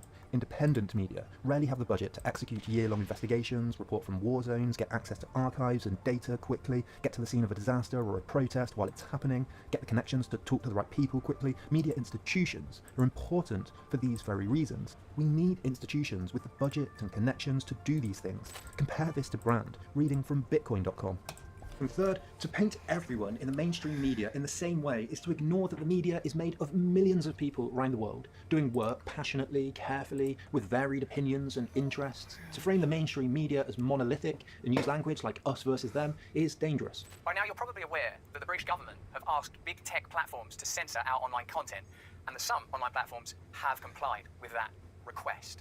Brand paints anyone who is part of the narrative as a stooge for a centralising corporate and government agenda to take away your freedom. But as any cursory look at a textbook on propaganda will show, that's not how influence works in authoritarian countries, let alone liberal ones. Brand relies on a kind of top-down model of propaganda in which power and money direct information, education, news, opinion downwards, through the press and the schools, into the minds of a mindless population.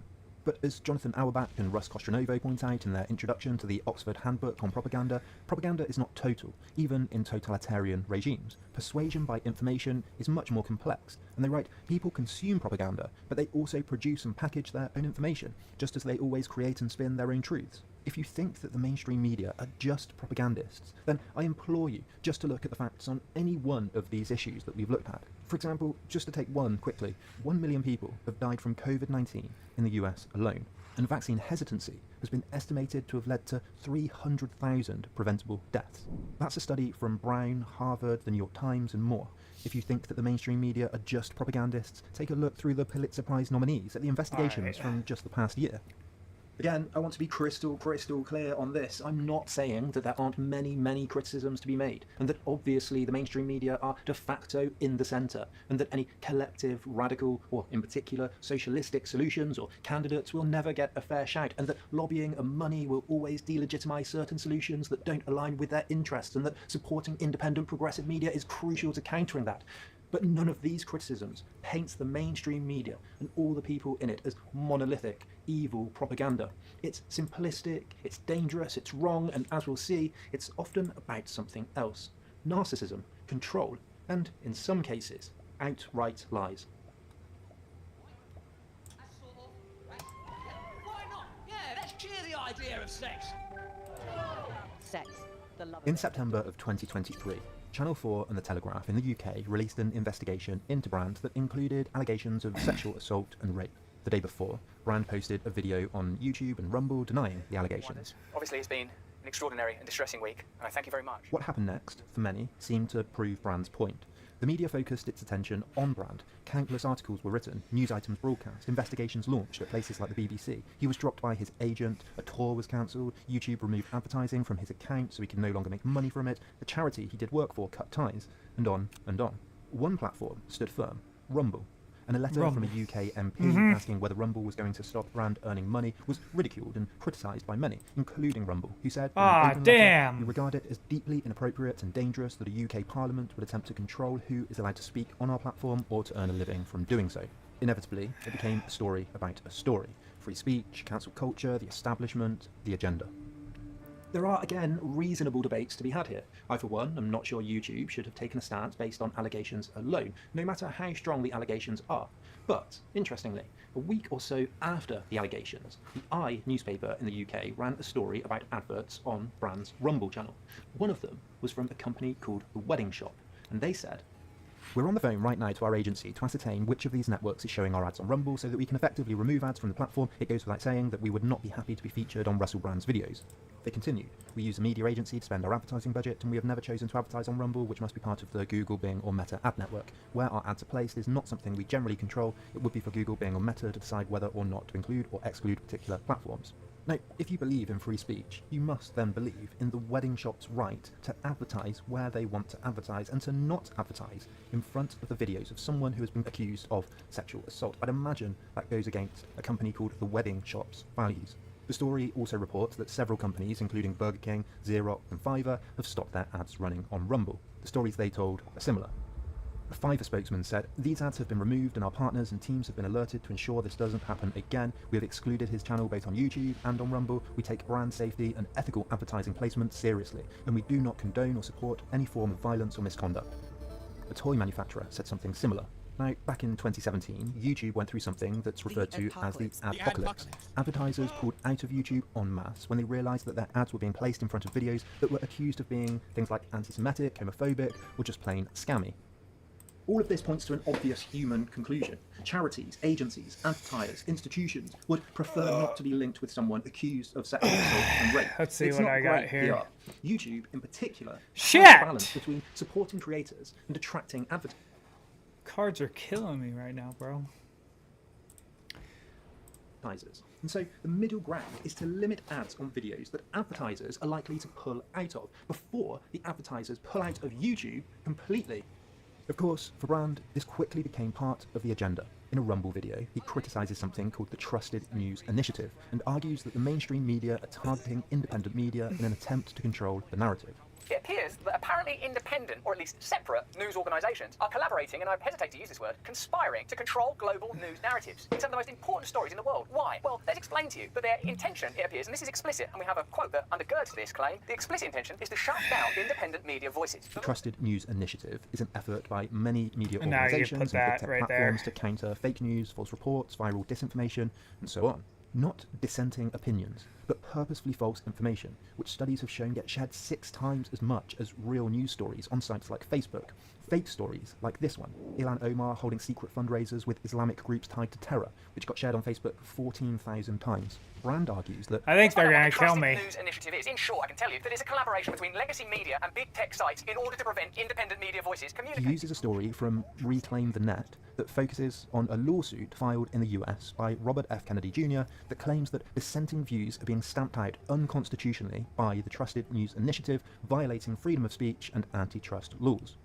It's a minor story from 9 months ago, but it's useful for Brand because it supports his main point. He's under attack. Not only does he rely on a single fringe source to tell a biased story, he either lazily or willfully distorts it. He reads from parts of the article, then at the end says again that Plainly, this is a story that is much bigger than me. Plainly, the Trusted News Initiative has an agenda, an explicit agenda, to throttle and choke independent media. Plainly, the government are But he's completely distorted the language that even he's read just a second ago. Again, there may be legitimate concerns about this, but if you look at the lawsuit, available online, filed to the district court, the so-called explicit agenda is to find ways to throttle and choke false information, fake news stories. The comments about independent media are separate, and even those are misquoted. The quote Brand reads out is from Jamie Angus at BBC News, saying this. So here's that quote. Because actually the real rivalry now is not between, for example, the BBC and CNN globally. It's actually between all trusted news providers, trusted means members of this cartel, trusted news providers, and a tidal wave of unchecked reporting, uncensored reporting, that's being piped out mainly through digital platforms, independent media like this. That's the real competition now in the digital media world. Of course, organisations will always compete against one another for audiences. But this is a misquote. Both Brand and RFK Jr. and others reporting this uncritically have conveniently left out the parts of the quote that dilute their point. Anyone can watch the actual clip. It's linked below. What Jamie Angus actually said was that The real rivalry now is not between, for example, the BBC and CNN globally. It's actually between all trusted news providers and a tidal wave of unchecked, incorrect, or in fact explicitly malicious nonsense that's being piped out mainly through digital platforms specifically to destabilise regions of the world. That's the real competition now in the digital media world. Of course, organisations will always compete with each other for audiences, but the existential threat, I think, is that overall breakdown in trust so that, the context is not only left out, it's manipulated. The entire discussion is about how much newsrooms need to do now to verify the vast amount of information they're dealing with, how much newsrooms have changed and the challenges they face, and how many more technicians and specialists are required. Angus is talking about wars, verifying whether a TikTok, for example, from Ukraine... If Red is doesn't have a manipulated- trade, I am going to... Bro, this is fucked. Why did I get all horses? If Red doesn't have a trade... Green might kill them. And if Green doesn't kill them, then I'm going to kill them.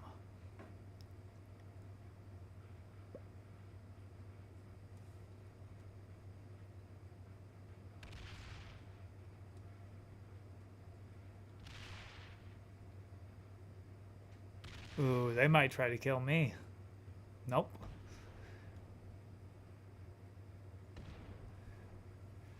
They're going to kill Red.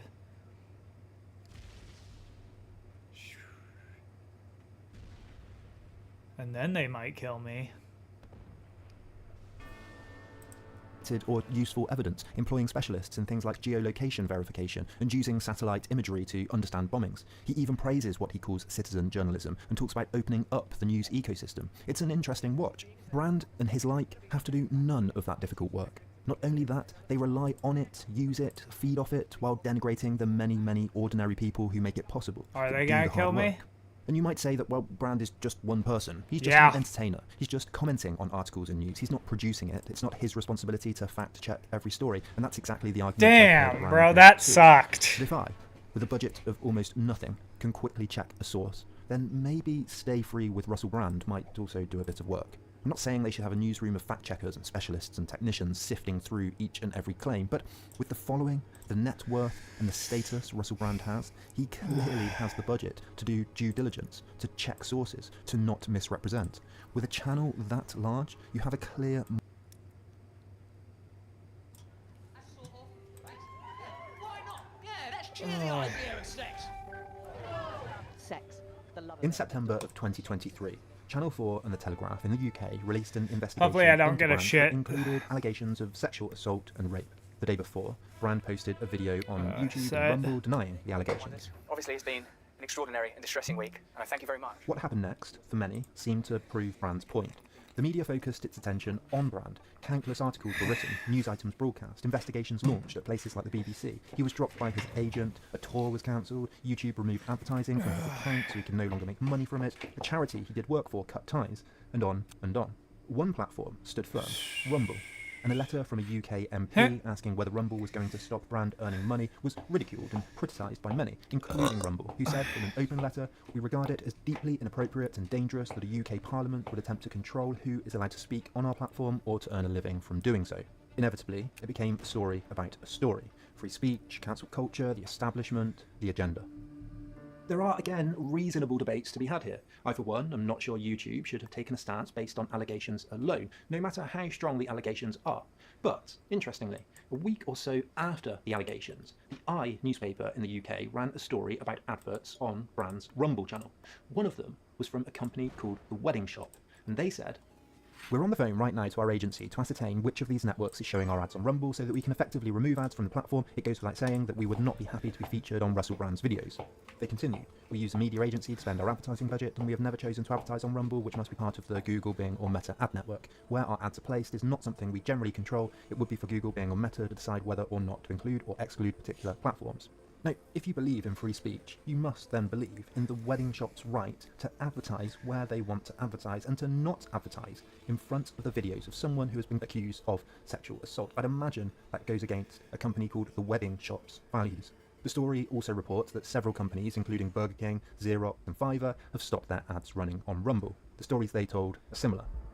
A Fiverr spokesman said, "These ads have been removed and our partners and teams have been alerted to ensure this doesn't happen again. We have excluded his channel both on YouTube and on Rumble. We take brand safety and ethical advertising placement seriously, and we do not condone or support any form of violence or misconduct." A toy manufacturer said something similar. Now, back in 2017, YouTube went through something that's referred to as the adpocalypse. Advertisers pulled out of YouTube en masse when they realised that their ads were being placed in front of videos that were accused of being things like anti-Semitic, homophobic, or just plain scammy. All of this Wasn't points to an that obvious human conclusion. PewDiePie Charities, shit? agencies, advertisers, institutions would prefer not to be linked with someone accused of sexual assault and rape. It's not great PR. YouTube, in particular, has to balance between supporting creators and attracting advertisers. And so the middle ground is to limit ads on videos that advertisers are likely to pull out of before the advertisers pull out of YouTube completely. Of course, for Brand, this quickly became part of the agenda. In a Rumble video, he criticises something called the Trusted News Initiative and argues that the mainstream media are targeting independent media in an attempt to control the narrative. It appears that apparently independent, or at least separate, news organisations are collaborating, and I hesitate to use this word, conspiring to control global news narratives in some of the most important stories in the world. Why? Well, let's explain to you that their intention, it appears, and this is explicit, and we have a quote that undergirds this claim, the explicit intention is to shut down independent media voices. The Trusted News Initiative is an effort by many media organisations and big tech platforms to counter fake news, false reports, viral disinformation, and so on. Not dissenting opinions, but purposefully false information, which studies have shown get shared 6 times as much as real news stories on sites like Facebook.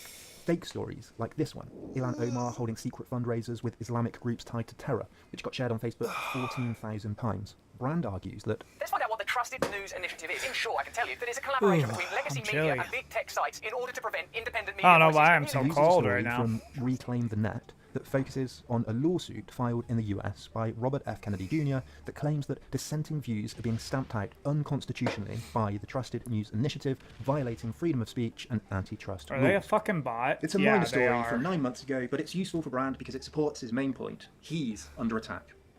Not only does he rely on a single fringe source to tell a biased story, he either lazily or willfully distorts it. He reads from parts of the article, then at the end says again that Plainly, this is a story that is much bigger than me. Plainly, the Trusted News Initiative has an agenda, an explicit agenda to throttle and choke independent media. Plainly, the government are But he's completely distorted the language that even he's read just a second ago. Again, there may be legitimate concerns about this, but if you look at the lawsuit, available online, filed to the district court, the so-called explicit agenda is to find ways to throttle and choke false information, fake news stories. The comments about independent media are separate, and even those are misquoted.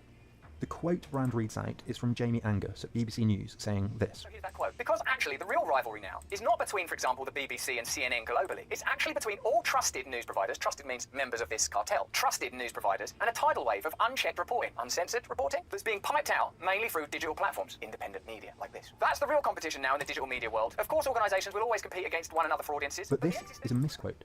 Both Brand and RFK Jr. and others reporting this uncritically have conveniently left out the parts of the quote that dilute their point.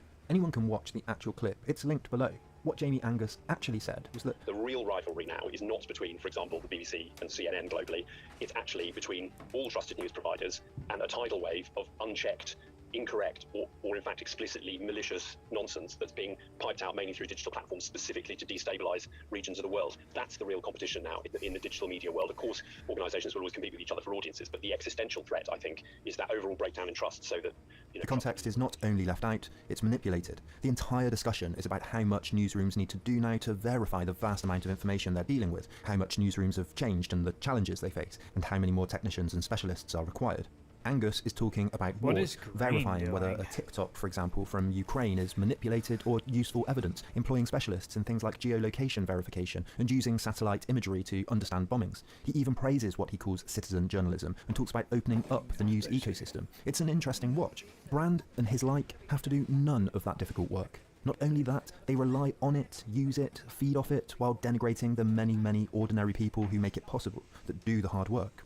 And you might say that, well, Brand is just one person. He's just an entertainer. He's just commenting on articles and news. He's not producing it. It's not his responsibility to fact-check every story. And that's exactly the argument I've heard Brand make too.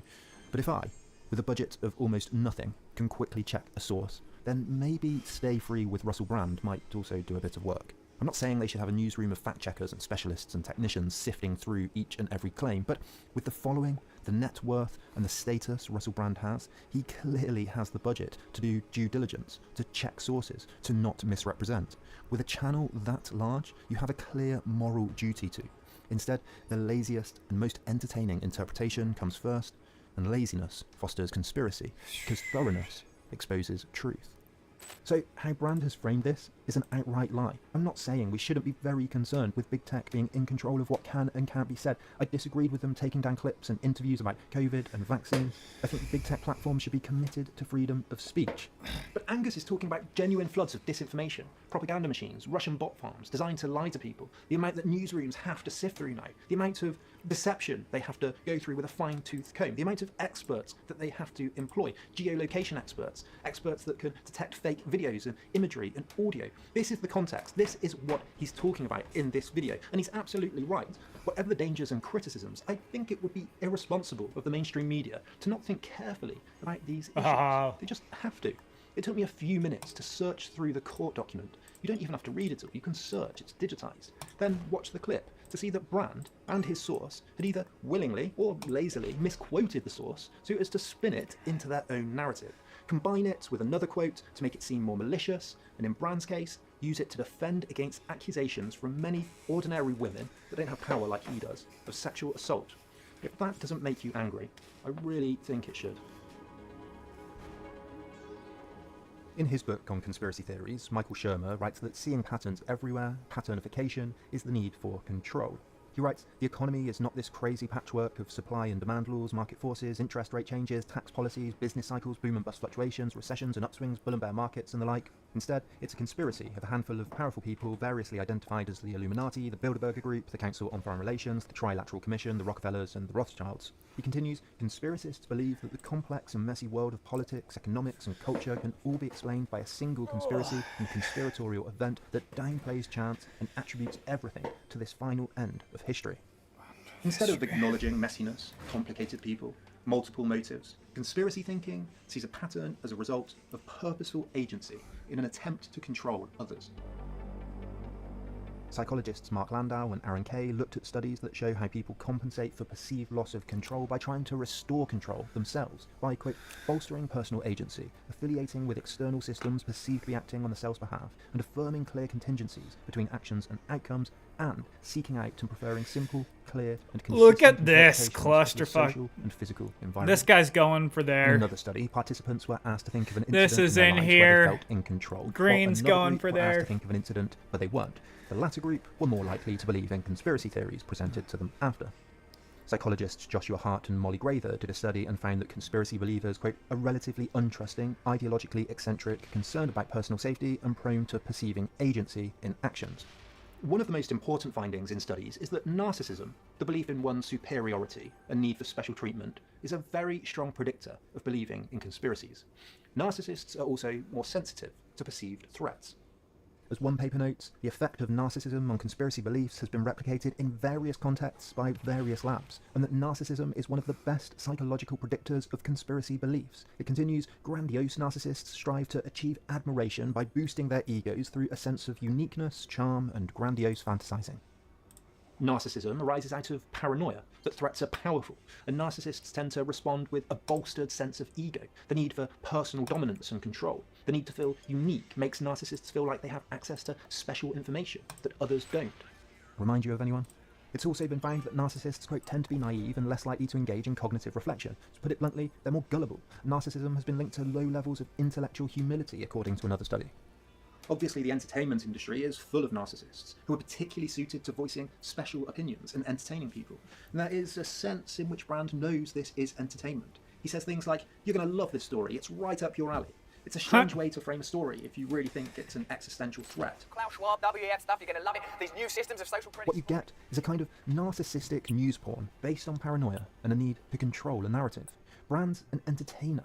And I don't want to be psychoanalyzing anyone, so take this with a pinch of salt, but Joe Rogan, Elon Musk, and Brand, three major What the figures who fuck? talk about conspiracy theories a lot, come from a place, as I understand it, where maybe they wished they had more agency, more control over their lives. Musk had a very troubled and abusive childhood in South Africa. Rogan has talked about how he moved around a lot and got bullied, and I think learned to fight to defend himself, and Brand has a well-documented history of addiction. What this can lead to is an idea of not being in control, a world of threat, and a sense of paranoia. The Merriam-Webster dictionary defines paranoia as systematized delusions of persecution.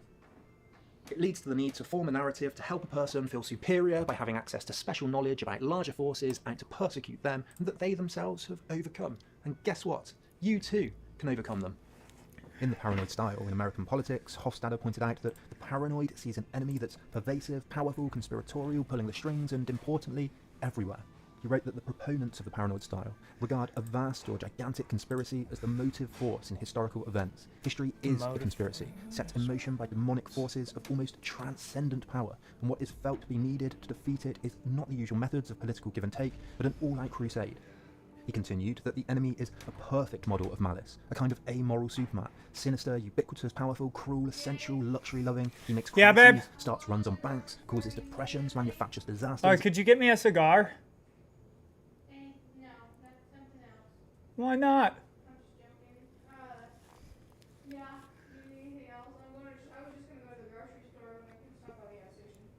Okay, baby. I love you. No, not that I can think of. Bye. Love you.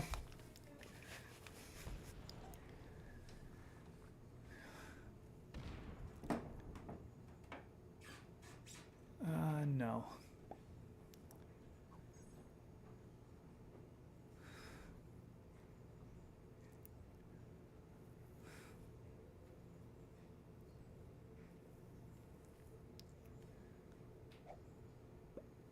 Whoa.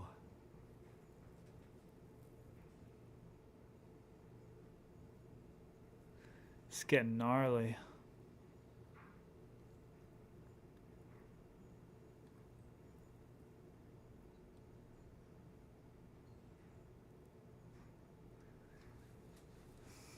And then enjoys and profits from the misery he has produced. He controls the press, manages the news, brainwashes, seduces, has control of the education system. That was kind of paranoid. smart. Nothing but complete victory will do.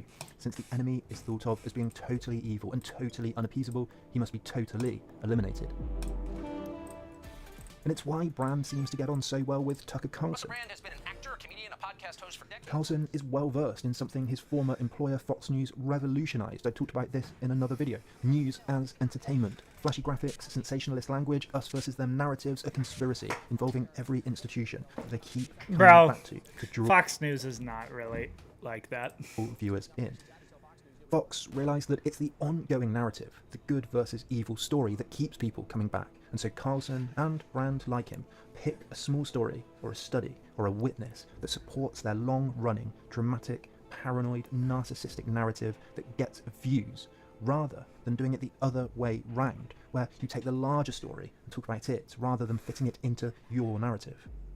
It's not reporting, it's not journalism, it's not news, it's entertainment. They take a few points and the rest is how it's said. Bro! With anger or charisma. With What the jokes, fuck? With a story of good versus evil. It's shallow news porn. None of this is to disagree with Brand's wider alleged motivations. None of this is to defend a political system that's failing ordinary people in many, many cases. None of this is to deny that inequality is widening, that wealth is moving upwards, that wages have stagnated for a long time, that people are underrepresented. None of this is to deny that lobbying, money, selfish interests, corporate greed all play a central role in politics. And none of this is to argue that there's anything wrong with looking at big pharma's financial incentives, criticising the Great Reset, or emphasising the concerns of farmers in climate policy. None of this is to say that we don't need radical solutions. What this is absolutely to reject is the framing, the paranoid style. Is he going to try to take the all narrow of... selection of stories and evidence to suit your own entertaining, dramatic narrative, the linking of every issue together into a totalizing agenda. Brand paints the mainstream media narrative as a lie. His is not only a bigger lie, but also a self-aggrandizing and dangerous one. George Monbiot writes that he appears to have switched from challenging injustice to conjuring phantoms. If, as I suspect it might, politics takes a very dark turn in the next few years, it will partly be as a result of people like Brand. The point is, if you're not selecting the stories, facts, evidence of the things you cover by their wider significance, if you're picking up on perspectives and narratives based on fringe evidence and ideas, then all you're doing is being led by your own individualistic, narcissistic ego, which is why his criticism of the mainstream media has only increased since an investigation into his very well-known behaviour in the past was released. It's clear that these organisations collaborate in constructing narratives, whether that's around the war or the pandemic, and of course there are other examples. It's obvious that his isn't an objective analysis. It's driven by his own fragility. Question, is there another agenda at play? His own little world. And that's when we get narcissistic news porn, rather than careful study and analysis. To paint the mainstream media as totally propagandized is to miss that people are multifaceted, complex, have competing incentives, torn between different ideas within them. What many people missed about the investigation into the recent allegations against Brand is that it was as much an investigation into a BBC and a Channel 4 that facilitated Brand as about Brand himself. Just think about that. Channel 4 aired an investigation into itself. Would you ever see that on Brand's channel? Brand does no original reporting. He sits in his shed and reads from journalists who have gone out and done the work, while at the same time howling about how terrible they are. To be crystal clear again, I'm not saying that there aren't many critiques of the mainstream media to be made and that more journalism, more independent voices, ultimately are a great, potentially revolutionary thing.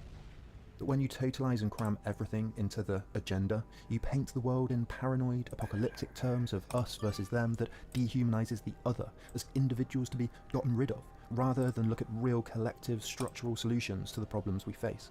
This is why Brand gravitates to figures like Tucker Carlson. Carlson doesn't want collective solutions. What he wants is more of the same, with people like him in charge. He pretty much says as much in his book, Ship of Fools. With the kind of framing Brand has, you do not get collective solutions. If every institution is tainted, part of the centralizing agenda, you get libertarianism, you get more corporate power, more greed, more unregulated pollution, more inequality.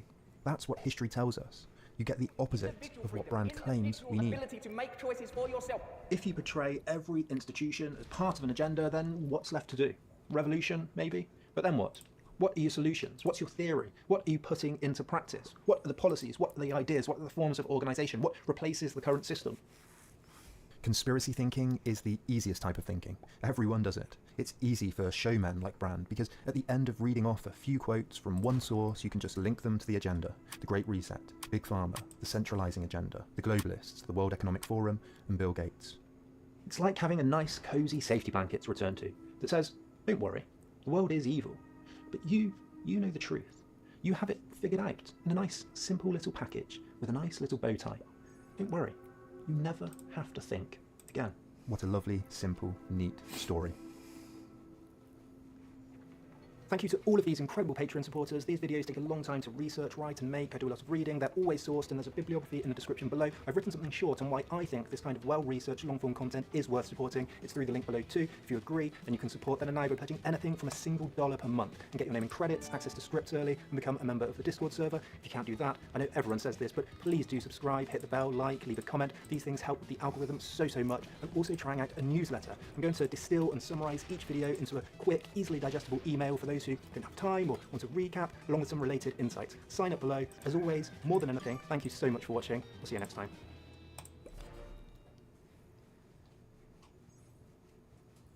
Oh, they are gonna love that one! Just curious, how many more friends are we shopping for?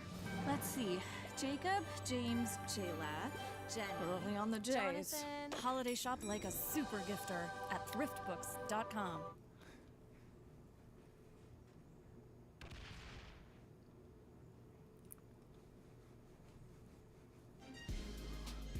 Mobile games are going big.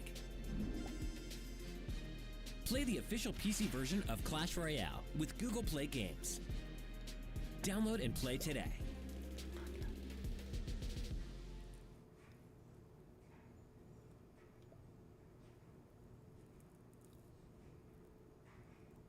For a generation of YouTube fans, MrBeast has become an almost mythical figure. An ordinary guy creating extraordinary spectacles out of sometimes strangely ordinary topics, from counting to 100,000 to playing tag and hide and seek, and all for eye-watering cash prizes.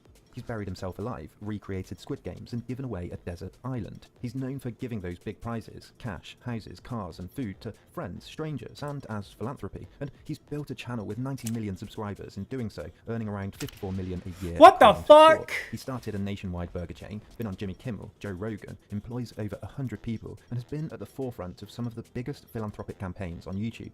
But MrBeast is part of a larger story. The story of American capitalism, corporate profits and politics. The story of American mythology. It's a story that takes some surprising turns, one in which a complacent media has neglected to follow the money. A story with a narrative that's been shaped, twisted and manipulated by corporations like Coca-Cola, monolith chemical and shipping companies, international meat monopolies, and the deep pockets of big oil. It's a shadowy story of injured workers, low wages, shady deals, collusion, pollution, bribery, and even suicides. What we can see through MrBeast is not speculation, but a perfect postmodern example of how capitalist mythology is manufactured, how it hangs together and shapes all of our lives. So before we get to MrBeast's philanthropy, we have to do some important groundwork. To make some progress in unravelling the problem, we have to understand the roots of this much wider trend, maybe the most worrying trend of our time. Because propaganda, lobbying, advertising, public relations, and the ideological weapons used by big business have become so expertly proficient in obfuscation, run so deeply through back channels to avoid regulation, is so entangled in our culture, with philanthropy, education, with the media, that big business can make perfect use out of an affable, generous, seemingly decent and well-meaning figure like MrBeast.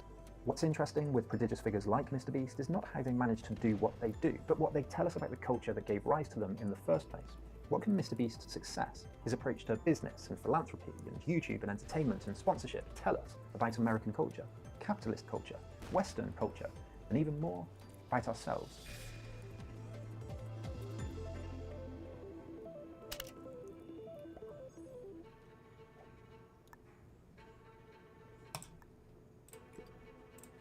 Every civilization has its myths.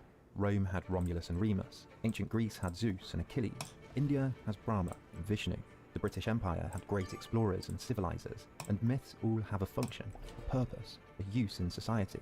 They all support a narrative about the culture that created them. What is America's myth? Well, I want to start with a quick story. Everyone's heard of Davy Crockett, the ordinary woodsman, the wild king frontiersman, the self-made hero of the American West. He was well known across the country in plays and short stories for his larger-than-life mythical adventures. When the French writer Alexis de Tocqueville toured around America in the wake of its revolution to try to understand what was distinctive about American life, he noted, 2 years ago, the inhabitants of the district of which Memphis is the capital sent to the House of Representatives in Congress an individual named Davy Crockett, who has no education, can read with difficulty, has no property, no fixed residence, but passes his life hunting, selling his game to live, and dwelling continuously in the woods. His competitor, a man of wealth and talent, failed. In Europe, a rise to notoriety from such humble, self-made beginnings was impossible. American culture turned Crockett into a legend. A popular song described him as half horse, half alligator. One man wrote, "You have heard of the celebrated Loco Crockett, who can whip his weight in wildcats, jump up higher, fall down lower, and drink more liquors than any man in the state. He has returned now, a very gentle and respectable man." Crockett's meteoric rise became mythical because it seemed to come from nowhere. But as the historian M.J. Heal has noted, this isn't strictly true. Crockett's image was actually carefully crafted by politicians and publishers who believed his image would be useful for their cause, libertarianism on the frontier. The idea of a frontiersman out there on his own, independent, self-reliant, with no need for federal assistance or elite rule was important to the image of democracy that Jacksonian Democrats were trying to sustain in 19th century America. Jacksonians wanted to expand suffrage to the ordinary man, and in Davy Crockett they saw a compelling narrative that would help them achieve this and win the public image battle. And while he was of course real, Davy Crockett became a mythical figure for this reason. He was exaggerated, used, crafted, memorialized, manipulated, and proliferated for political, economic, social, and cultural reasons. Tocqueville noticed this. Crockett fit in with the image of the American out there alone, apt to imagine that their whole destiny is in their own hands. Heal remarked that, realizing the imaginative power of the West, political managers sought to touch responsive chords in the electorate by finding and fashioning political heroes from beyond the Appalachians. Davy Crockett was one of the first examples of something we love in democratic societies. Underdog stories, adventurers, a self-made man, a man of the people. But stories can be used and misused, appropriated and twisted, reimagined and rewritten in calculative and disingenuous ways.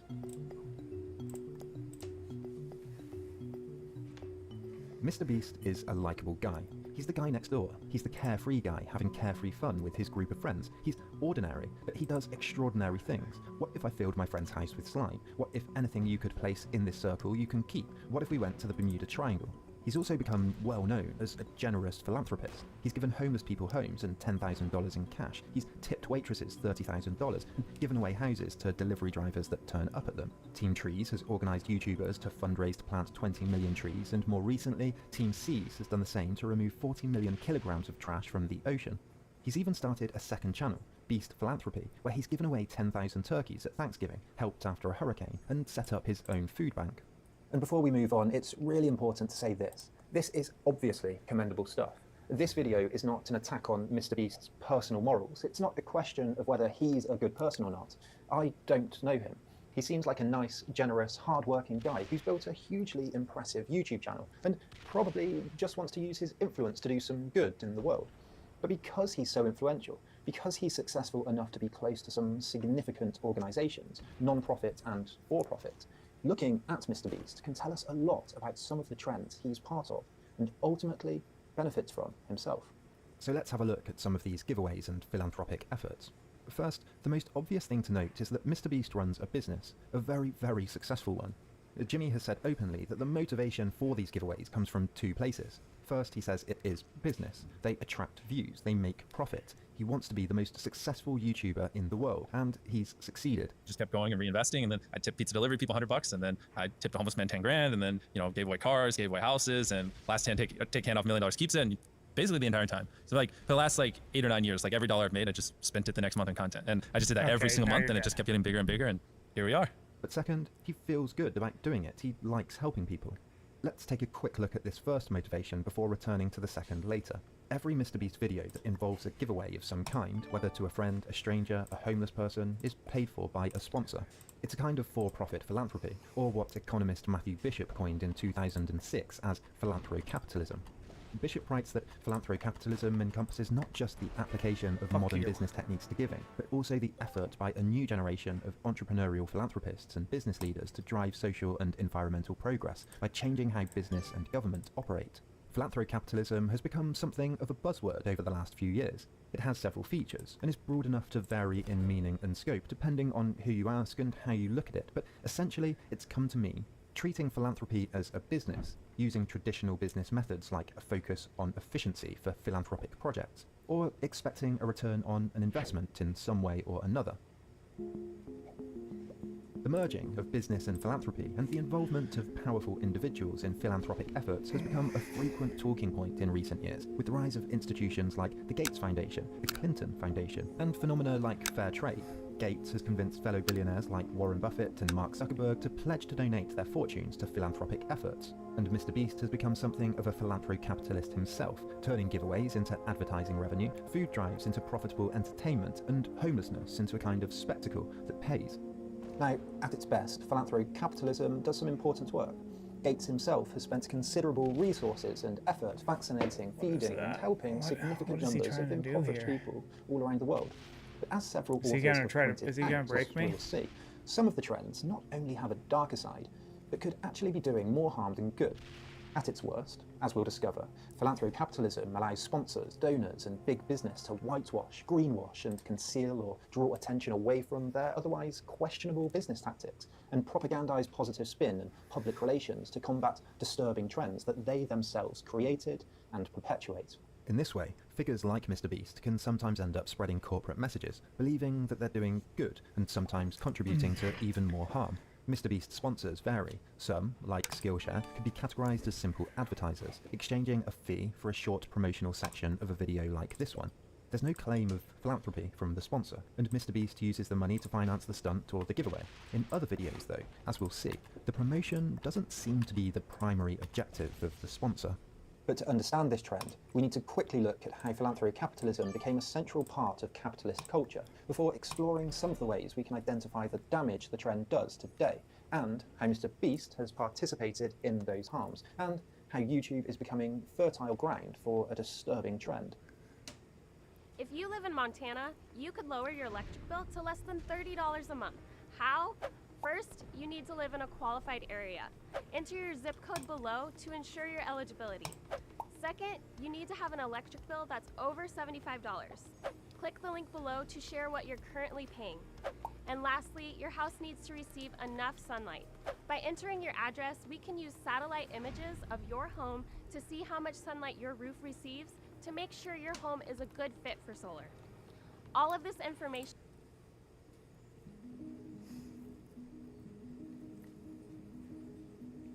The late 19th century was the Gilded Age of American capitalism, an era known for greed, corruption, exploitation, and the spread of industrialization and wealth across America. It saw the creation of vast new monopolies in railroads, oil, steel, banking, and media by now household names like Andrew Carnegie, J.P. Morgan, and John B. Rockefeller. These figures came to be labelled as the robber barons because of their tendency to employ oppressive, harsh business tactics, exploiting their workers, and bribing local and national politicians to amass vast fortunes never before seen in America. The robber barons have a mixed legacy. As historian Richard White writes, they've had a contradictory reputation, at first standing for a gilded age of corruption, monopoly, and rampant individualism. Their corporations were the octopus, devouring all in its path. Later though, they were interpreted as entrepreneurs, necessary business revolutionaries, ruthlessly changing existing practices and demonstrating the protean nature of American capitalism. But I want to focus quickly on a particular trend the robber barons have become known for, their philanthropy. Take Andrew Carnegie, the Scottish-American industrialist who built a vast steel and railroad empire across America. He gave most of his vast $500,000 fortune to charity over the course of his later life, and at the time of his death was left with around $30 million. Carnegie was the forerunner to the new capitalist philanthropist model, writing an article, The Gospel of Wealth, to urge capitalists to use their newfound fortunes for good. He wrote that the millionaire will be but a trustee of the poor, entrusted for a season with a great part of the increased wealth of the community, but administering it for the community far better than it could or would have done itself.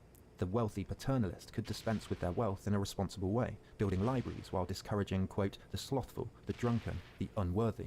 And while Carnegie was building libraries and donating to churches and universities on the one hand, he was ruthlessly expanding, paying politicians bribes, and subjecting his employees to grim working conditions and paying them just above the poverty line. One worker said that you don't notice any old men here. The long hours, the strain, the sudden changes of temperature use a man up. Sociologist John A. Fitch said that the conditions led to old age at 40. Workers worked 7 days a week, 12 hours a day, with just one holiday, the 4th of July, and Carnegie's philanthropic turn came after one of the most brutal labour disputes in American history. In 1892, workers were striking at Homestead in Pennsylvania in response to a pay cut.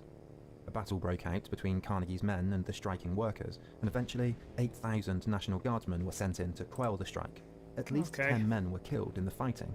After the strike was over, Carnegie was sent a telegram by his chairman, Henry Frick. Victory, it said. Carnegie replied, cables received. First happy morning since July. Congratulate all around. And Frick then responded with, our victory is now complete and most gratifying. Do not think we will have any serious labour trouble again. But Homestead had turned the public against Carnegie, and later, in a letter, he complained that, quote, the mass of public sentiment is not with us about Homestead on the direct issue of readjustment of the wage scale. People did not understand it, but I observed that opinion was greatly impressed by the few acts of kindness. Carnegie knew that there was more than one way to tip the balance of public opinion, and he knew how important public opinion was for doing business. So while his philanthropic efforts ramped up in the following years, it did so at the expense of his some 40,000 workers. Historians have shown that while the value of Carnegie's goods more than doubled over the years following the strike, the wages of his men were cut by 67%. Carnegie had discovered that when it came to profits, public opinion was as important as bribery and wage cuts, and he's probably the most notable example of a trend that became widespread. Around the same time, the oil baron John D. Rockefeller was also giving away large sums while simultaneously crushing workers' strikes. In 1914, strikers at Ludlow were gunned down by the National Guard. At least 25 died, including women and children. Rockefeller congratulated the National Guard for, quote, fighting the good fight, which is not only in the interests of your own company, but of other companies in Colorado, and the business interests of the entire country, and labouring classes quite as much. Rockefeller threatened his competitors and chaired secret meetings to monopolise the market and drive up prices. Corporations like Rockefeller's Standard Oil and Carnegie Steel became so powerful that in 1890 Congress passed an antitrust act to weaken the robber barons and break up their monopolies, prohibiting anti-competitive practices, including artificially raising prices. Senator John Sherman, who the act was named after, said that if we will not endure a king as a political power, we should not endure a king over the production, transportation, and sale of any of the necessaries of life. In an inquiry, the lawyer Frank Walsh said that it's been stated many times that it might be better for people controlling very large industries, instead of devoting the excess profits to the dispensation of money along philanthropic lines, that they should organise some system by which they could distribute it in wages first, or give to the workers a greater share of the productivity of industry in the first place. In 1911, the Supreme Court split Rockefeller's Standard Oil into 36 smaller companies, including Exxon, Mobil, and Chevron. Today, we all know that PR and image is as important as reality. The most savvy public figures curate a kind of mythical figure around themselves, and we can see this phenomenon everywhere. Domino's, for example, recently donated $100,000 to small businesses in a Support Local campaign, but then spent $50 million on a marketing campaign making sure that everyone knew about it. And recently, Volkswagen have championed their philanthropic donations to a variety of causes, including beach preservation, while simultaneously designing low-emission vehicles that were rigged to cheat emissions tests. This phenomenon is so widespread, it's difficult to choose which examples to pick. And even more worrying, many of these philanthropic contributions end up running through foundations like the Gates Foundation, which, as scholars like sociologist Lindsay McGooey and Professor of Law Gary Jenkins have argued, have a host of problems that are caught up in this logic of charity in exchange for influence and good PR. McGooey argues that the Gates Foundation is paternalistic, ignores grantees' concerns about their approach, focuses too much on vanity projects, and often favours reducing regulations in developing countries. Furthermore, McGooey writes that study after study has proven that only a small percentage of charitable donations from wealthy donors reach poor individuals. Most of it tends to go to alma maters or cultural institutions frequented by the wealthy. The rich also gives less of their incomes proportionately than the poor do.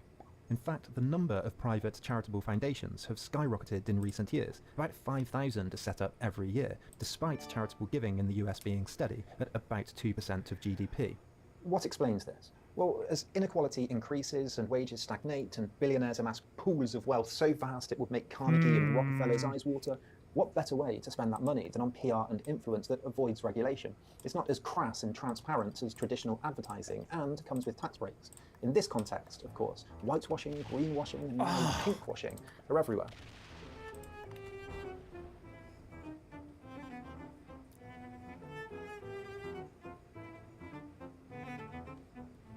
Take this startling fact. One study in 2012 found that just 7% of donations reached causes that could be defined as a benefit to the average in-need person.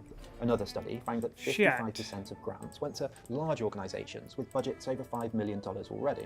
In other words, most donations went to religious or cultural foundations like churches, institutions, and museums and galleries, which are much more likely to be frequented by the wealthy associates of the wealthy and, let's face it, whiter donors who might get a shiny plaque under some modern art piece, but are a bit less likely to help individuals who probably just need a few decent meals and some better wages. The French sociologist Pierre Bourdieu called the participation in this kind of activity... Watch later. Wait, no, not watch later. Let's go home.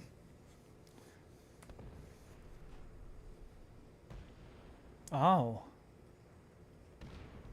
Weird. Weird. What is he gonna do?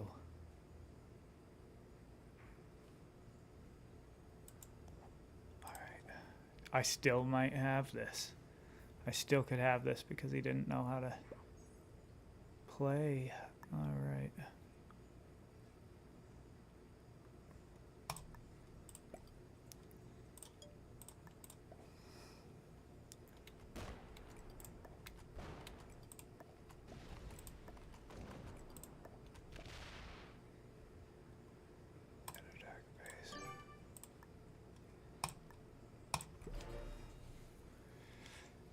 And then he locked it.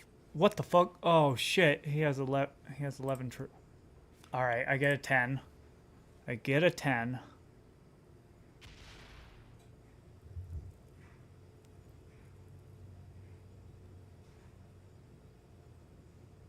Is he done?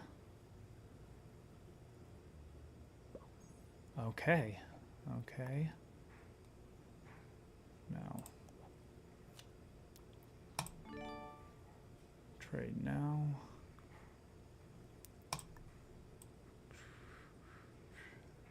7. Boom. 13. Boom. Next phase.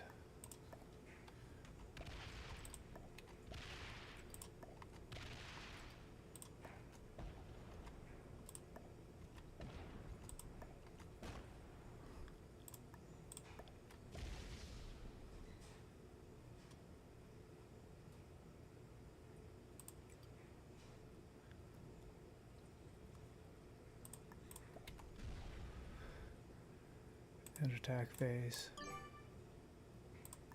Wait. Oh.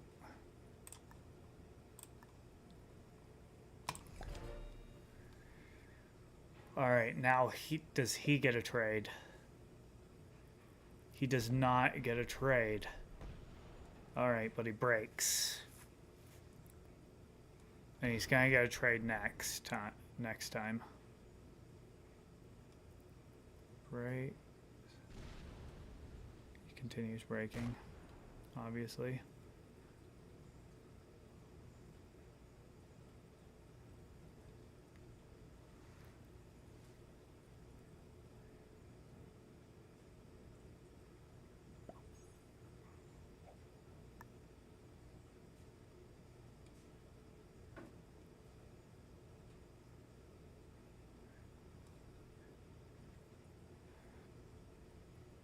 Boom.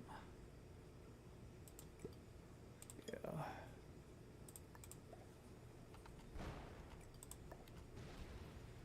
Oh.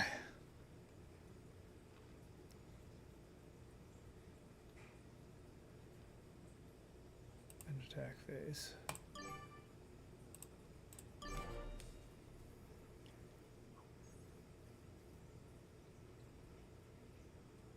What is his trade?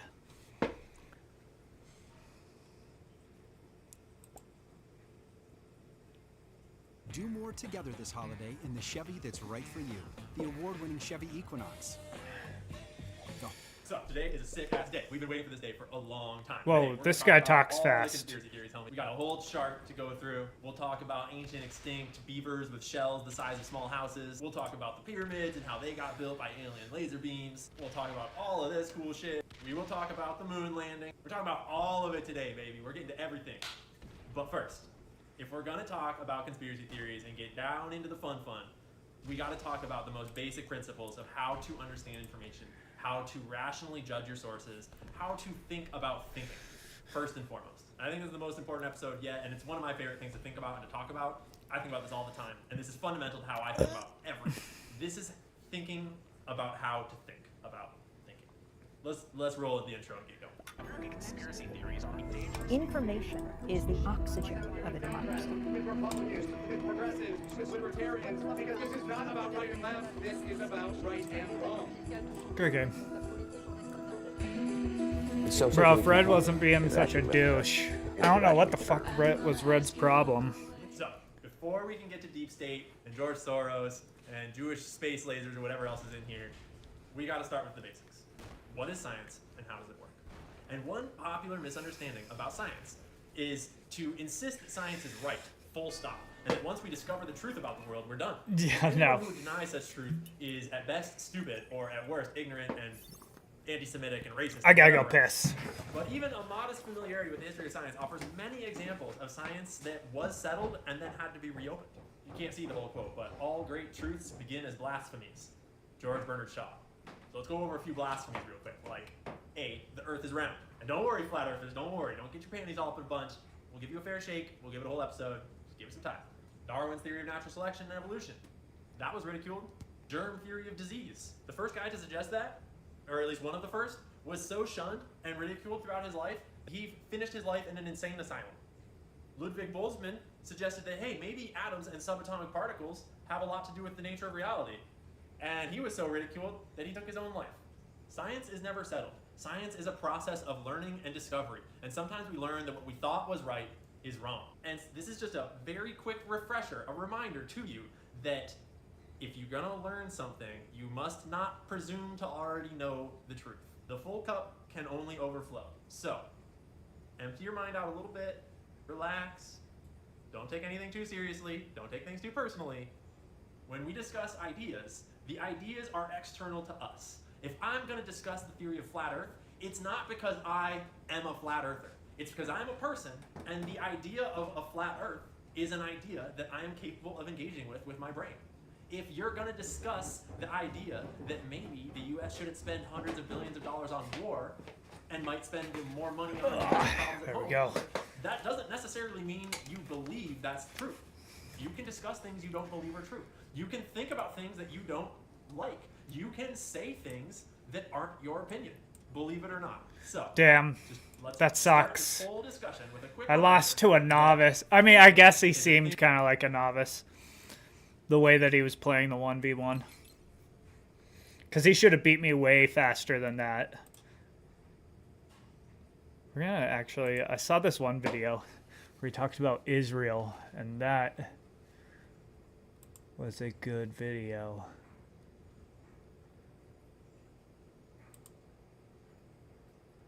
At least from what I was watching. Videos.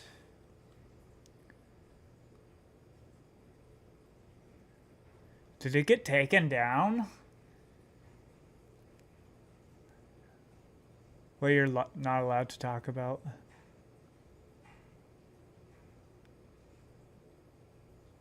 I wonder if this is it. What you're not allowed to. This video is a little different. You're waiting on the next video about 9/11. You're gonna have to wait a little longer because this happened this week. Apparently, this YouTube channel is full of harmful content. Harmful to who? But in a second here, we're gonna go over their guidelines because this is essentially an appeal for the YouTube staff. If you're a viewer of this channel, if you love the work that we do, I hate to say it, but these videos take a lot of time to produce. They take usually more than one whole day out of my work week to produce these videos. And if they're not gonna get monetized, I do not. Damn, bro. That's not even that long to make a video. The YouTube videos that I've made on my other, Just Skogan Dragon channel Took me fucking weeks. With the writing, the going to the places, I wish that some of the videos that I made took me only a day.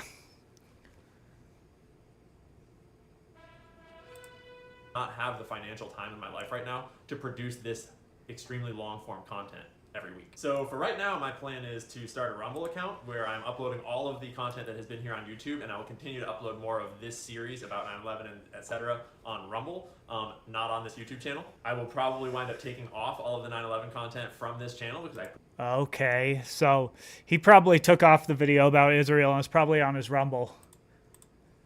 Let's look up Rumble.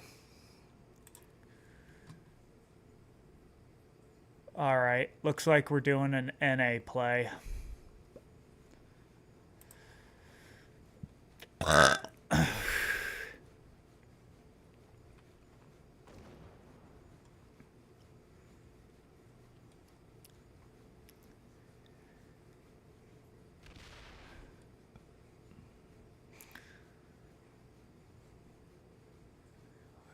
Yeah, he's probably gonna do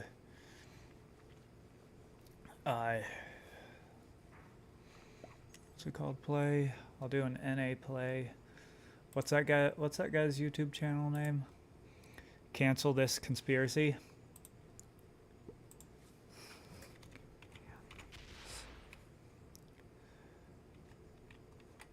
Wait, what the fuck?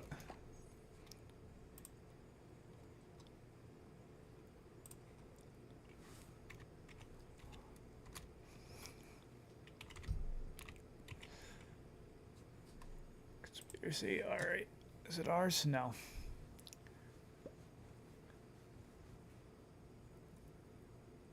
Oh, it looks like he's gonna go into fucking.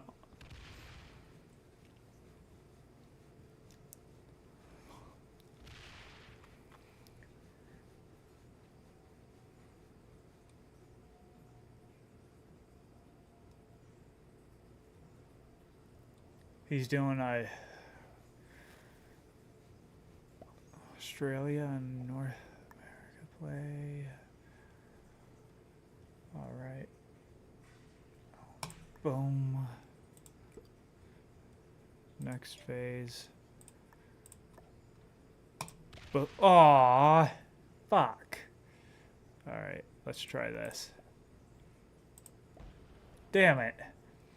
All right. Well, it looks like we're going to have to do this then.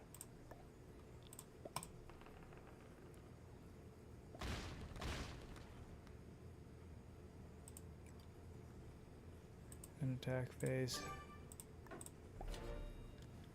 There we go. That sucked. I'm gonna shoot green, an alliance request.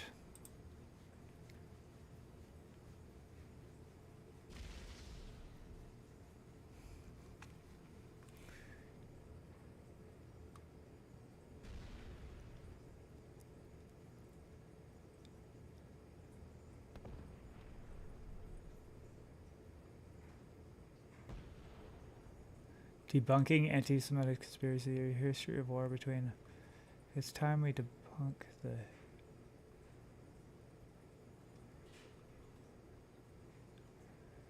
He had one where he was talking about how Israel actually.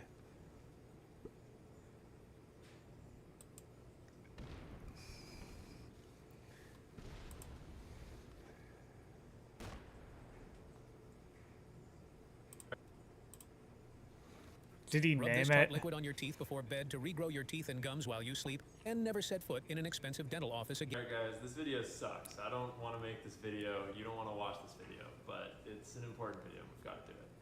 It's time that we debunked anti-Semitic conspiracy theories. And you might be wondering, what does this have to do with 9/11? Why are we detouring to anti-Semitic conspiracy theories in the middle of the 9/11 conspiracy? Well, when we start looking into who may or may not have been behind the 9/11 situation, there are certainly ties to the CIA. We can find various ties to the CIA, or at least actors within the CIA that were covering for certain terrorists, that were forging documents, that were obstructing the FBI's investigations, We understand that He had one where he was talking about how Israel might have done 9/11. What the fuck? probably elements within the CIA, not necessarily the whole CIA, but elements within the CIA that were involved. We can observe that the, let's say, high Okay, number of so this person- conservatives in the George Bush administration who were open proponents of war in the Middle East, of all the things that came of the attacks of 9/11. A lot of them were involved in the Project for the New American Century, PNAC. A lot of these people high up in government seem to, at the very least, have benefited immensely from the attacks of September 11th. It's impossible to say how much they were aware in advance, what exact roles any of these people played, but they sure as hell took advantage of it after it happened. There's a whole other mess of connections to the Saudi crown prince, bin Salman, that we're not going to go into right now. There's a lot of different factions that are implicated as possibly being involved. Attack But phase.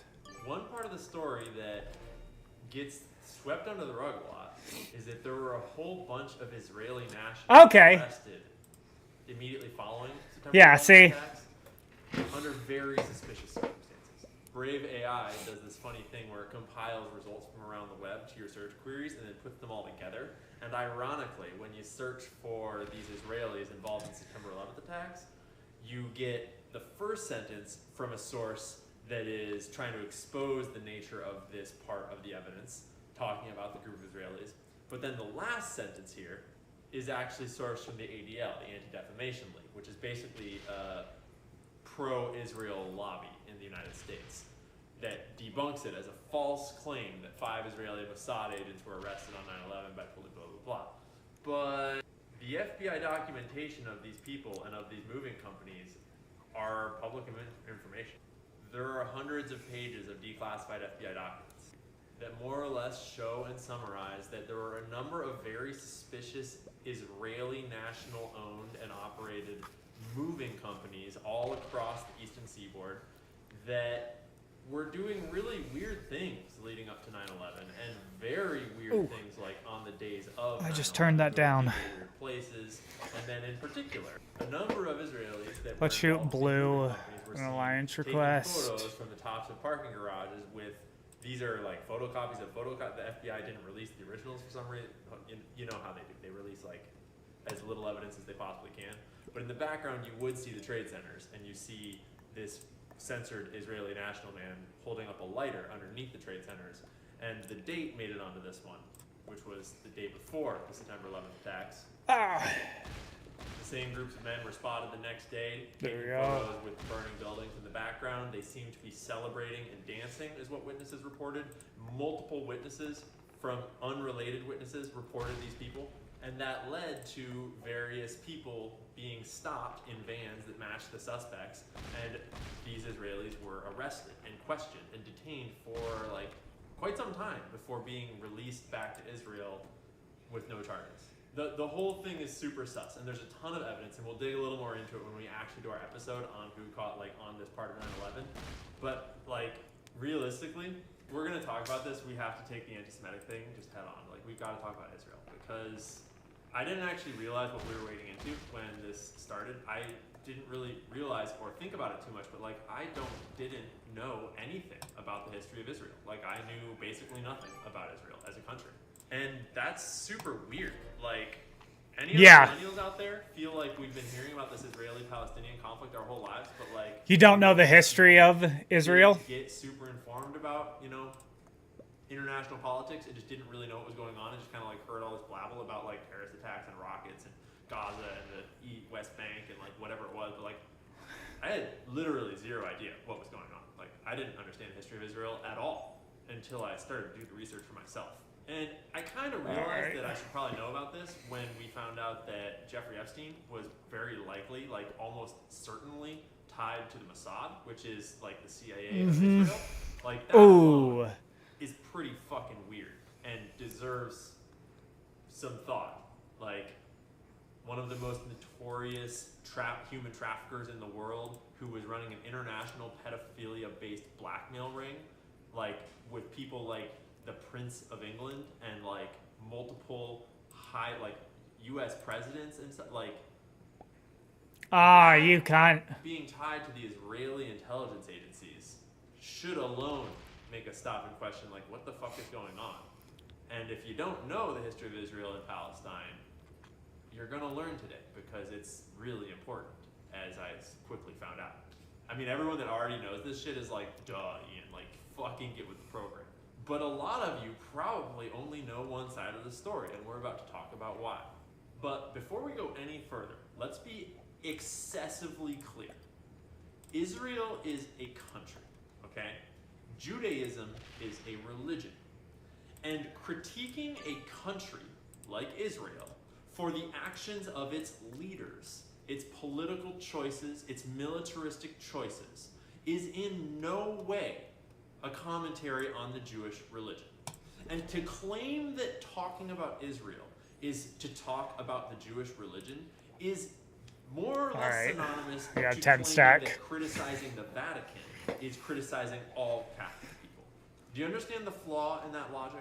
Israel as a country deserves to be held to the same international standards as every other country in the world. They get no free passes, and they don't get any special treatment just because of whatever anyone says. They are not the Jewish religion, and they do not represent all Jewish people. They are a country that was founded with Jewish roots out of Jewish Zionism, which is a certain movement in Judaism that we will talk about here. But to criticize Israel is not in any way anti-Semitic, and it is not in any way a criticism of all Jewish people.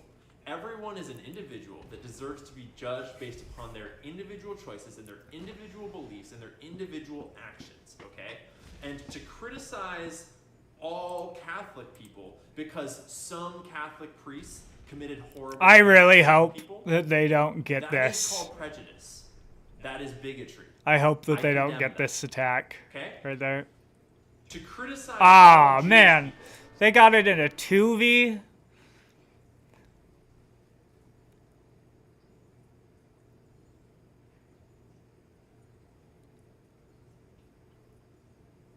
Let's see what they do here.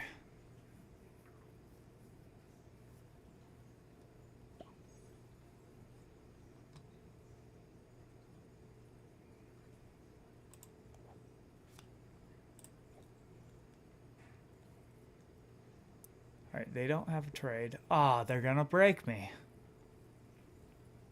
That slimy fuck.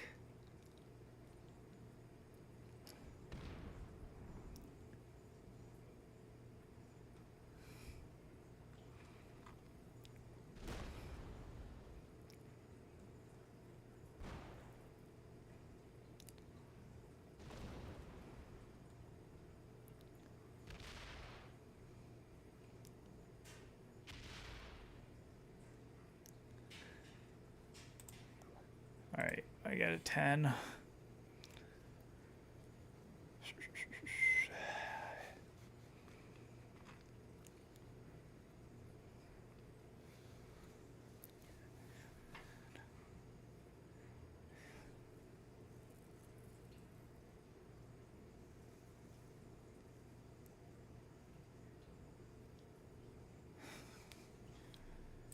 because of the actions of certain Israeli leaders or certain people of Jewish origin or the Jewish religion is racist. It is anti-Semitic, and I condemn that, okay? I am not talking about all Jewish people. I'm not talking about the Jewish religion, but we are about to talk about Israel, and it's not going to be pretty. This episode is going to include scenes of graphic violence against unarmed civilians, children, women, the elderly.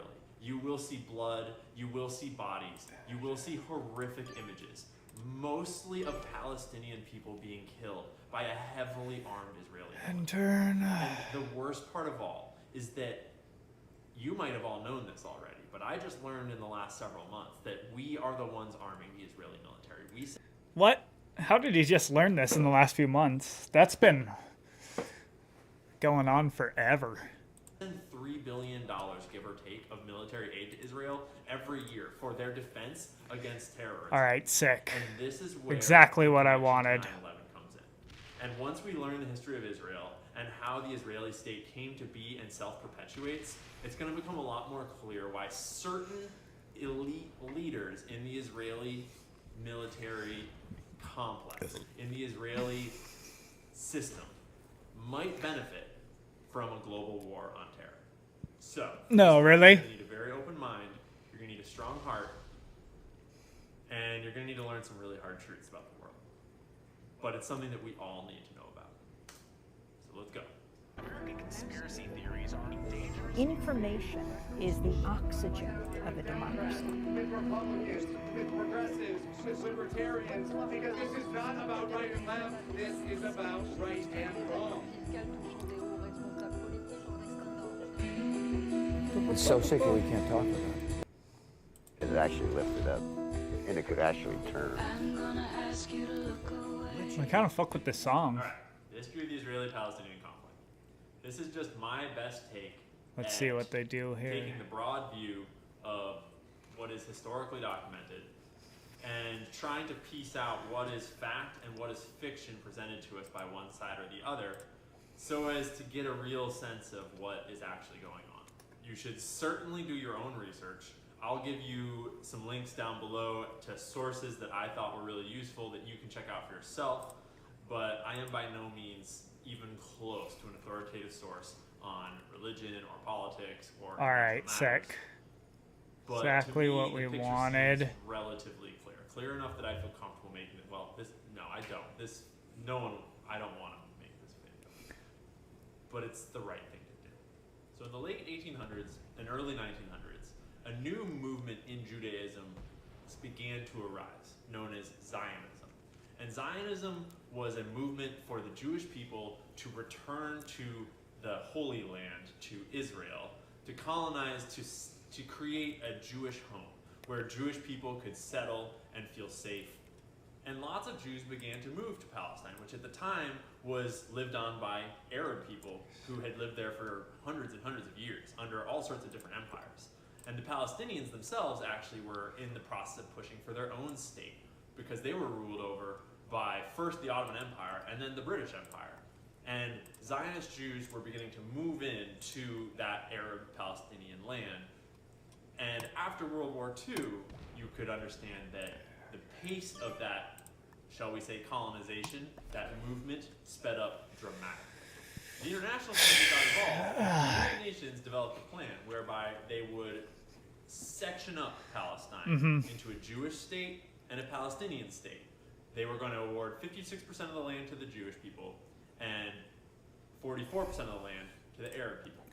Damn. Despite the fact that there were significantly more Arab people than Jewish people there at that point in time. Boom. The Arab people were obviously pretty pissed off, but the Jews, the Zionists, were stoked, and they declared a Jewish state. A war started. We're not going to get into who started the war, who fought which side, whatever. Let's just say that war broke out, and Israel won.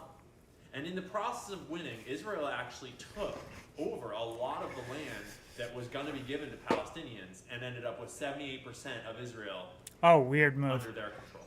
So let's just remember that this land that was once 95% Palestinian peoples just living there because they had always turned lived into there, like all in the course of just a decade or so, through a war, became mostly controlled by Jewish Zionists. And hundreds of thousands of Arab people were forced off their land in what they called the Nakba, or the catastrophe.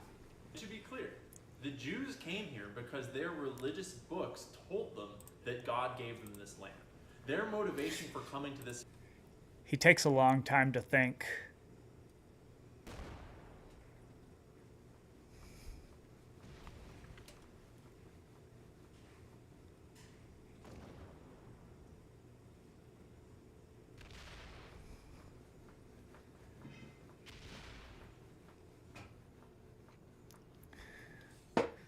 I like how this war's ending up in my favor. Was religious, and it was because of their religious beliefs that they took this land from those Palestinians. And it is completely understandable that the Jewish people as a whole were feeling deeply distressed, deeply destroyed by the acts of the Holocaust.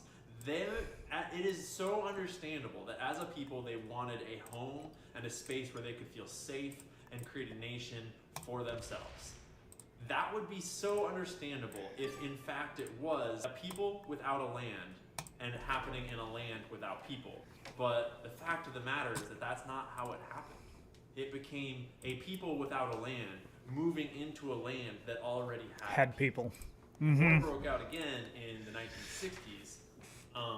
Again, we're not going to get into who started what, but Israel won again.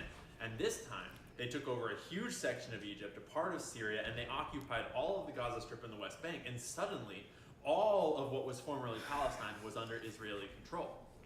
This is really important because this is the setup for what has been happening ever since. At this point, all Palestinians are living in basically a security state as prisoners of war in Israeli-controlled territories. They have no human rights, or they don't have human rights. They are treated like prisoners. And the people weren't stoked. The United Nations unequivocally denounced this act. They said it is inadmissible, withdraw, not okay. To this day, Israel has not withdrawn. In fact, they've settled more. The settlements are extremely complicated, and we'll go into them a little bit more. Okay, I was like, how is he not smart enough to do that? Let's go into them right now. The other side, which is the side that most of the world took, said that these settlers were colonizing land to expand their nation. In spite of international condemnation, the number of settlers in the West Bank grew. Over the next few decades, more and more factions of the Israeli government began to support the settler movement, allocating public resources and granting permits for building. The Israeli Housing Ministry and military began developing plans on how to develop the West Bank. They built roads throughout the entire region, allowing easy access between the settlements and What's his plan here? more and more building permits were given out, and planned communities began popping up all over Okay. the settlements slowly shifted from a fringe group of motivated civilians to an institutionalized part of Israeli society, totally supported by the state. Here are the Palestinian towns in the West Bank. Watch how the settlements weave throughout these Palestinian towns. Well, boom. Palestinians didn't like this encroachment.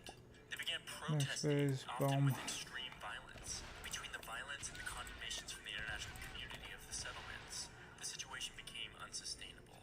So, in the mid-1990s, American President Bill Clinton, Israeli End Prime attack Minister phase. Yitzhak Rabin, and Palestinian leader Yasser Arafat signed the Oslo Accords, agreements that established a Palestinian government and split the West Bank into 3 sections. Area A gave Palestinians total control over security and government. This makes up about 18% of the West Bank. There we go. But most of the Palestinian population centers are here. This was a big deal because it gave Palestinians self-rule for the first time. Area B was designated for Palestinian government control while retaining Israeli security control, meaning the Israeli military remains very present. Beautiful. Area B is about 22% of the West Whoop. Bank. Area C remained completely under the Israeli military and government control. This is where all the settlements are in Area C. It's about 60% of the West Bank. So this is basically how we ended up with this mess of a map. Israelis can come and go from mainland Israel through really nice roads that Hello? go straight to the settlements. They call these roads flyovers. Hello? What? What? Santa Claus? What about...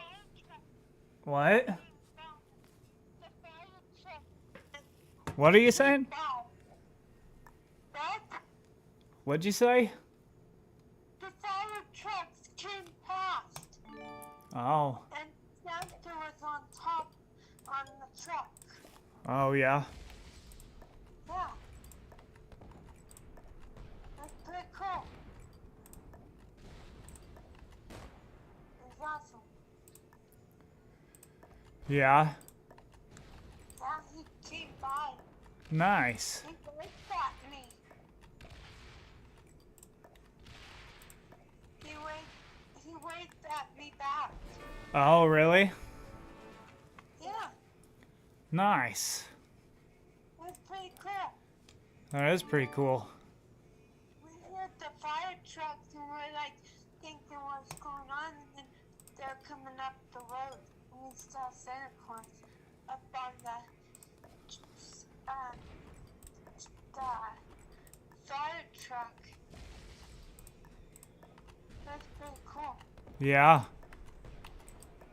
I never saw that. Boom. Victory. That's cool. Yeah. That is pretty cool. Where's my sister? She just got back from the gas station.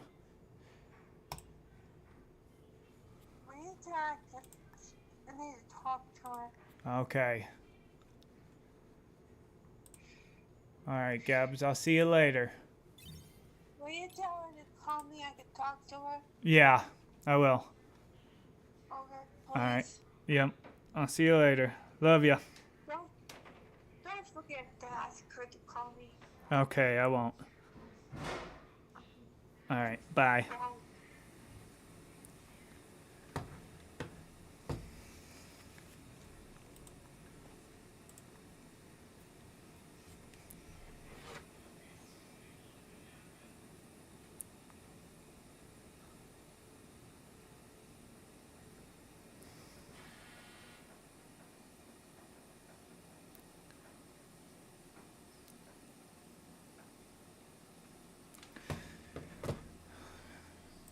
bypass Palestinian villages who give easy access from one settlement to the other. But not every settlement has one of these flyover roads. Palestinians can drive on almost all the roads in the West Bank, but their movement is often more difficult, more restricted. They have to stop at checkpoints and get their car inspected sometimes. Sometimes it makes for some really long lines. Palestine!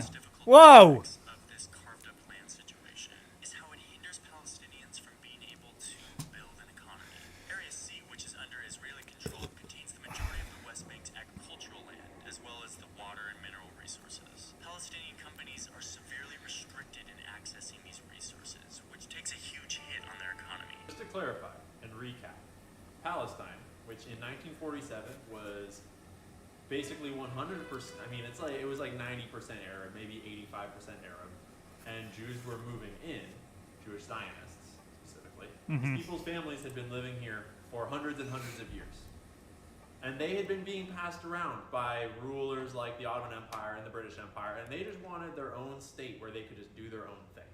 They were not anti-Semitic, they did not hate Jews, they were not Nazis, they were just Arab peoples living where they All right. And the UN told them that this would be the deal, and they weren't super stoked about that. North Then America? after an extremely bloody war, this wound up being the deal, and they were super not stoked about that. Then after another extremely bloody war, this wound up being the deal, and they were super not stoked about that. And then the Oslo Peace Accords wound up giving them 18% of that little 22% as their own. So keep all that in mind as we move forwards with this. How would you feel? So you've probably already realized that I am sort of reporting this with a bias, a pro-Palestinian bias. And you would be correct to figure that out and just to hear that. And I acknowledge that, okay? My bias is almost always I'm gonna shoot red in general, I tend to bias towards the person with less power. Mine doesn't really, but my bias is for the one who is right, who is morally right. Or in any debate. And I don't think that that's a bias. But in particular, when we're talking about military, monetary interactions, like, am I going to take the side of Walmart or am I going to take the side of the employees? Am I going to take the side of JP Morgan or am I going to take the side of the people from whom they've stolen? Israel often gets portrayed as the victim, defending itself from Palestinian Hamas terrorism.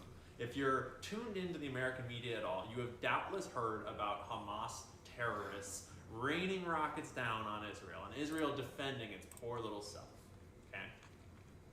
Let's dig that open a little bit. This is the part where we're going to start to see some. And we go, boom, make an alliance request. Destruction and death. And there's an important cheat code for you to use in order to tell who is who in each of the clips. Basically, in every instance, if you see a knife or a gun or anything that looks at all official, you're looking at an Israeli person. If you see civilian clothing, if you see women, children, elderly, if you see people bleeding and dying that are not in uniform, you're looking at Palestinians. And the reason is really obvious, because the Palestinians don't really have a formal military at this point. They don't really have a formal state. They don't have sovereign control over their own borders. Israel is backed by the United States Congress, and we send them billions of dollars every year to fund their military. And that's why I don't like Israel that much, is because we are funding them to go to war.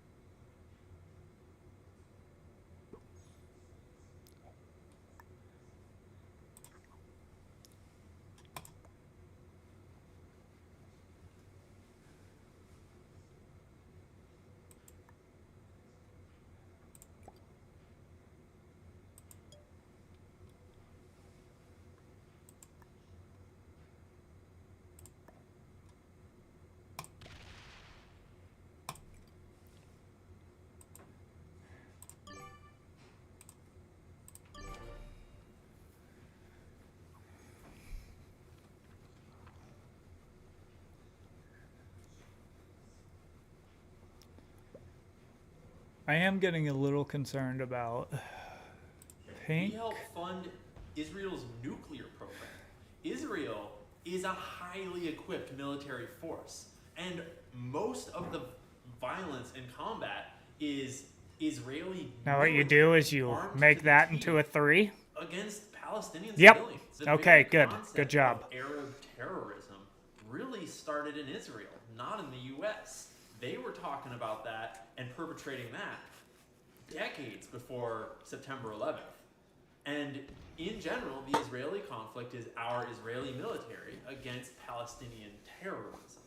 And the horrific truth is that the images that inevitably come out of such a conflict are ones of Palestinian civilians being killed by Israeli rockets and bombings and military offensives by a well-armed and equipped military force.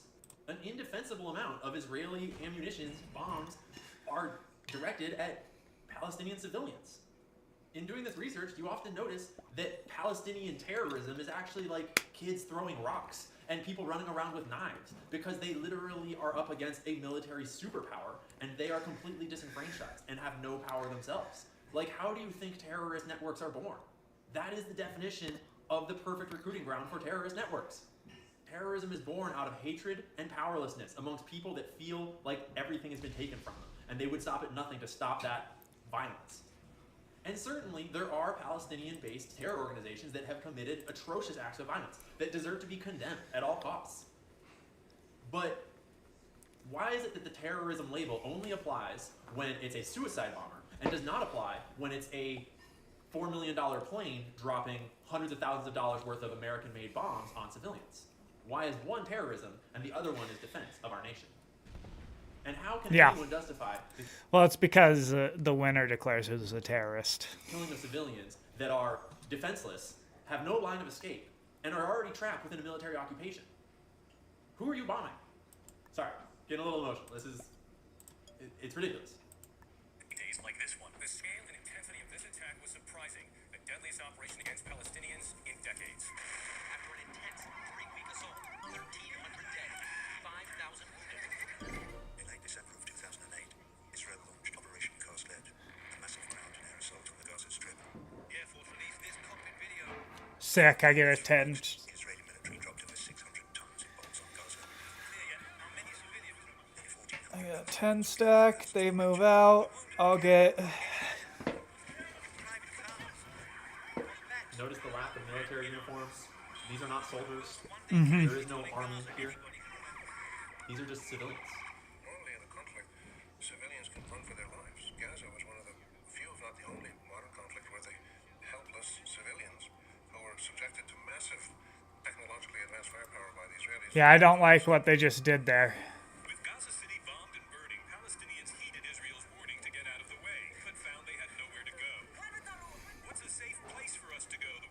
I don't like what they just did there. Over 700 people took shelter. Israeli artillery hit it, then hit it again.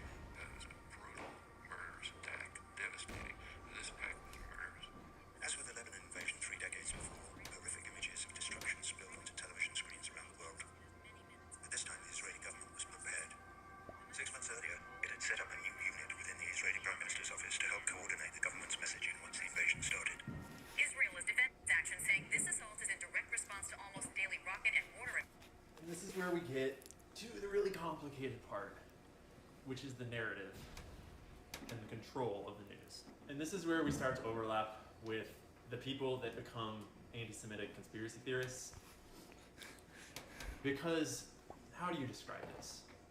Most conspiracy theories have elements of truth that then get taken and used by whatever faction, by whoever, by whatever interests, to form whatever narratives they want. And in this case, there are a lot of interests with a lot of narratives to form. And we need to unpack who's saying what and why they're saying what they're saying.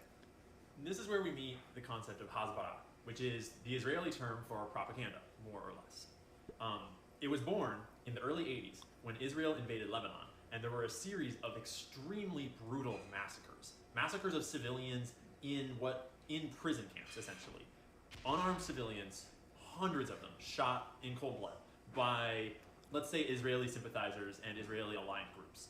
And the footage of these massacres aired on United States television, and it was a PR disaster. You have to remember that, live TV coverage, that video journalism was just being born, that the groups in charge of these military operations weren't entirely familiar with the dangers of bad video PR yet. They didn't realize that when Americans saw what was actually happening in these prison camps to these Palestinian civilians, that there would be serious repercussions for the Israeli occupation. The two most infamous massacres happened in camps at places called Sabra and Shatila, and you can look them up yourself. The evidence is immortalized. See what this happened in 1982. what they This do. all came on the heels of a particularly brutal war where Israel pushed beyond its national boundaries into Lebanon and started to appear a lot more like a colonial empire trying to take over territory rather than a helpless David defending itself against a jihadist Goliath at their borders. And when the world, particularly America, who had witnessed the footage of what had happened in Beirut and what had happened in these camps to unarmed civilians, some serious changes started to take place. So be advised that this part is going to be particularly graphic and shitty to watch. But this is the footage, some of the footage that came back from these massacres. The Israelis permitted an armored column of right-wing Christian gunmen to enter West Beirut late Friday. They took up positions surrounding Shatila refugee camp last night, and this morning they were gone. Bloody massacre which has heightened tensions between the U.S. and Israel. Sabra Shatila was hardly the first massacre committed by Israel against Palestinians and against Arabs. There's a dirty legacy of Israeli massacres from the pre-state through the creation of the state and beyond. The big difference was this one was televised. By all appearances, groups of men had been ordered to stand against the wall and then gunned down in cold blood. How can you spin yourself to be the defenders, to be the underdog, to be just protecting yourself when this is happening across your borders in another country to unarmed civilians in a literal prisoner camp? And for the first time in Israeli history, they went on the offensive. And they not only condemned the violence and said that they had nothing to do with it and that they would never allow such a thing to happen and that it was all lies and that everything was made up and none of it was real. But they also internally put together a series of policies by which the Israeli, let's say, propaganda machine would churn and only begin to churn harder and harder as the conflict went on. And it has evolved greatly to this day. The policy is called Hasbara, and it's about how Israel shapes their public image. And within these documents, there's a lot of very telling phrasing about how Israel is going to shape its public image and what techniques are acceptable to be used and what the end goal of said public image campaign is going to be. It was critical to Israel that they continue to be perceived as David up against the Goliath of Arab terrorism. But their inevitable, shall we say, campaign is one that will continually produce negative news coverage. And so it was up to Israel to manage that news coverage, to use propaganda, which they say is not a dirty word. These are direct quotes. That they need to use propaganda in order to change people's minds. That's not a problem in Israeli eyes at this point. That is the business that they are in, is changing people's mind. When the policy is too reprehensible, change perception of the policy. Don't change the policy. And they employed a very famous ad man to do it. Imposing executive Carl Spielvogel, the legendary ad man who created the highly acclaimed Miller Lite beer ads in the 1970s. The choice of Spielvogel makes perfect sense. He's known as a culture of image inversion and rebranding. The ad man responsible for transforming Miller Lite, which had been viewed before as a woman's beer, into a manly beer that tough guys would drink. The best part is that it tastes so great. The best part is it's less filling. Nah, it tastes great. Less filling. His job with Israel would require the same kind of rebranding, only in the opposite direction, to help soften the image of a country that's coming to be seen as a bully. So he recommends creating a cabinet post dedicated exclusively to explaining policy, whose job would not be setting policy, but presenting it in the most attractive way to the rest of the world. Classic PR is to say the problem is not the policy, it's the presentation. When the policies are so reprehensible that many people become critical, rather than acknowledge there's anything wrong with the policy, there's a doubling down on the PR effort. After Lebanon, you start to see the basic Hasbara strategy in action. Images of Palestinians fighting back against Israel's occupation make their way onto American television screens. And the Israeli military crushes this resistance in brutal ways that undercut Israel's image as underdog and victim. Hold up. So did you catch what we just saw? We just watched Israel realized we need to show Palestinian violence on television too, so that everyone can understand that we are the victims of violence as well. They understand our perspective, right? And did you see what clips they came up with to air on international television of Palestinian violence in that situation? So you're telling me that the best you guys could come up with is pictures of people throwing rocks? People waving flags and throwing rocks? And then you flatten hospitals and apartment buildings? You bomb the UN complex? You have $1 million helicopters firing on civilians? And the best counter videos that you can come up with are people throwing rocks? Really? Oh my god, there's so many layers to this. Alright, so. Are people throwing rocks? There are genuine acts of terrorism committed by terror organizations that are Arab, that are based in Palestinian territory. Like, there are legitimate grievances to be had by Israeli interests. Okay? But zoom out a little bit and look at the big picture here. White doesn't really know how to play. On to the next piece of this extremely complicated puzzle, which is America, the USA. And why I am not allowed to put this video on YouTube. Have you thought about that yet? Why are we not allowed to talk about this in the public space, in a public discourse? Why do I need to have a 3-minute disclaimer that this is not anti-Semitism, but is rather just an examination of historical facts and geopolitical realities? Because there's so many Israeli, because there's so many Jews who are like $3 billion a year to a clearly militaristic, offensive, reprehensible country.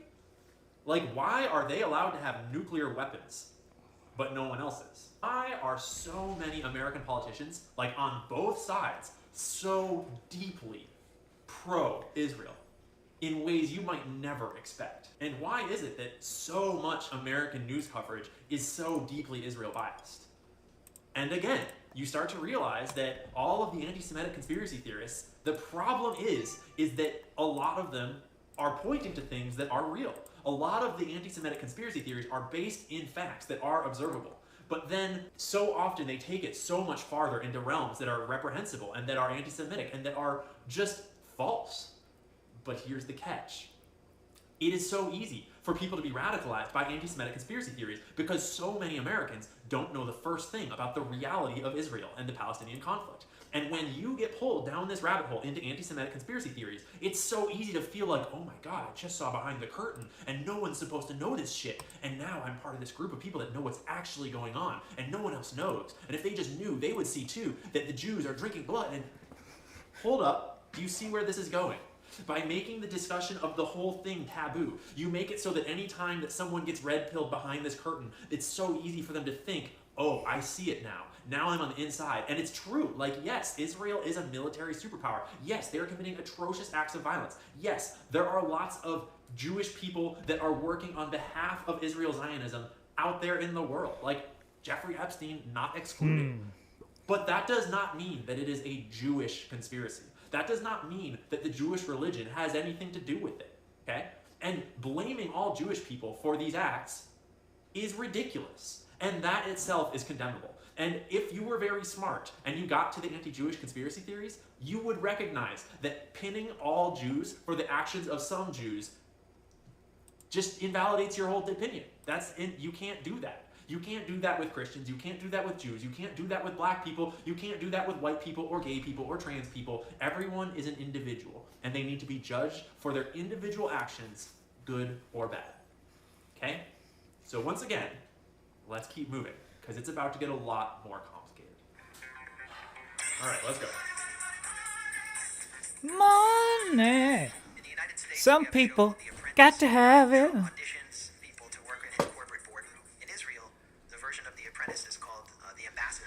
This shit's so fucking crazy. It's literally a TV show that they made about who could make the best Jewish propaganda.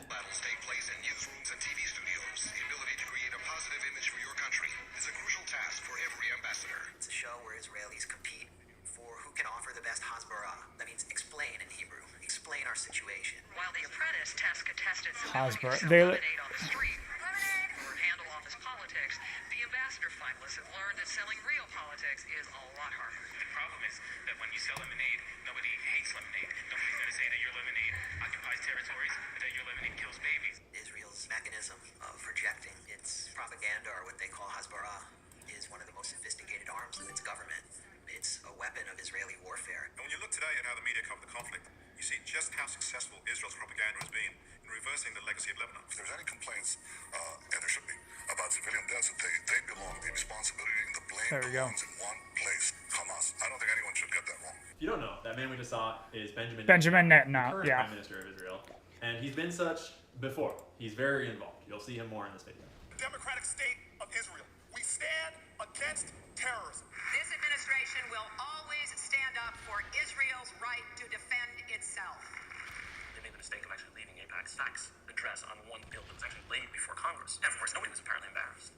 The fact that AIPAC writes the legislation for them, or writes their speeches for them, doesn't seem to in the least bother people. There's nothing happening here that's secret or under the table. It's not a cabal. It's not a conspiracy. It is, in fact, domestic politics the way it's practiced here in the United States. There are roughly 36 or so pro-Israel PACs that give money. Over the last 15 or 20 years, they've given $55–60 million in American elections. There are 1 or 2 Arab American PACs, and I believe last time I looked, they've given $800,000 to $1 million. So you've got $55 million of PAC contributions on one side. I don't know why Purple didn't kill White. That didn't make any sense. Why would you not? Ah.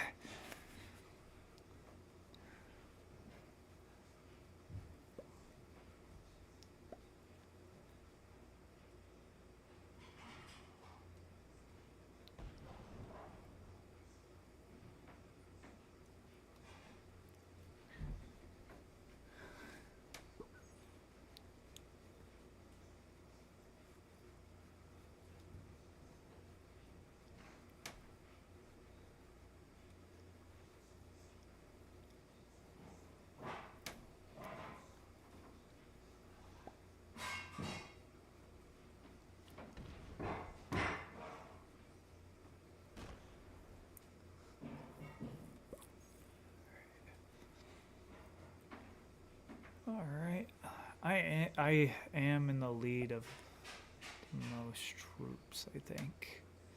Gonna be here in a second.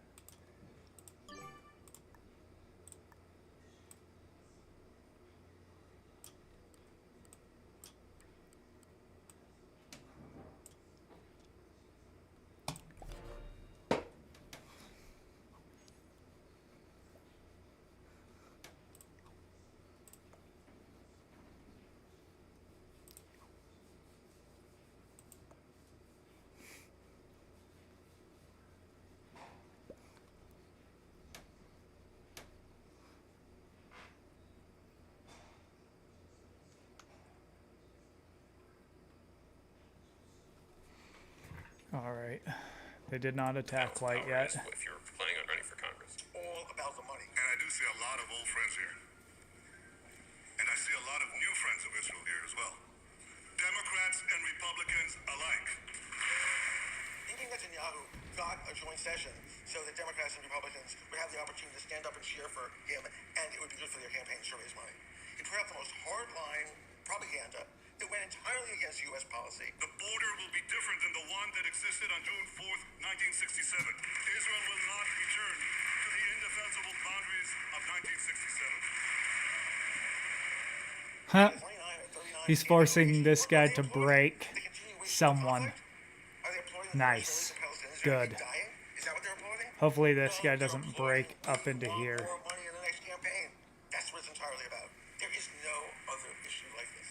For the most part, the lobby pushes policies that are consistent with U.S. interests anyway. And when these interests don't align, we see the limits of the lobby's power. And this is where it's important to remind you Alright, that cool. it's not even just Jews that are like a lot of American Jews do not support this. It's people in power. It's people with money. It's people with military might. It's people very high up in the U.S. government who either have direct personal ties to Israel or have direct What was monetary that? ties to the same interests as these pro-war, pro-Israel, pro-Middle Eastern dominance narratives. All of those people benefited immensely from a global war on terrorism. So where are we right about now? Well, we've covered an overview of the history of the Palestinian-Israeli conflict with just a basic top-down look at who has how much power in the situation and how it's evolved over time. And we've pointed out the striking disparity in both power of military might as well as representation in the media, the US government, and the world stage. Ooh, beautiful. After strong support by 11 consecutive American presidents, it appears Obama has moved sharply toward Israel's enemies, and the results could be disastrous. The leader of Hezbollah has vowed to finish the job Hitler started. Up till now, America's strong backing of Israel made that impossible. But with Obama's waffling, could a second Holocaust be on the way? It's a pretty ingenious tactic. How are you supposed to have a rational discussion about the occupation when pro-Israel extremists call the 67 borders the Auschwitz borders?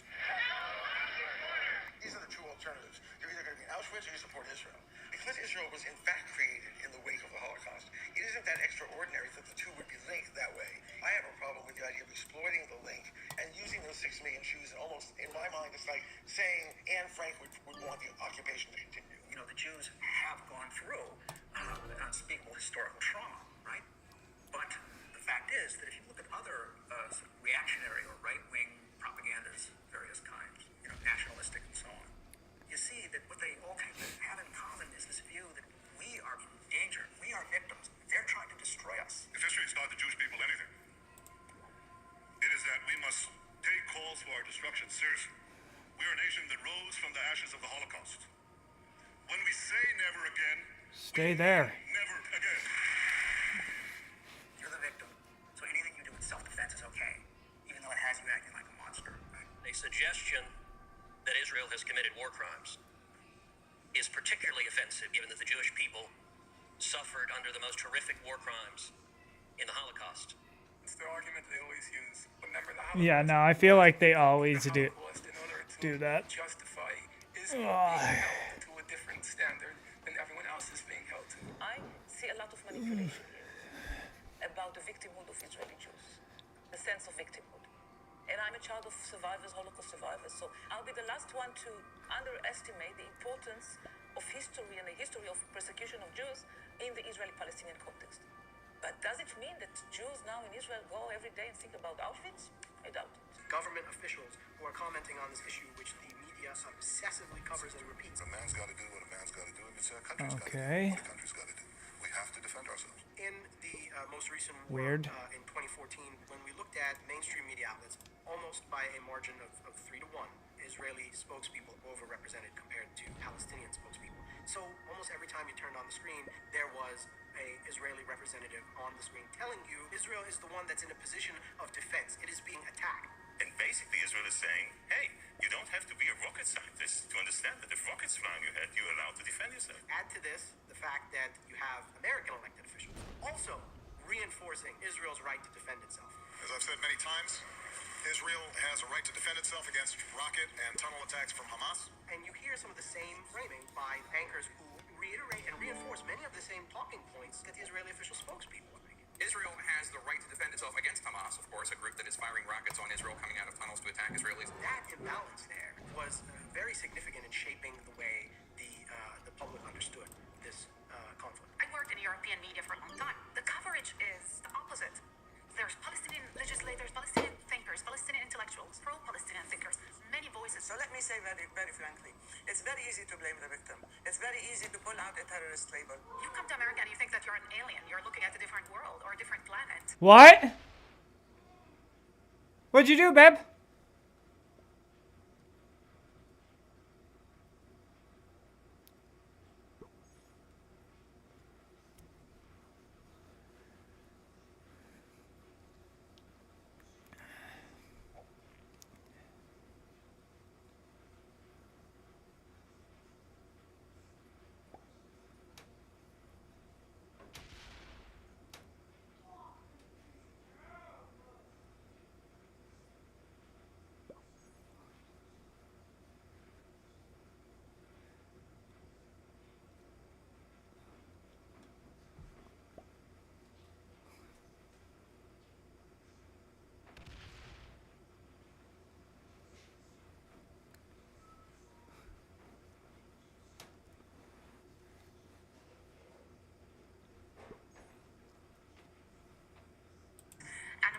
What happened, babe? Oh. How'd you burn yourself? Oh, I'm sorry, baby. That sucks.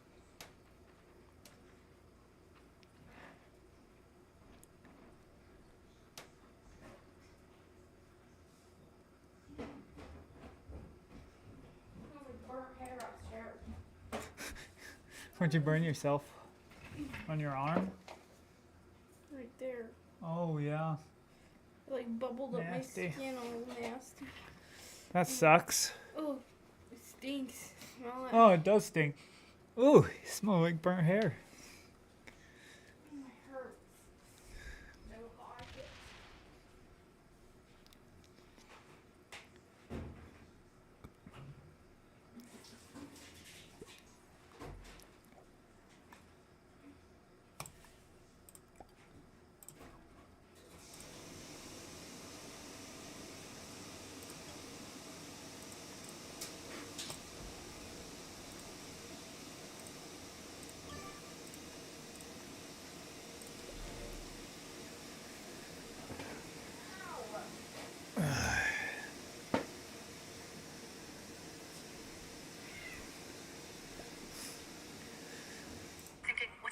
Outside the U.S., media coverage is a lot more balanced. Reporting in other countries sees the Palestinian side a lot more clearly. And you can watch news reports from other countries and see how skewed the American news media makes the issue seem. Take this badass female anchor from Channel 4 News in Great Britain, for example.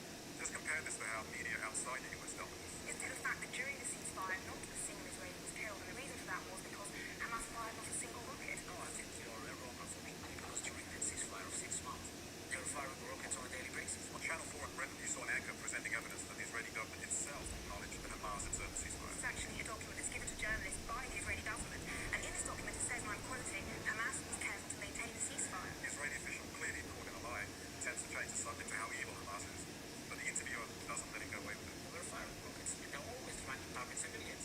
Their main goal is to try to kill children and women. I'm going to have to stop you because this document is published by the Intelligence and Terrorism Information Center at the Israel Intelligence Heritage and Commemoration Center, and they say that Hamas maintained the ceasefire. It's given to foreign journalists by the government as a statement of facts. Now the facts are... Yes, I'm doing something. I would like you to talk about Because changes like these are unthinkable in the US, even though Israel itself, behind the scenes, acknowledged Hamas had observed the ceasefire. I think that that's enough context for us to talk about what's going on today. Because this is where shit gets really sketchy. If you thought what we just talked about was sketchy, Are they gonna kill? let's unpack some of the modern situation. What? Now, I want to be clear. Up until this point, I have been presenting a somewhat biased, but largely factually based body of evidence of what history kind of was. But from here forward, I want to be really clear that a lot of what I'll be showing from here on is factually based, and it is real reporting, like it's all, but I am inherently going to be speculating a fair bit moving forwards here, because when we look at the modern state of Israel and the interests aligned with it and what that might mean for the global situation in the coming decade, it's important to speculate, and I'm going to speculate, and you should recognize that these are just my opinions and my speculations based upon my assessment of the world, and I'll try my best to explain why I think those things, but but you should come to your own conclusions and your own. Okay? And I know that sounds very vague, but you'll get what I mean very quickly. Because we're about to talk about the surveillance system. And a lot of my opinion here is based upon the work of WikiWeb. And if you haven't read WikiWeb or listened to WikiWeb on Audible, for example, or seen some of her interviews about Jeffrey Epstein and the networks of power and blackmail that have given rise to the current state of the intelligence systems in our world, covert operations of agencies like the CIA, Mossad, MI6, etc., it's important to understand how those operations work and how for decades they worked on physical blackmail of things like people like Epstein getting a powerful person in a room with, let's say, a minor to do, let's say, not good things on camera. That was a very powerful way to control people for the longest time.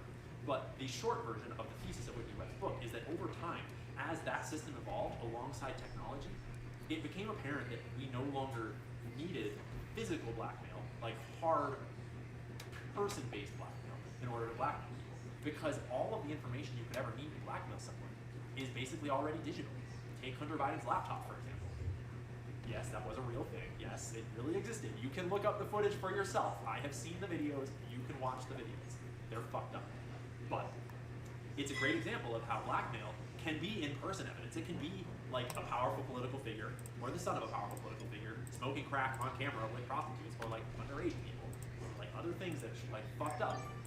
Or it could just be data that is stored from your phone, or stored from your computer, or stored from your internet search history, or your, corn history of like you like certain types of corn on the internet, or like nasty. Whatever else. So suffice it to say that the current state of subterfuge of secret intelligence and intelligence networks is moving towards one of a digital surveillance state, where we already all know that all of our digital actions, our digital footprints are being monitored. Like the Snowden revelations are more than a decade old at this point, and it's just been getting bigger and bigger. Boom, boom, boom. Collection of all citizens all around the world at all times. But what is happening Weird. right now, with most of us unaware, is really important. This year, as Ramadan coincided with both Easter and Passover, Israeli forces unleashed horror in the holiest of spaces. Video from inside Al-Aqsa Mosque shows police officers with batons. Violent incidents against Christian communities in Jerusalem increased this year. The excessive use of violence, the surveillance, are a display of Israeli dominance, a reminder that in Jerusalem, What the hell is this guy even doing? You're pathetic. Bro. Palestinian existence in East Jerusalem is under threat, carefully watched, recorded, and restricted. In the old city's narrow streets and alleyways, cameras are inescapable. There are, on average, 1 to 2 of them every 5 meters.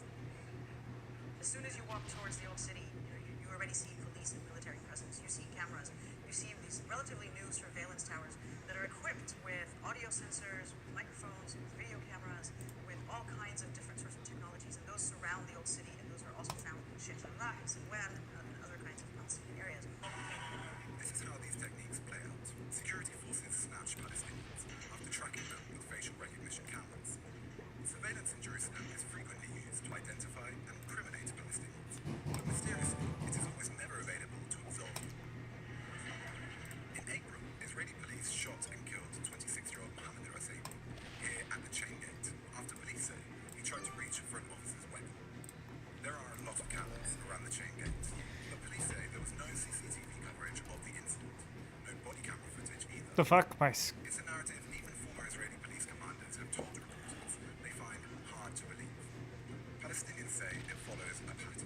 In 2020, Israeli police released this edited clip of Maher Zata, who suffered from paranoid schizophrenia. Zata had just tried to stab someone, and police, quote, neutralized him to stop him posing a threat to others.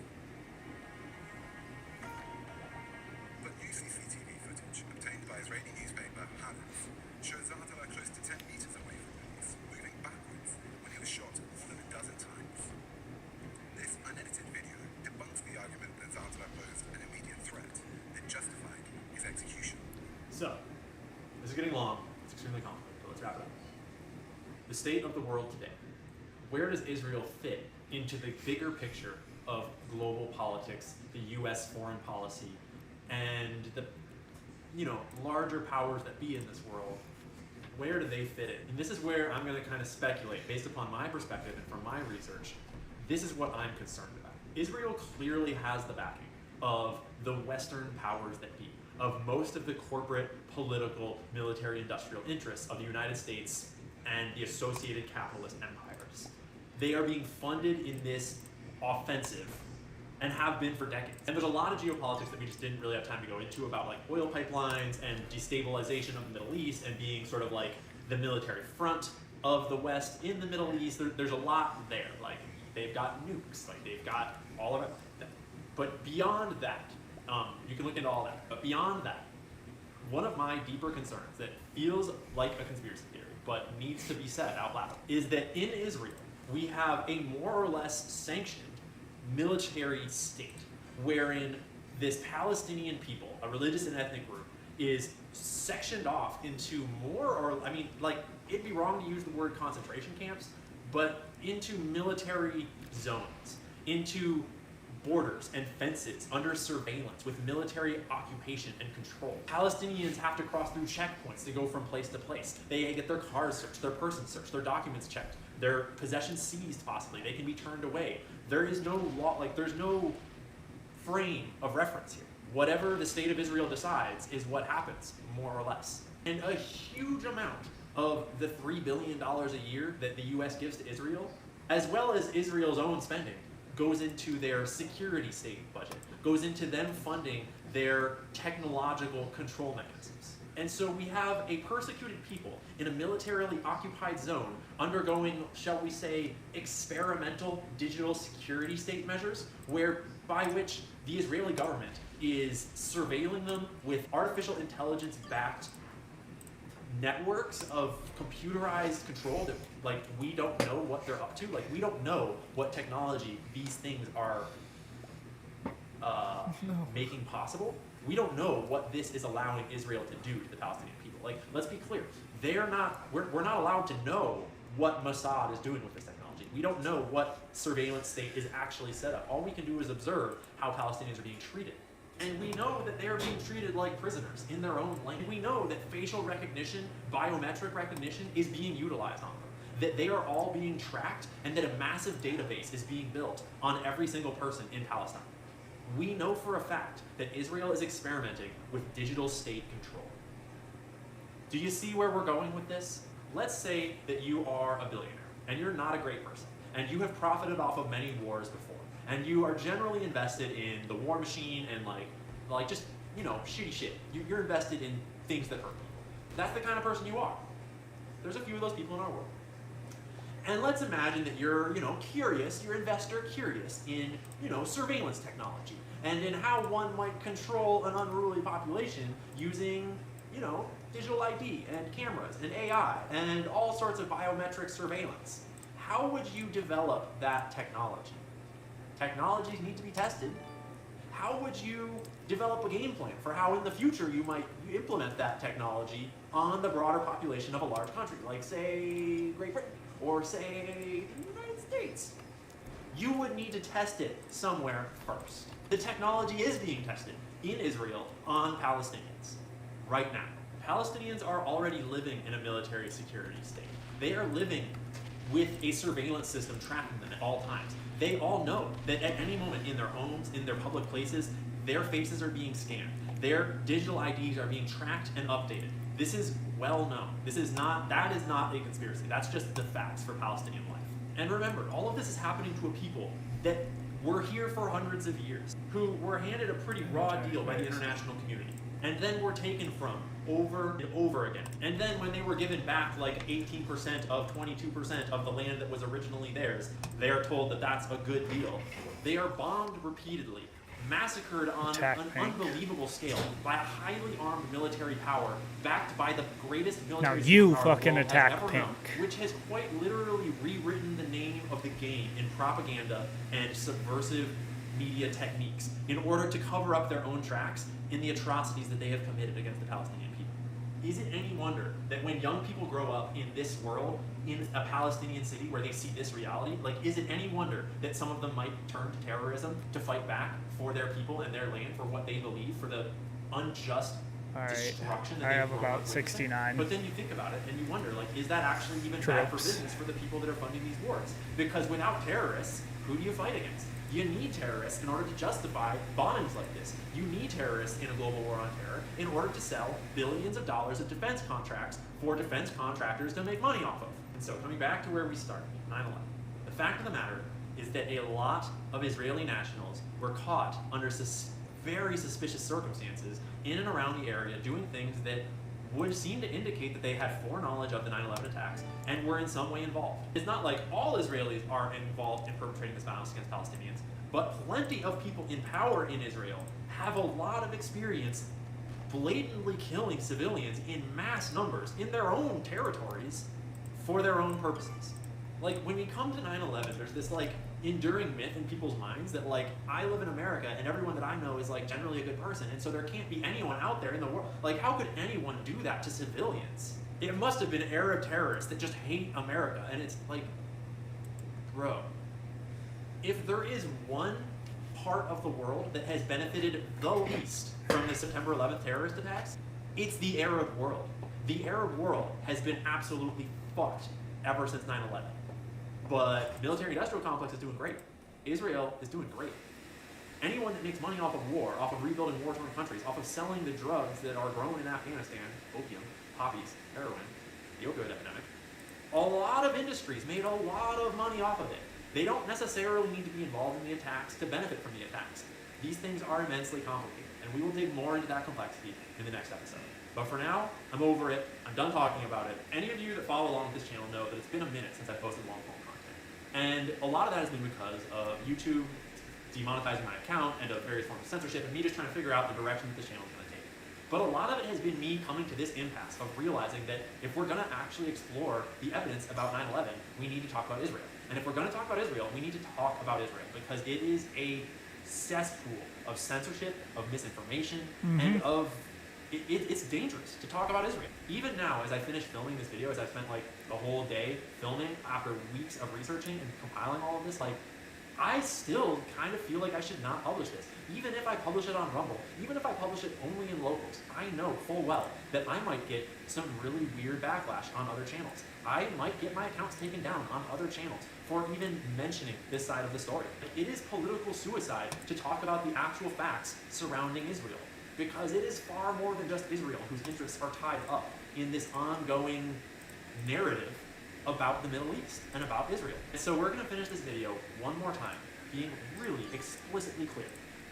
Anyone who would seek to clip a part of my words here in this video out of the greater context of this entire video and exploit that to try to make me seem like I'm being anti-Semitic or anti-Jewish or a Nazi or anything of the sort only exposes their own agenda. And I fully expect people to try to do that. This video is in no way meant to critique the Jewish religion. I am not claiming under any circumstances that Jewish people are conspiring against anyone, that there is any form of Jewish cabal. There is no form of Jewish conspiracy against the world. That is not at all what any of this is to say, all right? Let's make that extremely clear. I am no more claiming that Jews are conspiring against the world than I would claim that Christians are conspiring against the world just because some pastors committed horrible acts towards kids, or because the Vatican helped hide Nazi money during and after World War II, which they did. You are allowed to criticize organizations for doing horrible things. Criticize governments for doing horrible things. Criticize nations for doing horrible things. Criticize individuals for doing horrible things. You are not allowed, it is never okay to generalize that a whole group of people is bad or evil or subhuman or lesser just because certain members of a community, certain people that share a trait or a religion, committed some evil act. Oh, you Not all douche. Islamists are terrorists. Not all Arab people are terrorists, but there are Arab terrorists. Not all Jewish people are Zionists. Not all Jewish people support Israel. Not all Jewish people have anything to do with the atrocities that Israel has perpetrated. Not all Israelis have anything to do with it. Plenty of Israelis are speaking out, and they deserve our praise. Any Israeli that is willing to stand up against this Israeli narrative and the power that they represent is a hero. Okay? This is so much more complex than any overgeneralization, than any prejudice, than any anti-Semitic conspiracy theory. And now, I want to speak directly to anyone who does believe in these anti-Semitic conspiracies. If you have made it this far into this video, if you watched this whole thing, and you have now or ever have entertained this concept of a Jewish cabal, of a Jewish conspiracy, of, satanic, blood-drinking, whatever depth of belief you have in any of those conspiracy theories, I am speaking directly to you right now. You are correct that you have seen behind a veil of things we're not allowed to talk about. You are correct that there are reprehensible things done on behalf of the Jewish religion by Jewish Zionists in Israel and abroad. You are correct that there are parts of the Jewish religion that have been extremified by extremists and then used as religious justification for evil in this world. I That is did that correct. for You're you, right. and now you're gonna The same could be said of Christianity. The same could be said treat of me Buddhism. this way? The same could be said of any religion, all right? By You motherfucker. trying to pretend like all I helped Jewish you people out. are in on this conspiracy, and by calling it a Jewish conspiracy, by blaming Jews, you only expose yourself as an underthought anti-Semitic bigot. You only devalue your own interpretation of the matter. You only disenfranchise your own perspective because you are inherently wrong to prejudice and to categorize. Like, you are part of the problem. So, if you are now or have ever considered anti-Semitic, anti-Jewish conspiracy theories as like, oh, maybe they're true. Like, shit, I think I'm onto something. Like, these guys are right. Hold up, pause, pump the fucking brakes, and rewind. Two things can be true at once. Yes, Israel has done some fucked up shit. And no, we're not allowed to talk about it. And that's all real. Fine. That does not mean that you need to jump all the way down a conspiracy rabbit hole into believing that all Jewish people are drinking baby blood and whatever the fuck else is down there. All right? Hold up. Relax. Step out. And pay attention to the real facts. Okay? Hold the actual people accountable that should be held accountable. And do not jump to bias and prejudice and religious bigotry. You do not help anything when you do that. I personally condemn any anti-Semitism. I condemn anyone that is going to be biased or racist or sexist or whateverist against any group of people in my comments, in my spaces, at all. And that includes you, Israel. But I condemn why? the actions that you have taken against Palestinian peoples. Unequivocally. It's totally fucked up. And we all should stand again. Like, it matters enough for me to state the whole, like, this whole channel is at risk by making this video. But it's important. It really matters. And in the exact same way, I That is condemn true. anyone who is Making a Palestinian video who is like that. to commit acts of terror on behalf of Palestinian terror organizations, you're making it worse too. Violence is never the answer, even though sometimes it is the only answer you have. You only make things worse through violence. You motherfucker. So, that's all I got for today. I'm over it. I'm sick of talking about it. I'm sick of researching it. I want to get through it. I'm not even supposed to be a political commentator. That's not what I'm here to do. I don't want to do that. Like, it's gross. But it had to happen. So, now that's all out of the way, we can continue learning about 9/11. And as you can imagine, things only get spicier from here. By now, I hope you understand why we need to take this detour, and why understanding Israel and the situation surrounding Israel is critical to understanding the war on terror and Arab terrorism in general. And I'm not going to put any more timelines on these videos because life is crazy right now, but next we will dig back into the evidence for 9/11 against 9/11, whatever happened. We'll figure it all out. But thanks for your patience. For any of you that signed up on Locals, I appreciate you so much because holy crap, I don't know what's going to happen to these channels. But I know that I'm going to keep on creating this content for you here on Rumble, on Locals, Patreon, and hopefully on YouTube, TikTok, Instagram as well. But this video, not going out to those platforms. So thanks for your support. Please like this video. Please subscribe to my channels. If you can, please support me on Locals. Please support me on Patreon. I helped him out. And now he's just being a douche to me?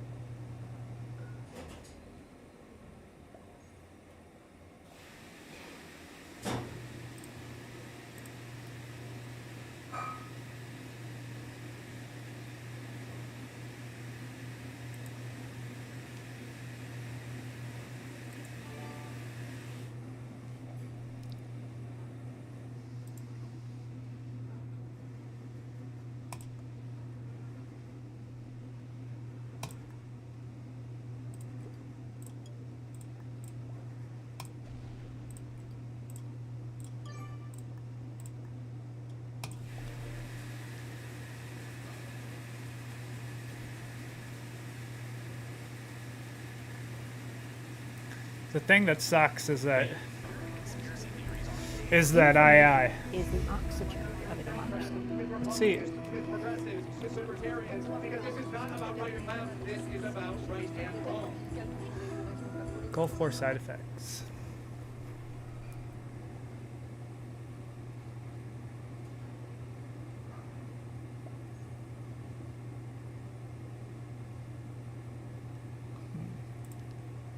Let's just go back.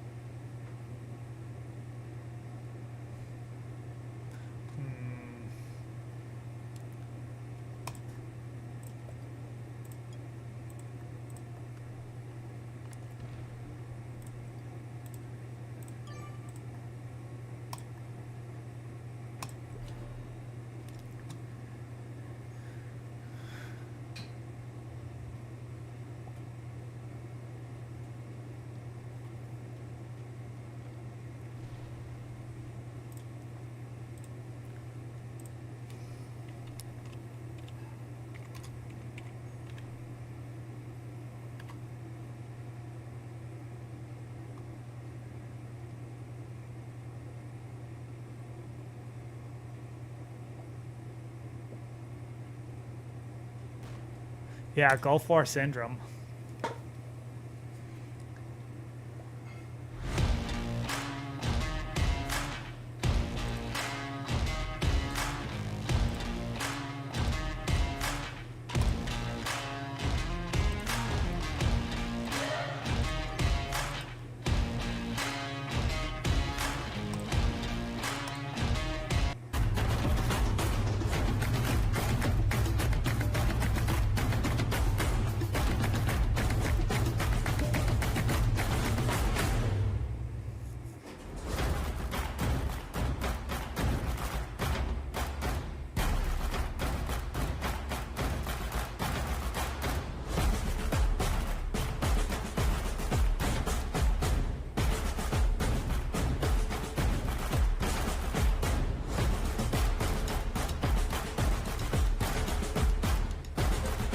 I don't like this. I don't like this.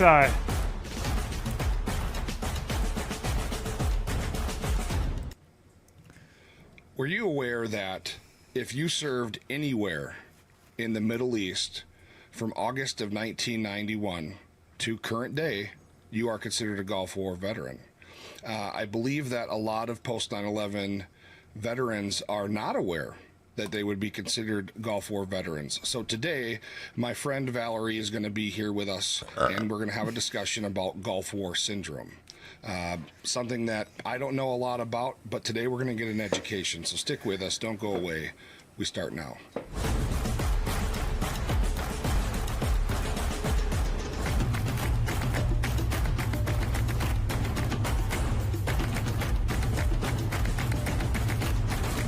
Hey everybody, welcome here to the next episode of the Richard Leonard Show. As always, I want to thank you for joining us this evening. Before we get started, as usual, I know you won't mind me telling you about how this show is made possible, and that's Cortez Wealth Management. Get yourself over to AmericaFirstRetirementPlan.com. Go ahead and sign up for the webinars. They happen on Tuesday and Thursday evenings at 7 p.m. Eastern Standard Time. Mr. Carlos Cortez wants to help you build, plan, and execute a tax-free retirement plan. Your plan for when you're finished working or can't work anymore, or whatever the case may be, should be as easy of a transition as possible. So get a hold of Cortez Wealth Management over at AmericaFirstRetirementPlan.com. Get all the information. That is if you have shitty. any questions, comments, or concerns after you Of red.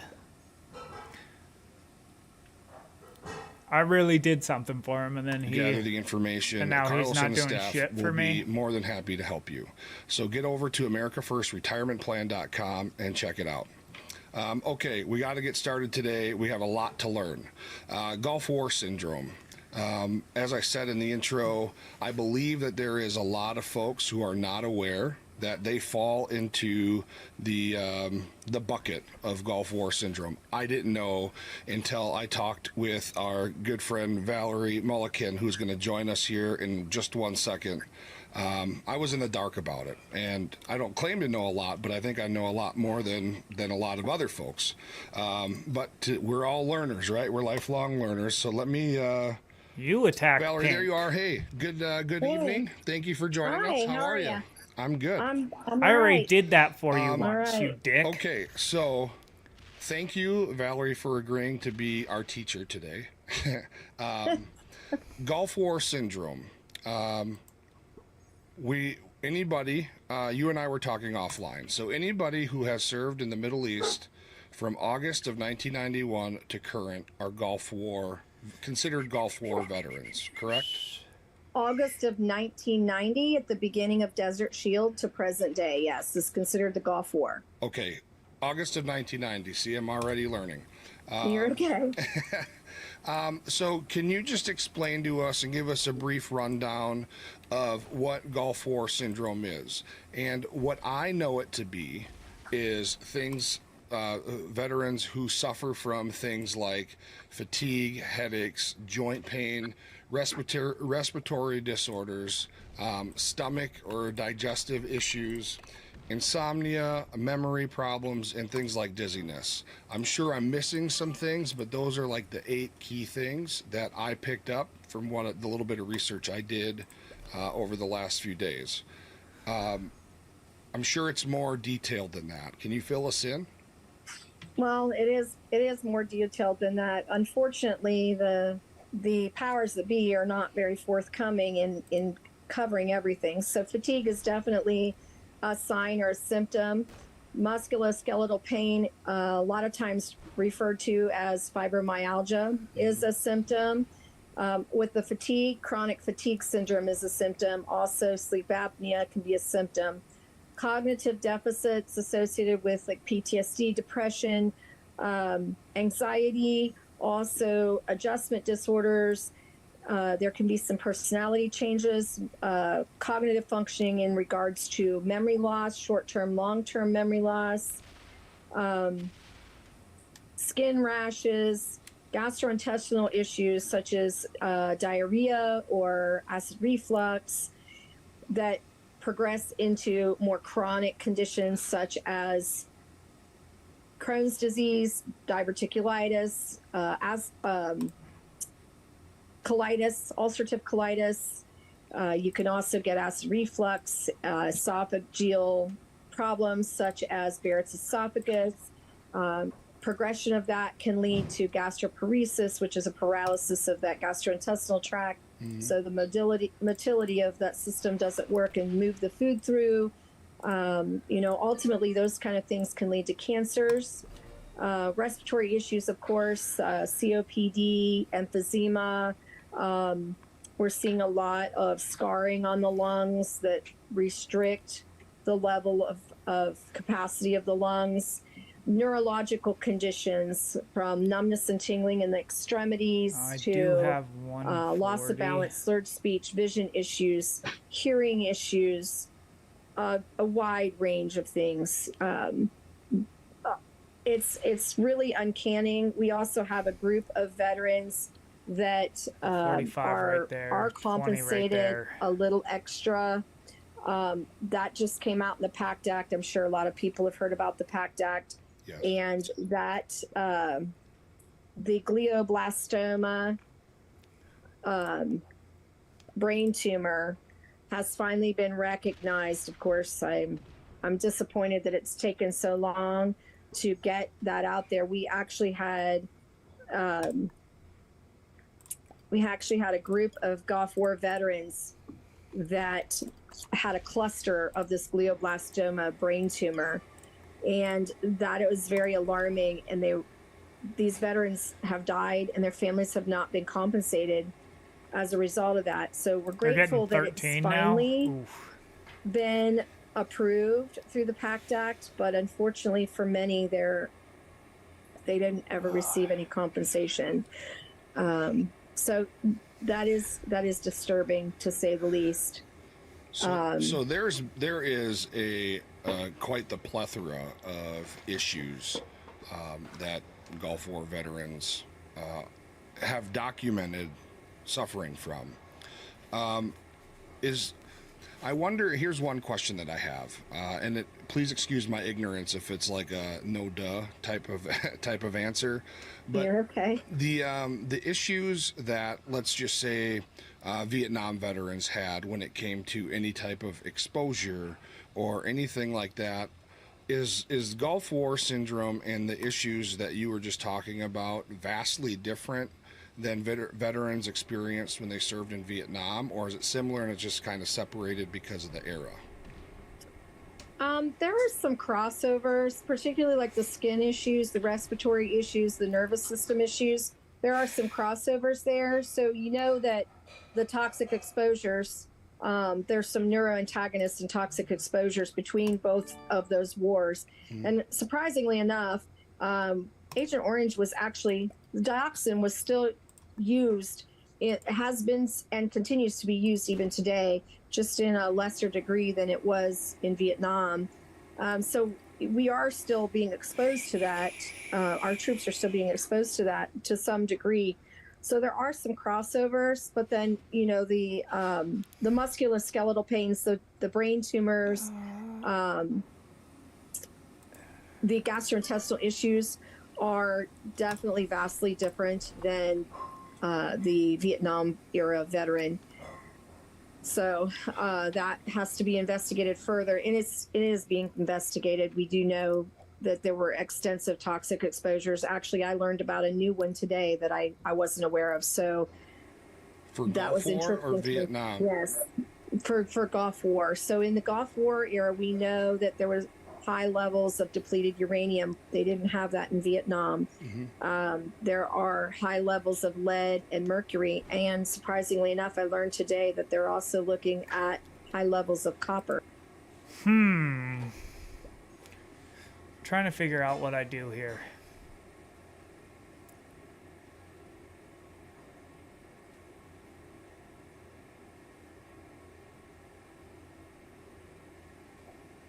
So 100 and 100, 40, 40. That's 180.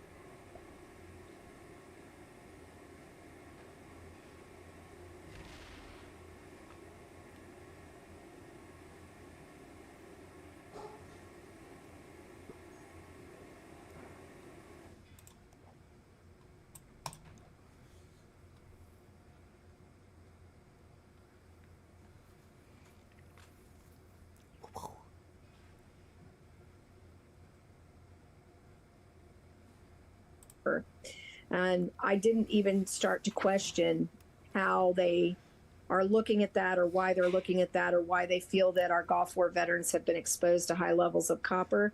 That you can believe me when I say I'm going to start to research that a little further tonight and tomorrow and subsequent days, because I want to know what they think copper is causing and how they think it's linked.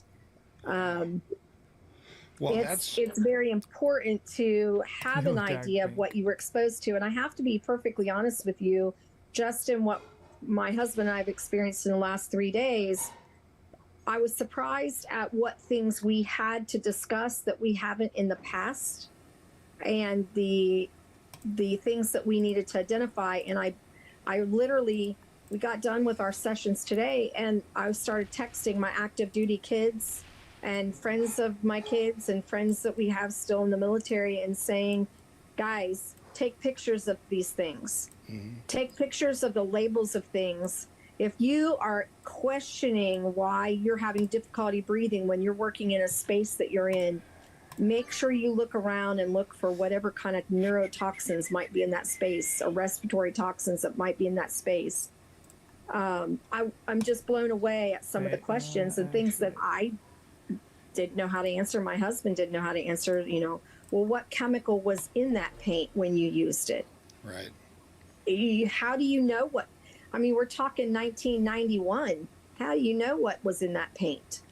You know, we don't have the label. We don't know what was in it. But we knew that you had to wear a respirator and you had to have specific ventilation, but you didn't have to cover your skin and wear a Tyvek suit. So that's alarming because your skin is the largest organ of your body. Everything that you're exposed to in your respiratory tract goes through your skin as well. Well, this is interesting because you were talking about copper exposure, and I find that interesting because, you know, you see infomercials all the time, and people like my father-in-law, he's 84, 83.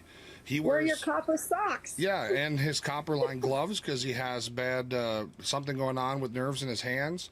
And so all these things that have copper in them that folks are wearing every day, now it's coming out, or you're telling us that military folks have been exposed to copper, and it's potentially very dangerous to us. So that's quite the interesting revelation. It absolutely is. And is it because of a high level of exposure, a low level of exposure? Is it the way it's absorbed? Is it the form of the copper? I don't know. I'm definitely going to be looking into it further because it's intriguing to me, and my husband's going to be going for some studies regarding copper. So I find that to be very, very interesting. Me too. You know, there are a lot of exposures. You know, raise your hand if you saw your uniforms dunked in a barrel of pesticide, hung to dry, and then you put it on. Everybody's done it in that desert. Yeah. Raise your hand if you drank that diet soda that sat on a pallet when it was 127 degrees outside. Yes, it's better than the water they gave us. Well, and bottled water. You know, while the bottles are supposed to be BPA free, they weren't for all these years. It's just recent that that's become an issue. And diet sodas have aspartame or phenylalanine in it, which is a chemical to sweeten it, but held at 87 degrees or hotter, it changes its molecular structure and turns to formaldehyde. So you're drinking embalming fluid. Great. I mean, think about that. You know, my husband would get headaches after drinking diet soda, but that's what they had to drink, so he drank it.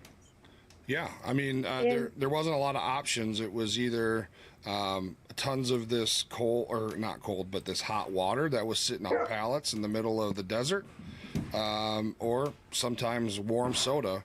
And so to get a break from it, you took it.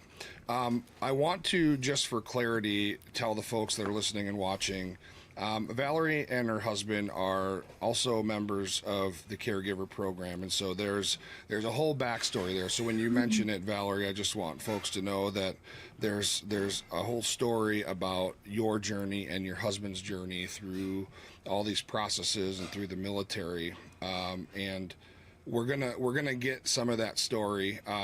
But we're gonna start here with Gulf War syndrome. So, yeah.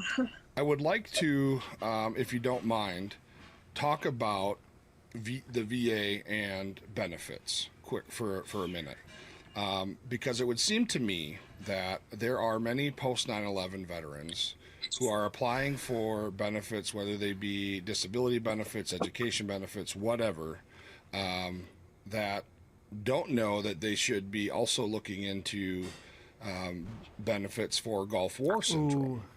And so, would you say, Valerie, that there are benefits or other forms of care that veterans post 9/11 could be getting or taking advantage of, but are not because they haven't applied or claimed Gulf War syndrome?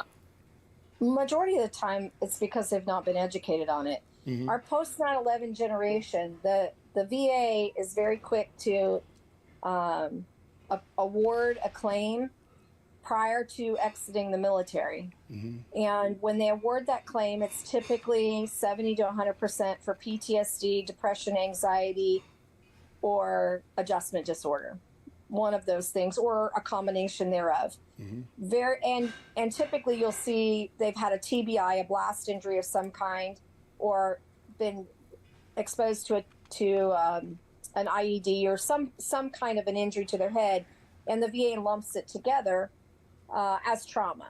And that's great. They lump it together as trauma. That's fantastic. But what they fail to tell everybody is, let's go over the rest of your body and all of the illness type things that you're experiencing. Let's look at those lesions on your skin, those sores on your skin.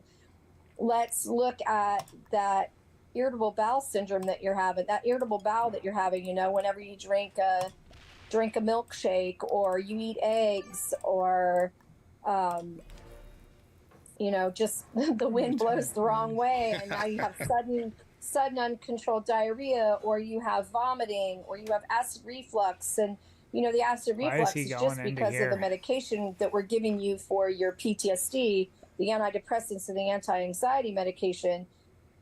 So we'll just give you an antacid, and they just keep lumping a pill on top of a pill on top of a pill. Right there. It's always lotions, potions, and pills. Yeah. And at the end of the day, we're not getting to the root cause. And they don't tell you that all of those things exacerbate or make worse that mental health. They don't tell you the relationship there. And then ultimately, you get out of the service, you have that healthy paycheck from the VA for service connection, and you're told that you don't want to disturb that. You want to leave it alone because they can reduce that and they can take it away from you. And you're not being compensated for those other physical illnesses. And the problem with that is that if you die of one of those physical illnesses that are not service connected, that very easily could be, before you have been rated for anything at least 10 years, your spouse and children get nothing. Nothing. And you're not told that you can be rated for these other things and be compensated appropriately, and that there are additional benefits. There's additional care. There's additional medical care. There are additional programs available specifically for the people who suffer from neurological conditions that end up with loss of use of their lower or upper extremities. There are housing grants, there are automobile grants, there are various programs. You're not told those things. And I personally, I want to say this, and I realize that the VA doesn't want me to say this. They don't want me to say that everybody should go through the War-Related Illness and Injury Study Center. But I believe that every serviceman and woman, before they leave the military, should have to go through the War-Related Illness and Injury Study Center so that they can have their entire system evaluated and then be appropriately compensated by the Veterans Administration for those things that are directly related to their military service. Can you just quickly, in a minute or two, let us know what the center is, what they do there? So the War-Related Illness and Injury Study Center launched in November of '99, I believe. Don't quote me on that. I think it was '99. It might have been actually 2001 when they actually opened the centers. The War-Related Illness and Injury Study Centers, there's 3 of them in the nation. There's one in Palo Alto, California. There's one in Washington, D.C., and one in Orange, New Jersey. And those systems are designed to be a comprehensive research facility where they look at war-related illnesses and post-deployment health issues. Okay. The idea is to coordinate and collaborate research throughout different research institutions throughout the United States to be able to help identify what provoked that gastrointestinal system to fail, what provoked those sores on your arm, what provoked your lungs to begin to fail at the age of 29. Right. So the Risk Center is a phenomenal center. They have amazing providers. They're very compassionate, and they literally do a whole body system evaluation on you based on your symptoms. So if you're listening to this tonight and you have had difficulty getting anybody to listen to you, people are telling you you're crazy, you're a behavior problem, you really aren't sick, it's all in your head, you're making it up, and you're not feeling like you're getting quality care, and you're sick and tired of potions, pills, and lotions, and you're sick and tired of being told you're dreaming it up, simply ask your primary care to send you to the War-Related Illness and Injury Study Center. Make sure that you have your top 3 items that you really want to have evaluated and articulate what you have gone through. And more likely than not, they're going to accept you. And when you get there, they're going to evaluate you, and it will not be a one-day evaluation. It won't be one appointment. They won't just see you one time and never see you or talk to you again. Once you get there, this is going to be a 3 to 5 day evaluation.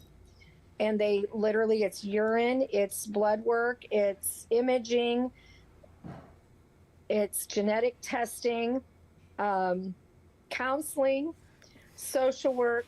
Literally, it's the whole mind, body, and spirit that they evaluate. They evaluate all of your toxic exposures. They evaluate all of your visual exposures, your war exposures. They evaluate any trauma you may have experienced. They evaluate the locations of the world that you have been in. They evaluate everything that you have been exposed to. They also look at your childhood history in connection with your military history to see if there was anything that preceded the military that may have been exacerbated by the military, which is actually a good thing. And don't think for 1 minute that if you tell them that you were abused at the age of 10 and then you go to war and now you're struggling with PTSD, that they're going to get rid of your PTSD rating because you were abused at age 10. That will not happen, because the Veterans Administration directive is to compensate you for injuries or illnesses incurred or exacerbated while in the line of duty. And that exacerbated part is very important, because you can have a childhood trauma and it not bother you when you go in the military, but then after you have experienced war on the battlefield and you've faced children on the battlefield, Vietnam veterans especially struggle with this. I'm sure, yeah. You face children on the battlefield, it brings back that trigger of your childhood experience. That's an exacerbation of through your military service. So it is still compensable. So I don't want anybody to think that if you talk about your childhood history, that it will affect your compensation today, because that is not true. And it's a misguided statement from a lot of people that you don't want to tell them about your childhood history because it will affect how much you're compensated today, and that is not actually true. So I want to make sure I reiterate that. That's fantastic, and it's a super good point, because I can't tell you how many people I've talked to just in casual conversation, other veterans, about their situation, who have had similar experiences to mine or not. But a very common statement that you hear is, well, I'm getting X, Y, and Z, and I'm just not going to do anything else. I don't want to lose it. I can't afford to lose it, and that type of thing. And so I think it's very important that we as a veteran community understand that there are other forms of help out there, not just going to a VSO and putting in a claim, getting disability, doing the evaluations, and then leaving good enough alone. Like, this is something that we need to keep going, because the research needs to be done. That's going to be valuable research, and it shouldn't have to be. You shouldn't have to be scared. I think there shouldn't be a situation where you have to be scared that you're going to lose what you got. Absolutely agree. Yeah. Richard, when you and I first talked, as you and I were talking and you were telling me a little bit about your mental health history, I said, so I want to ask you a question. And I started asking you, do you have numbness and tingling? Do you have difficulty breathing? Do you have irritable bowels? Do you have acid reflux? And as I started talking to you, and this is a conversation that I have every day. When I meet, especially when I meet a post 9/11 veteran, I ask those questions. This is kind of my standard protocol. Are you compensated for all of those things? And you yourself said no. No. And there are other veterans out there that say, no, I didn't know that I could be. Are you familiar with, and the next question I ask is, are you familiar with Gulf War syndrome? My answer was no. Immediately, the answer is no, Huh. and I'm not part of the Gulf War. Yeah. Every person who has served in the Middle Eastern theater, in the Persian Gulf area of the world, has exposures and are part of the Gulf War. The Gulf War began in August of 1990, had a ceasefire in the early spring of 1991. It never ended, and the war re-erupted with a battle in Iraq in 2001 and has been ongoing ever since. If you go to the Veterans Administration's homepage and just Google search wartime periods, you will see it says from the Gulf War is August of 1990 to date to be determined. That means that it is an ongoing war. It has not been, we haven't won it. It's the longest war in our history. Well, and I think that people get confused because there's the GWOT, the Global War on Terrorism, and so I believe, because I believe that post 9/11 veterans believe that, okay, well, the Gulf War was in the 90s, and now we're part of the Global War on Terrorism. Right. So when in reality, it's literally it's just, they're just new battles. That's all they are. They're battles of the same war.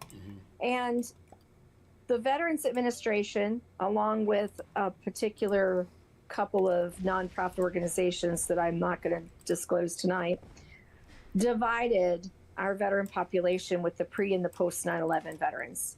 And when they did that, you realize that theory actually has come to fruition with this in Divide and Conquer, right?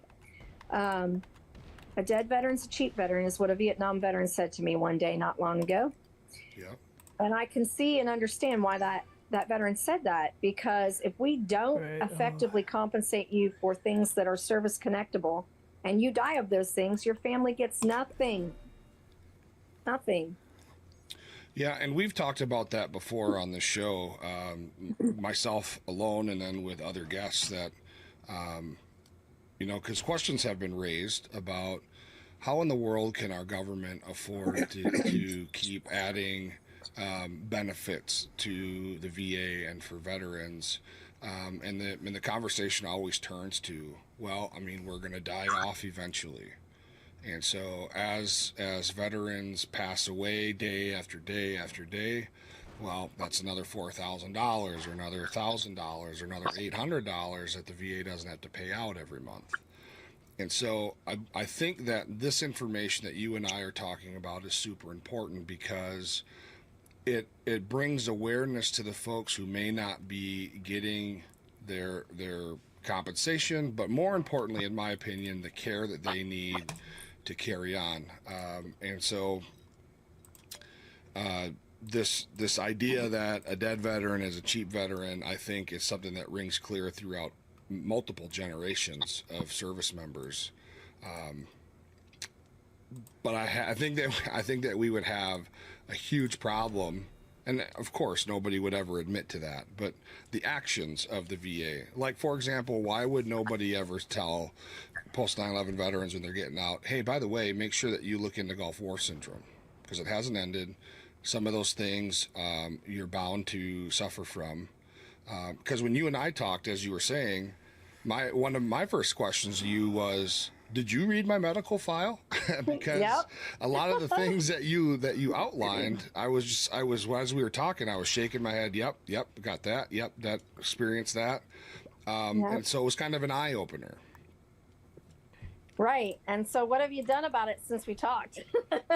Well, I have contacted a friend of mine who is a lot more knowledgeable about the process and the system, and I am going to be submitting a claim, as well as having some of the things I'm already service connected for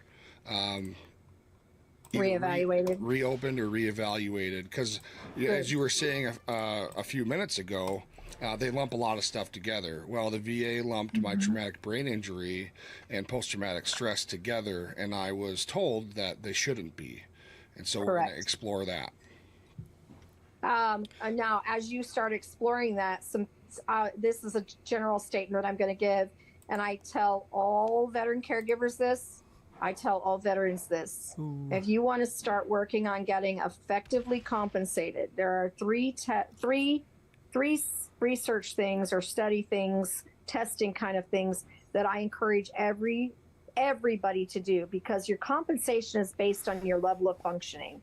So the first thing that I encourage everybody to do, if you've not already done it in the last 2 years, you need to have a comprehensive neuropsychological evaluation, because that will identify not just your cognitive skills in regards to your level of everyday functioning, but it will also identify any neurological deficits that would be associated with those traumatic brain injuries. That would also be associated with things that are of an organic nature that come on as a result of PTSD. When you are stuck in flight or fight I'm syndrome, gonna wait maybe or like in 2 that more flight or flight turns. system breakdown in your system, you have things that are disrupted in your neurotransmitters in your brain. And I know I'm talking big words here, but those are very important keys in going forward to receiving treatment, to obtaining a quality of life and having an accurate picture of your level of functioning for your quality of life. So a neuropsychological evaluation is something I always recommend. The other thing that I always recommend, especially for people who are struggling with myalgia, fibromyalgia, chronic fatigue, arthritic type problems, if you have psoriasis, it's really important that you have an occupational therapy and a physical therapy evaluation. If you have lumbar pain, you have cervical pain, you have rib pain, get those evaluations done, because again, that shows your level of functioning. The caveat to that is a positive, is that when you have those things done, it helps to tailor treatments. It also exposes the ability to provide you with tools to improve your quality of life. So maybe you're having a lot of lumbar sacral pain, and they discover you do have degenerative disc disease, and they discover that you also have paralysis of your sciatic nerves, which is very common, more common than we realize. And you need handrails in your bathroom, and you've not asked for those. Instead, you just keep grabbing that shower grab bar until it finally pulls out of the wall and you fall. The VA can install those grab bars for you. And so those three things really help identify tools for you to be able to use going forward. It also helps the VA in determining your level of functioning in adequately compensating you. And I want to make something very clear about that in compensation. No veteran should go into this looking to get 100% compensated, ever. I don't care how bad you are. I don't care how good you are. It should not be your end game to get 100% compensation. Your end game should be to transform yourself to having a quality of life, whatever that looks like. Not every veteran will qualify for 100% service-connected disability.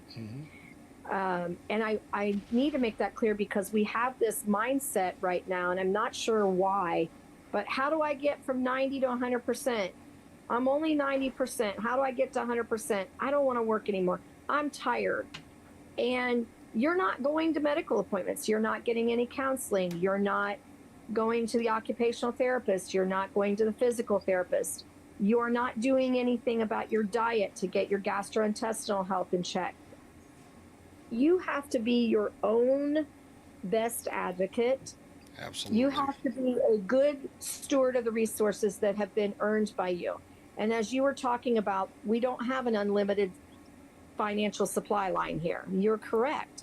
And we have a group of veterans that are looking for anything to make life easy to enable them rather than empower them. And it is really important that we are good stewards of the resources that we have been given, because they are not unlimited. Absolutely. Very well said. And we have just like 1.5 minutes left, Valerie. And the one question I want to ask you before we go to a break is the War-Related Illness and Injury Center, is that ran by the VA or is that separate from the VA? No, the War-Related Illness Injury Study Center is a Veterans Administration program. It is at the Washington, D.C. VA Medical Center, the Orange, New Jersey VA Medical Center, and the Palo Alto VA Medical Center. And the way to get there is to simply ask your primary care for a referral. Yes, and I will tell you that if you ask your VA primary care for a referral, they're probably going to look at you like you have three eyes, because our home VAs are not good at educating. So I would encourage you, before you go to see your primary care, that you go to the Google search and put in War-Related Illness and Injury Study Center, or the initials WRIISC. Pull it up, print off the cover sheet, take it to your primary care and say, I want to go to this center. I want to be evaluated by these people because nobody can figure out what's wrong with me. And I'm sick and tired of being sick and tired, and I don't want any more of your lotions, potions, and pills. Very well said. Ladies and gentlemen, that is Valerie Mulliken. Valerie, you'll come back with us sometime soon. We have a lot more information to put out, and we really want to hear you and your husband's story. Will you do that for us? Absolutely. Thank you. Very good. Folks, stick with us. We'll be right back. Hey everybody, thanks for joining us again this weekend. We really appreciate it. I want to talk to you very quickly about Goldco. Call Goldco today at 855-920-3196 and talk to them about how to back your Roth IRA with up to $10,000 of free silver. With our economy collapsing, the value of the US dollar dropping at radical rates at times, there's no time like the present to back your plan for retirement with precious metals such as gold and silver. So do yourself a favor, call 855-920-3196. That's Goldco at 855-920-3196, and tell them the Richard Leonard Show sent you. Hey everybody, welcome back here to the next segment of the show. Valerie, let's just jump right in. I'd like to ask you, how does one veteran go about beginning to be evaluated for Gulf War? Bro, why is he doing this? So, is he just trying to make the game long? First thing, I guess he's trying as hard as he can. Get registered in your local VA medical center and obtain a primary care provider. Absolutely. You may not like that primary care provider, and you do have the right to change primary care providers, but it is important that you get enrolled in your local VA, you meet with a primary care provider, and you begin to unpeel that onion of your exposures, your illnesses, the things that you're struggling with. A lot of times they'll give you a lot of referrals, and that's okay. Go to those referrals. Get those tests done. They're going to do lab work. They're going to do x-rays. They may do MRIs or CT scans, PET scans. Do those. Follow through with what they ask you to do. It's not always going to be a perfect fit, but it is important that you do it. For a host of reasons. And once you start to work on that down the road, if you feel like you're not getting adequate answers, ask to be referred to the War-Related Illness Injury Study Center. Ask to be referred to local universities that maybe are doing research. Georgetown University does a lot of research on Gulf War illness. Johns Hopkins is another one. Ask to be referred to those facilities that are doing research, and do your own research. Be your own advocate. You can research Gulf War illness with a simple Google search. If you are... Man, I'm so close.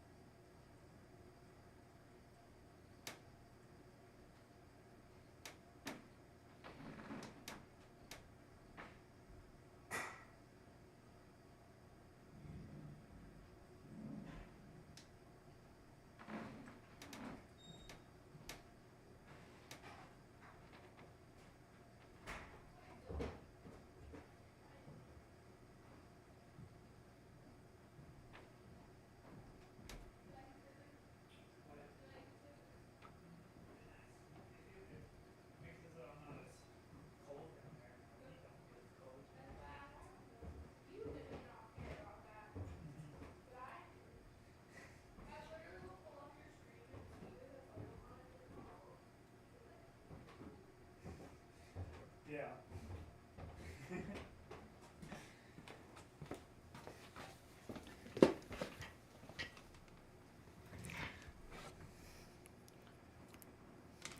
You know what's better than throwing bands in a strip club? Credit.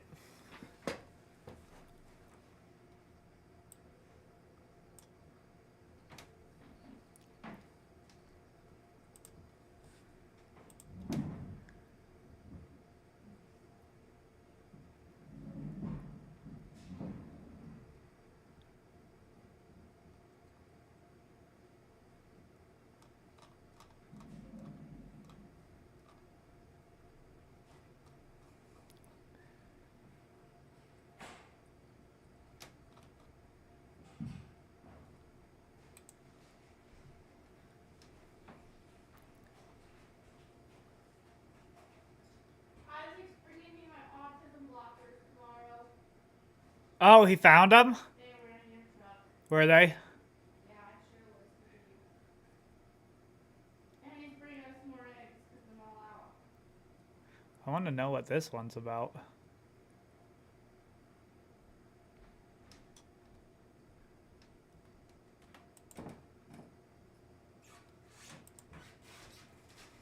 Oh, they are gonna love that one. Just curious, how many more friends are we shopping for? Let's see.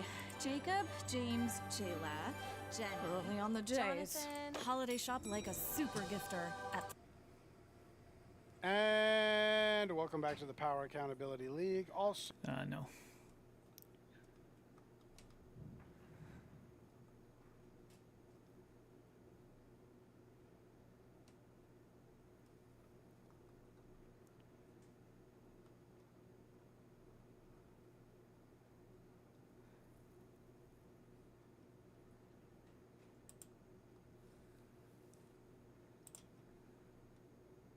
The danger of centralized power is often represented by the word king.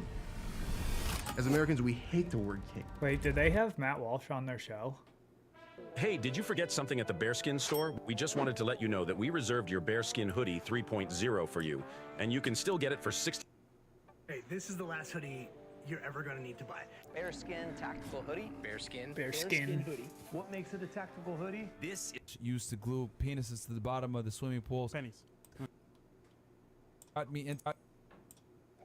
Called in? That didn't run? No. Okay. Happy holiday.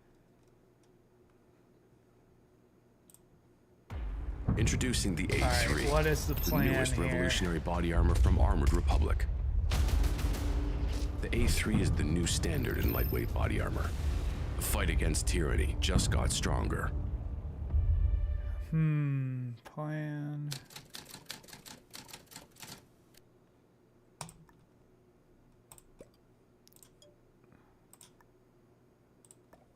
Former Congressman Tom Lantos, one of the 5 Holocaust survivors featured in The Last Days, was personally involved with creating and perpetuating another series of atrocity laws, which led the U.S. down the road to endless wars in the Middle East on behalf of Israel.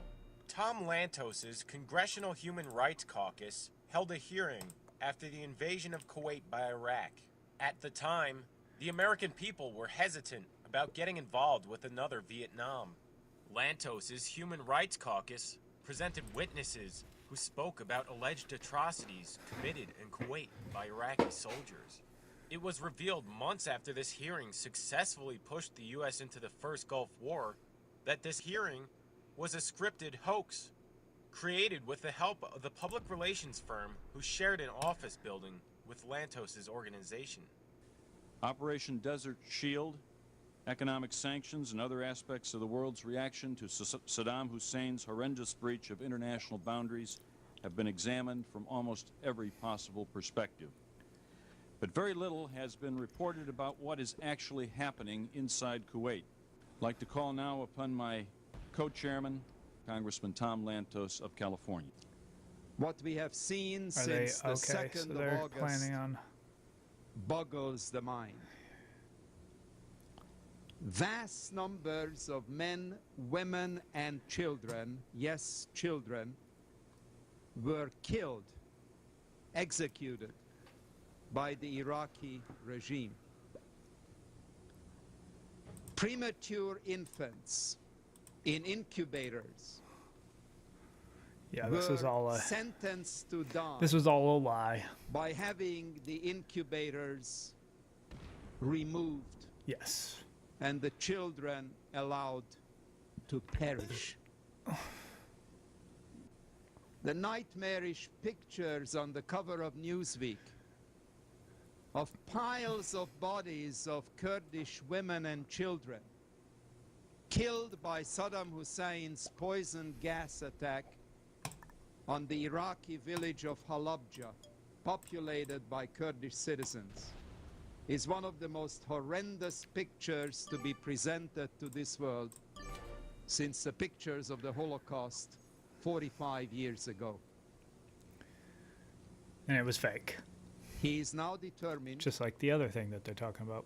with his capability of chemical, biological, and soon nuclear weaponry, to bring untold horror to this region. It is our purpose to highlight during the course of this morning, with the assistance of qualified witnesses, Saddam Hussein's human rights record in Kuwait. This hearing will set the stage That person's a for noob. how we announce to the world what is going on in Kuwait and the devastation which I believe is occurring to this country. In recent weeks, some people have questioned why we as the American people got involved in Kuwait. Some have suggested it was merely for our own economic interest to protect our strategic oil supplies.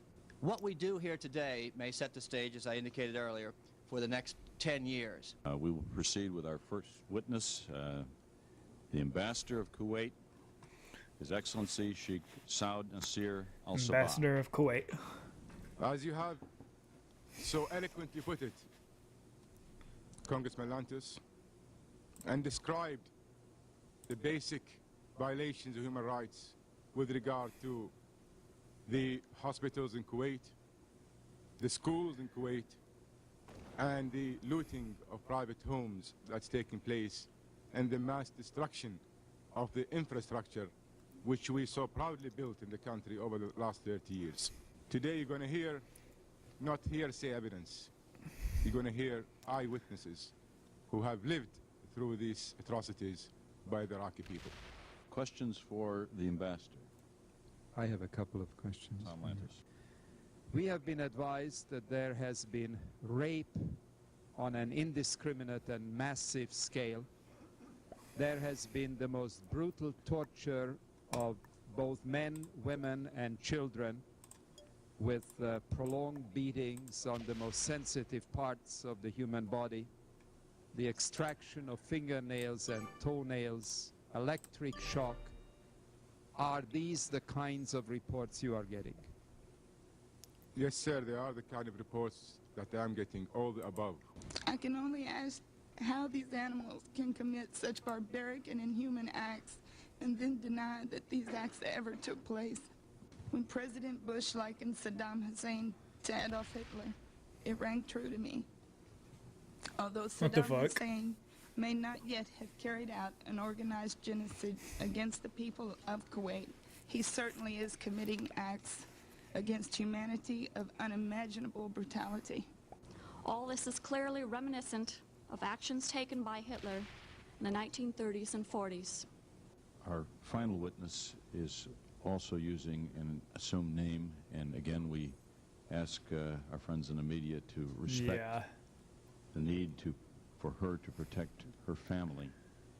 And we finally call on Naira to testify. The second week after an invasion, I volunteered at the Al-Adan hospital with 12 other women who wanted to help as well. I was the youngest volunteer. The other women were from 20 to 30 years old. Sick. While I was there, I saw the Iraqi soldiers come into the hospital with guns. They took the babies out of the incubators, took the incubators, and left the children to die on the cold floor. It was horrifying. I saw and talked to a friend of mine after his torture and released by the Iraqis. He is 22, but he looked as though he could have been an old man. The Iraqis dunked his head into a swimming pool until he almost drowned. They pulled out his fingernails and applied electric shock to sensitive private parts of his body. He was lucky to survive. I'm glad I'm 15, old enough to remember Kuwait before Saddam Hussein destroyed it, and young enough to rebuild it. Thank you. You have performed a service of incalculable value. And one can only hope and pray that every American, and indeed every citizen of every civilized country, will hear your story.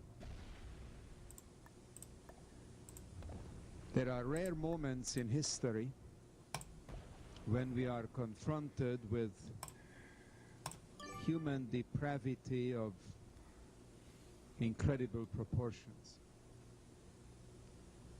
We had the killing fields in Cambodia.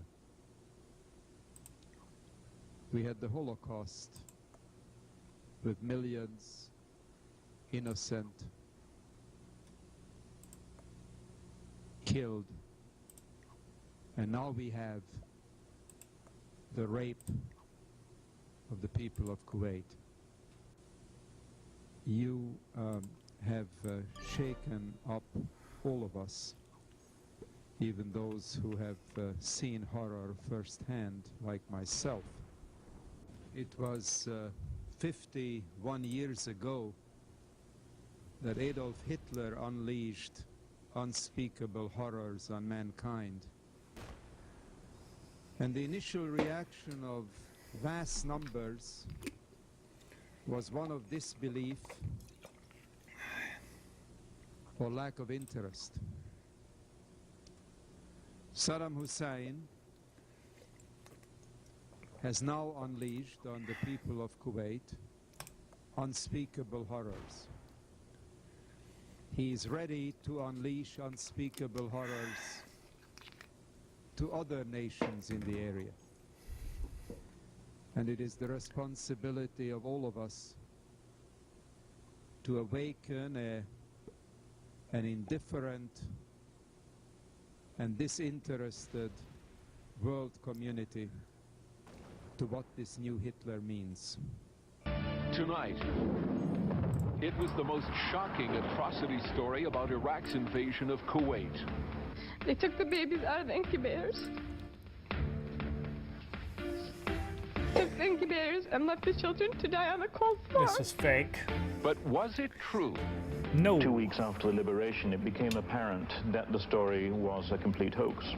Lyndon McIntyre exposes the big lie of the Gulf crisis and the massive public relations campaign that whipped up war fever in the United States.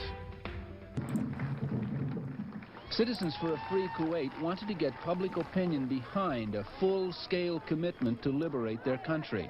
So they paid $10.7 million to America's biggest public relations company, Hill and Knowlton, Inc. But early on, their daily polling showed most ordinary Americans didn't care about Kuwait. At the time Congressman Porter and Lantos chaired the hearing on Kuwait, they also headed a private group, the Congressional Human Rights Foundation. MacArthur discovered a disturbing link between the Human Rights Foundation and the PR firm that was selling the war. The Congressional Human Rights Foundation literally operates out of Hill and Knowlton's offices on the second floor of an office complex called Washington Harbor in Georgetown. Hill and Knowlton provides a $3,000 in-kind charitable contribution to the Congressional Human Rights Foundation in the form of a rent reduction for the office space. The link between Hill and Knowlton and the Human Rights Foundation doesn't end there. Frank Mankiewicz, vice chairman of Hill and Knowlton, became a director of the Human Rights Foundation. And there are other interconnections. Citizens for a Free Kuwait donated $50,000 to the Congressional Human Rights Foundation after Iraq invaded Kuwait. Daylight brings only the digging of yet more graves as bodies... Soon there were reports of mass burials of premature babies in Kuwait, dumped from incubators which were then trucked to Baghdad. The Iraqis tore the respirators from their incubators. We had to bury many of people. And the story didn't just have an impact in the U.S. The United Nations convened a rare public forum. The hardest thing was burying the babies. I myself buried 14 newborn babies that had been taken from their incubators by the soldiers. Will those in a vote 2 days later, the UN approved the use of force against Iraq. Within days of the UN session, a report on Kuwait by Amnesty International quoted Nayira's testimony to the U.S. congressman, and they put a number on the infant deaths, 312. Meanwhile, the U.S. Congress was preparing to authorize military force. That now is the time to check the aggression of this ruthless dictator whose troops have bayoneted pregnant women and have ripped babies from their incubators in Kuwait. The House easily approved a war resolution. Then it was up to the Senate. To authorize the use of United States Armed Forces pursuant to United In the debate, the incubator story came up 7 times. Mr. Dole, aye. Mr. Domenici, aye. In the end, the war resolution only passed by 5 votes. These are some of the controversial incubators. When the Iraqi occupiers heard the story that they'd stolen them and killed babies in the process, they invited journalists into Kuwait hospitals to see for themselves. But the story persisted until independent investigators arrived on the scene. We were able to go around the hospitals to count the incubators and find that, possibly with 1 or 2 that had been misplaced, that none were missing. So none of the incubators were moved in the first place. Moreover, it seemed quite clear that there weren't any deaths which had been deliberately the cause of the Iraqis having gone in and stolen equipment. Then the picture started changing. I'm not doing your fucking bitch work right now The before I even get the information that 312 babies died, revised the number down to 72.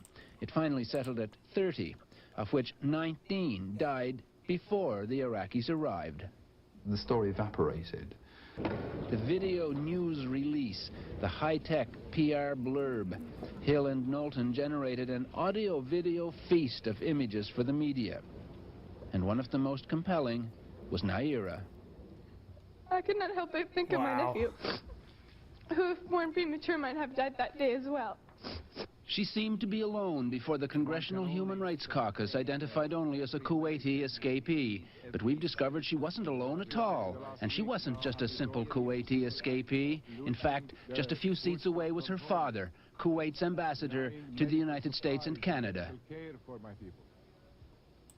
Nayira quickly slipped out of the caucus hearing, back into the protective folds of her family, the extended royal family of Kuwait, headed by the Emir, Jabir al-Sabah. How many people knew that she was the ambassador's daughter? I didn't. I don't know who knew. I did not know she was the ambassador's daughter. When did you find out she was the ambassador's daughter?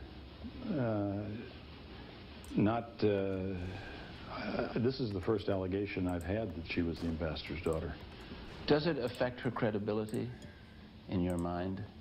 I think it certainly should have been known at the time of the hearing. It would have had bearing on what she might have said, yes. I think people, members of Congress certainly, and members of the public were entitled to know the source of her testimony, therefore who she was. If it became known that it was somebody who was closely associated with obviously putting across a Kuwaiti government position at a particular time when public opinion was very sensitively balanced in the United States, at least, about whether or not one should be going to war. It was an evenly balanced issue. Then it could well have tipped the balance one way that this was an entire show that was being arranged. The Canadian Broadcasting Company did a decent job in their expose on the incubator atrocity hoax. However, they didn't dare point out that while the non-Jewish Congressman John Porter was deliberately kept in the dark regarding Nayira's identity, The Jew Tom Lantos knew The all Jew. along that the Kuwaiti girl who spoke perfect English was in fact the ambassador's daughter. After the war, the New York Times... The incubators removed in the first place. Moreover, it seemed quite clear that there weren't any deaths which had been deliberately the cause of the Iraqis having gone in and stolen equipment. Then the picture started changing. The doctor who gave Amnesty the information that 312 babies died revised the number down to 72. It finally settled at 30, of which 19 died before the Iraqis arrived. The story evaporated. The video news release, the high-tech PR blurb. Hill and Bro, that was Knowlton lucky as generated an fuck. audio-video feast of images for the media. And one of the most compelling was Naira. I could not help but think of my nephew, who, if born premature, might have died that day as well. She seemed to be alone before the Congressional Human Rights Caucus identified only as a Kuwaiti escapee. But we've discovered she wasn't alone at all. And she wasn't just a simple Kuwaiti escapee. In fact, just a few seats away was her father, Kuwait's ambassador to the United States and Canada. Naira quickly slipped out of the caucus hearing, back into the protective folds of her family, the extended royal family of Kuwait, headed by the Emir Jabir al-Sabah. How many people knew that she was the ambassador's daughter? Don't open him up. I didn't. I don't know who knew. Take that 5 and put I it did there. not know she was the ambassador's daughter. When did you find out she was the ambassador's daughter? Maybe not even that. Might not even be a good plan. This is the first allegation I've had that she was the ambassador's daughter. Does it affect her credibility in your mind? I think it certainly should have been known at the time of the hearing. It would have had bearing on what she might have said, yes. I think people, members of Congress certainly, and members of the public were entitled to know the source of her testimony, therefore who she was. If it became known that it was somebody who was closely associated with obviously putting across a Kuwaiti government position at a particular time when public opinion was very sensitively balanced in the United States, at least, about whether or not one should be going to war. It was an evenly balanced issue. Eat my And it sack. could well affect the balance one way that this was an entire show that was being arranged. The Canadian Broadcasting Company did a decent job in their expose on the incubator atrocity hoax. However, they didn't dare point out that while the non-Jewish Congressman John Porter was deliberately kept in the dark regarding Naira's identity, the Jew Tom Lantos knew all along that the What the Kuwaiti fuck? girl That's who spoke crazy. perfect English was in fact the ambassador's daughter. After the war, the New York Times ran articles condemning Lantos for conspiring with a public relations firm to knowingly produce false he gonna testimony which attack- pushed the U.S. towards war. No, he's not. Leave it to an expert, a Holocaust promoter, to fabricate wartime atrocity lies on behalf of Israel. The Congressional Human Rights Caucus, if it has done nothing in the last 8 years but bring this one hearing to the attention of the American people, it has served its purpose. I want to thank all of you. This hearing is concluded. That concludes this hearing of the Congressional Human Rights Why Caucus. would he have done that?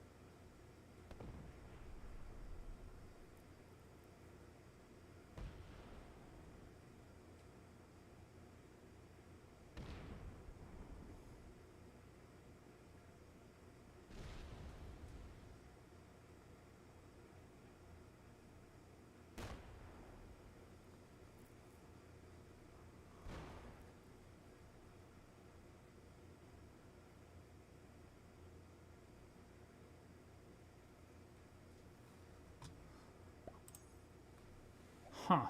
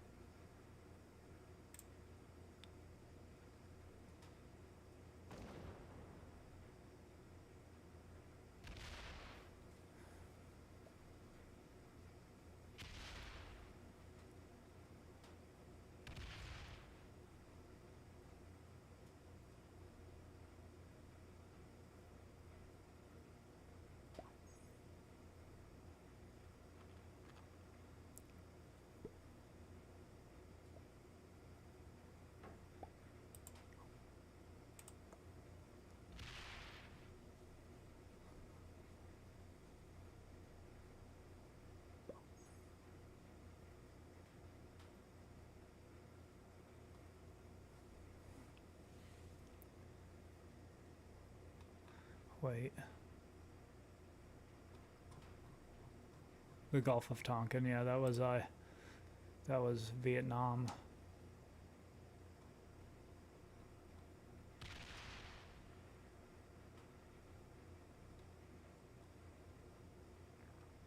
I want to watch that video again, actually. I want to know who the Jewish guy was.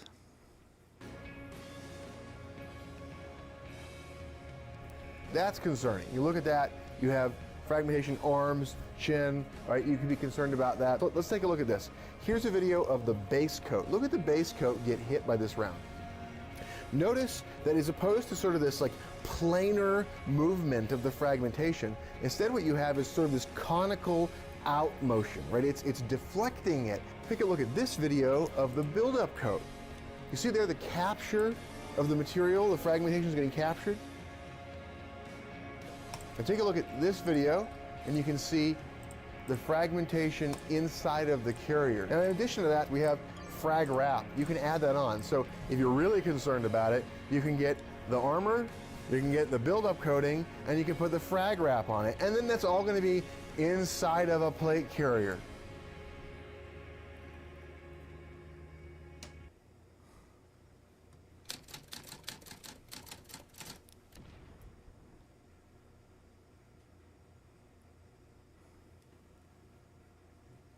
Former Congressman Tom Lantos, one of the 5 Holocaust survivors featured in The Last Days, was personally involved with creating and perpetuating another series of atrocities. Featured in The Last Days, was personally involved with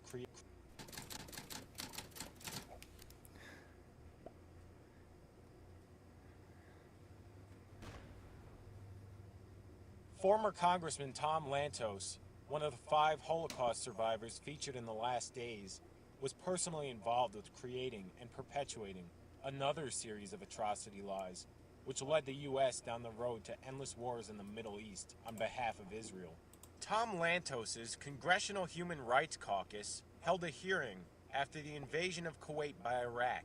At the time, the American people were hesitant about getting involved with another Vietnam. Lantos's Human Rights Caucus presented witnesses who spoke about alleged atrocities committed in Kuwait by Iraqi soldiers. It was revealed months after this hearing successfully pushed the U.S. into the first Gulf War that this hearing was a scripted hoax created with the help of the public relations firm who shared an office building with Lantos's organization. Operation Desert Shield, economic sanctions, and other aspects of the world's reaction to Saddam Hussein's horrendous breach of international boundaries have been examined from almost every possible perspective. But very little has been reported about what is actually happening inside Kuwait. I'd like to call now upon my co-chairman, Congressman Tom Lantos of California. What we have seen since the 2nd of August boggles the mind. Vast numbers of men, women, and children, yes, children, were killed executed by the Iraqi regime. Premature Dave was personally involved with Thomas Lantos? Former Congressman Tom Lantos, Tom one of Lantos. 5 Holocaust survivors featured in The Last Days, was personally involved with creating and Tom Lantos.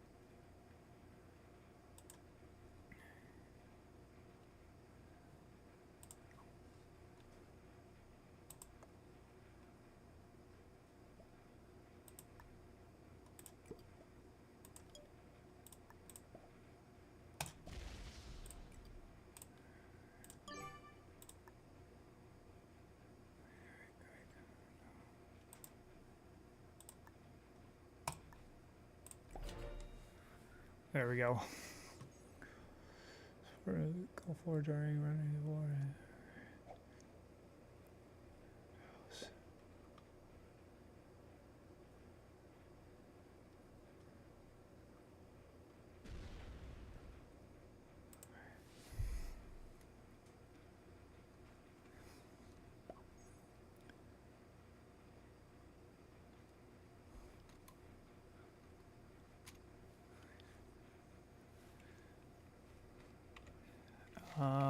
What was it?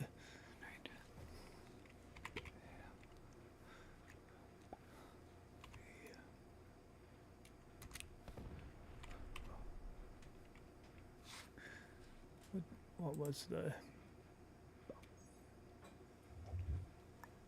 baby hoax?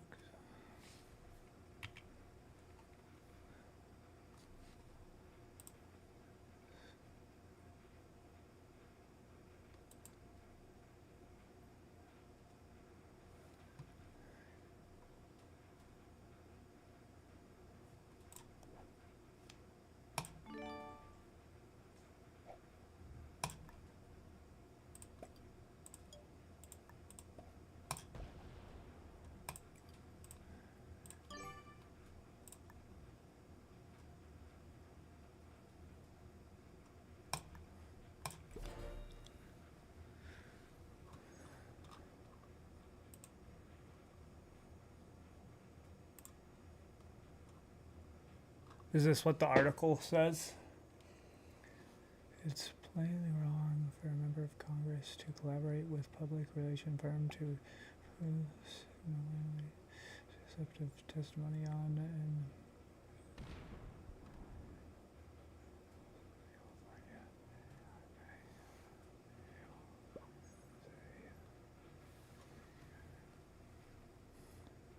wow. See, I knew that there was going to be the Jews involved. perpetuating another series of atrocity lies, which led the U.S. down the road to endless wars in the Middle East on behalf of Israel. Tom Lantos's Congressional Human Rights Caucus held a hearing after the invasion of Kuwait by Iraq. At the time, the American people were hesitant about getting involved with another Vietnam. Lantos's Human Rights Caucus presented witnesses who spoke about alleged atrocities committed in Kuwait by Iraqi soldiers. It was revealed months after this hearing successfully pushed the U.S. into the first Gulf War that this hearing was a scripted hoax created with the help of the public relations firm who shared an office building with Lantos's organization. Operation Desert Shield, economic sanctions, and other aspects of the world's reaction to Saddam Hussein's horrendous breach of international boundaries have been examined from almost every possible perspective. But very little has been reported about what is actually happening inside Kuwait. I'd like to call now upon my co-chairman, Congressman Tom Lantos of California. What we have seen since the 2nd of August boggles the mind. Vast numbers of men, women, and children, yes, children, were killed, executed by the Iraqi regime. Premature infants in incubators were sentenced to die by having the incubators removed and the children allowed to perish. The nightmarish pictures on the cover of Newsweek of piles of bodies of Kurdish women and children killed by Saddam Hussein's poison gas attack on the Iraqi village of Halabja, populated by Kurdish citizens, is one of the most horrendous pictures to be presented to this world since the pictures of the Holocaust 45 years ago. He is now determined, with his capability of chemical, biological, and soon nuclear weaponry, to bring untold horror to this region. It is our purpose to highlight during the course of this morning with the assistance I am typing of up notes. qualified witnesses, Saddam Hussein's I didn't say human that. rights I said record that yesterday. in Kuwait. This hearing will set the stage for how we announce to the world what is going on in Kuwait and the devastation which I believe is occurring to this country. In recent weeks, some people have questioned why we as the American people got involved in Kuwait. Some have suggested it's merely for our own economic interest to protect our strategic oil supplies. What we do here today may set the stage, as I indicated earlier, for the next 10 years. We will proceed with our first witness, the Ambassador of Kuwait, His Excellency Sheikh Saud Nasir Al Sabah. As you have so eloquently put it, Congressman Lantos, and described the basic violations of human rights with regard to the hospitals in Kuwait, the schools in Kuwait, and the looting of private homes that's taking place, and the mass destruction of the infrastructure which we so proudly built in the country over the last 30 years. Today you're going to hear not hearsay evidence. You're going to hear eyewitnesses who have lived through these atrocities by the Iraqi people. Questions for the Ambassador? I have a couple of questions. Tom Lantos. We have been advised that there has been rape on an indiscriminate and massive scale. There has been the most brutal torture of both men, women, and children, with prolonged beatings on the most sensitive parts of the human body, the extraction of fingernails and toenails, electric shock. Are these the kinds of reports you are getting? Yes, sir, they are the kind of reports that I'm getting, all the above. I can only ask how these animals can commit such barbaric and inhuman acts and then deny that these acts ever took place. When President Bush likened Saddam Hussein to Adolf Hitler, it rang true to me. Although Saddam Hussein may not yet have carried out an organized genocide against the people of Kuwait, he certainly is committing acts against humanity of unimaginable brutality. All this is clearly reminiscent of actions taken by Hitler in the 1930s and 40s. Our final witness is also using an assumed name, and again we ask our friends in the media to respect the need for her to protect her family. And we finally call on Naira to testify. The second week after invasion, I volunteered at the Al-Adan hospital with 12 other women who wanted to help as well. I was the youngest volunteer. The other women were from 20 to 30 years old. While I was there, I saw the Iraqi soldiers come into the hospital with guns. They took the babies out of the incubators, and left the children to die on the cold floor. It was horrifying. I saw and talked to a friend of mine after his torture and released by the Iraqis. He is 22, but he looked as though he could have been an old man. The Iraqis dunked his head into a swimming pool until he almost drowned. They pulled out his fingernails and applied electric shock to sensitive private parts of his body. He was lucky to survive. I'm glad I'm 15, old enough to remember Kuwait before Saddam Hussein destroyed it, and young enough to rebuild it. Thank you. You have performed a service of incalculable value. And one can only hope and pray that every American, and indeed every citizen of every civilized country, will hear your story. There are rare moments in history when we are confronted with human depravity of incredible proportions. We had the killing fields in Cambodia. We had the Holocaust with millions innocent killed. And now we have the rape of the people of Kuwait. You have shaken up all of us, even those who have seen horror firsthand, like myself. It was 51 years ago that Adolf Hitler unleashed unspeakable horrors on mankind. And the initial reaction of vast numbers was one of disbelief or lack of interest. All right, I'm done.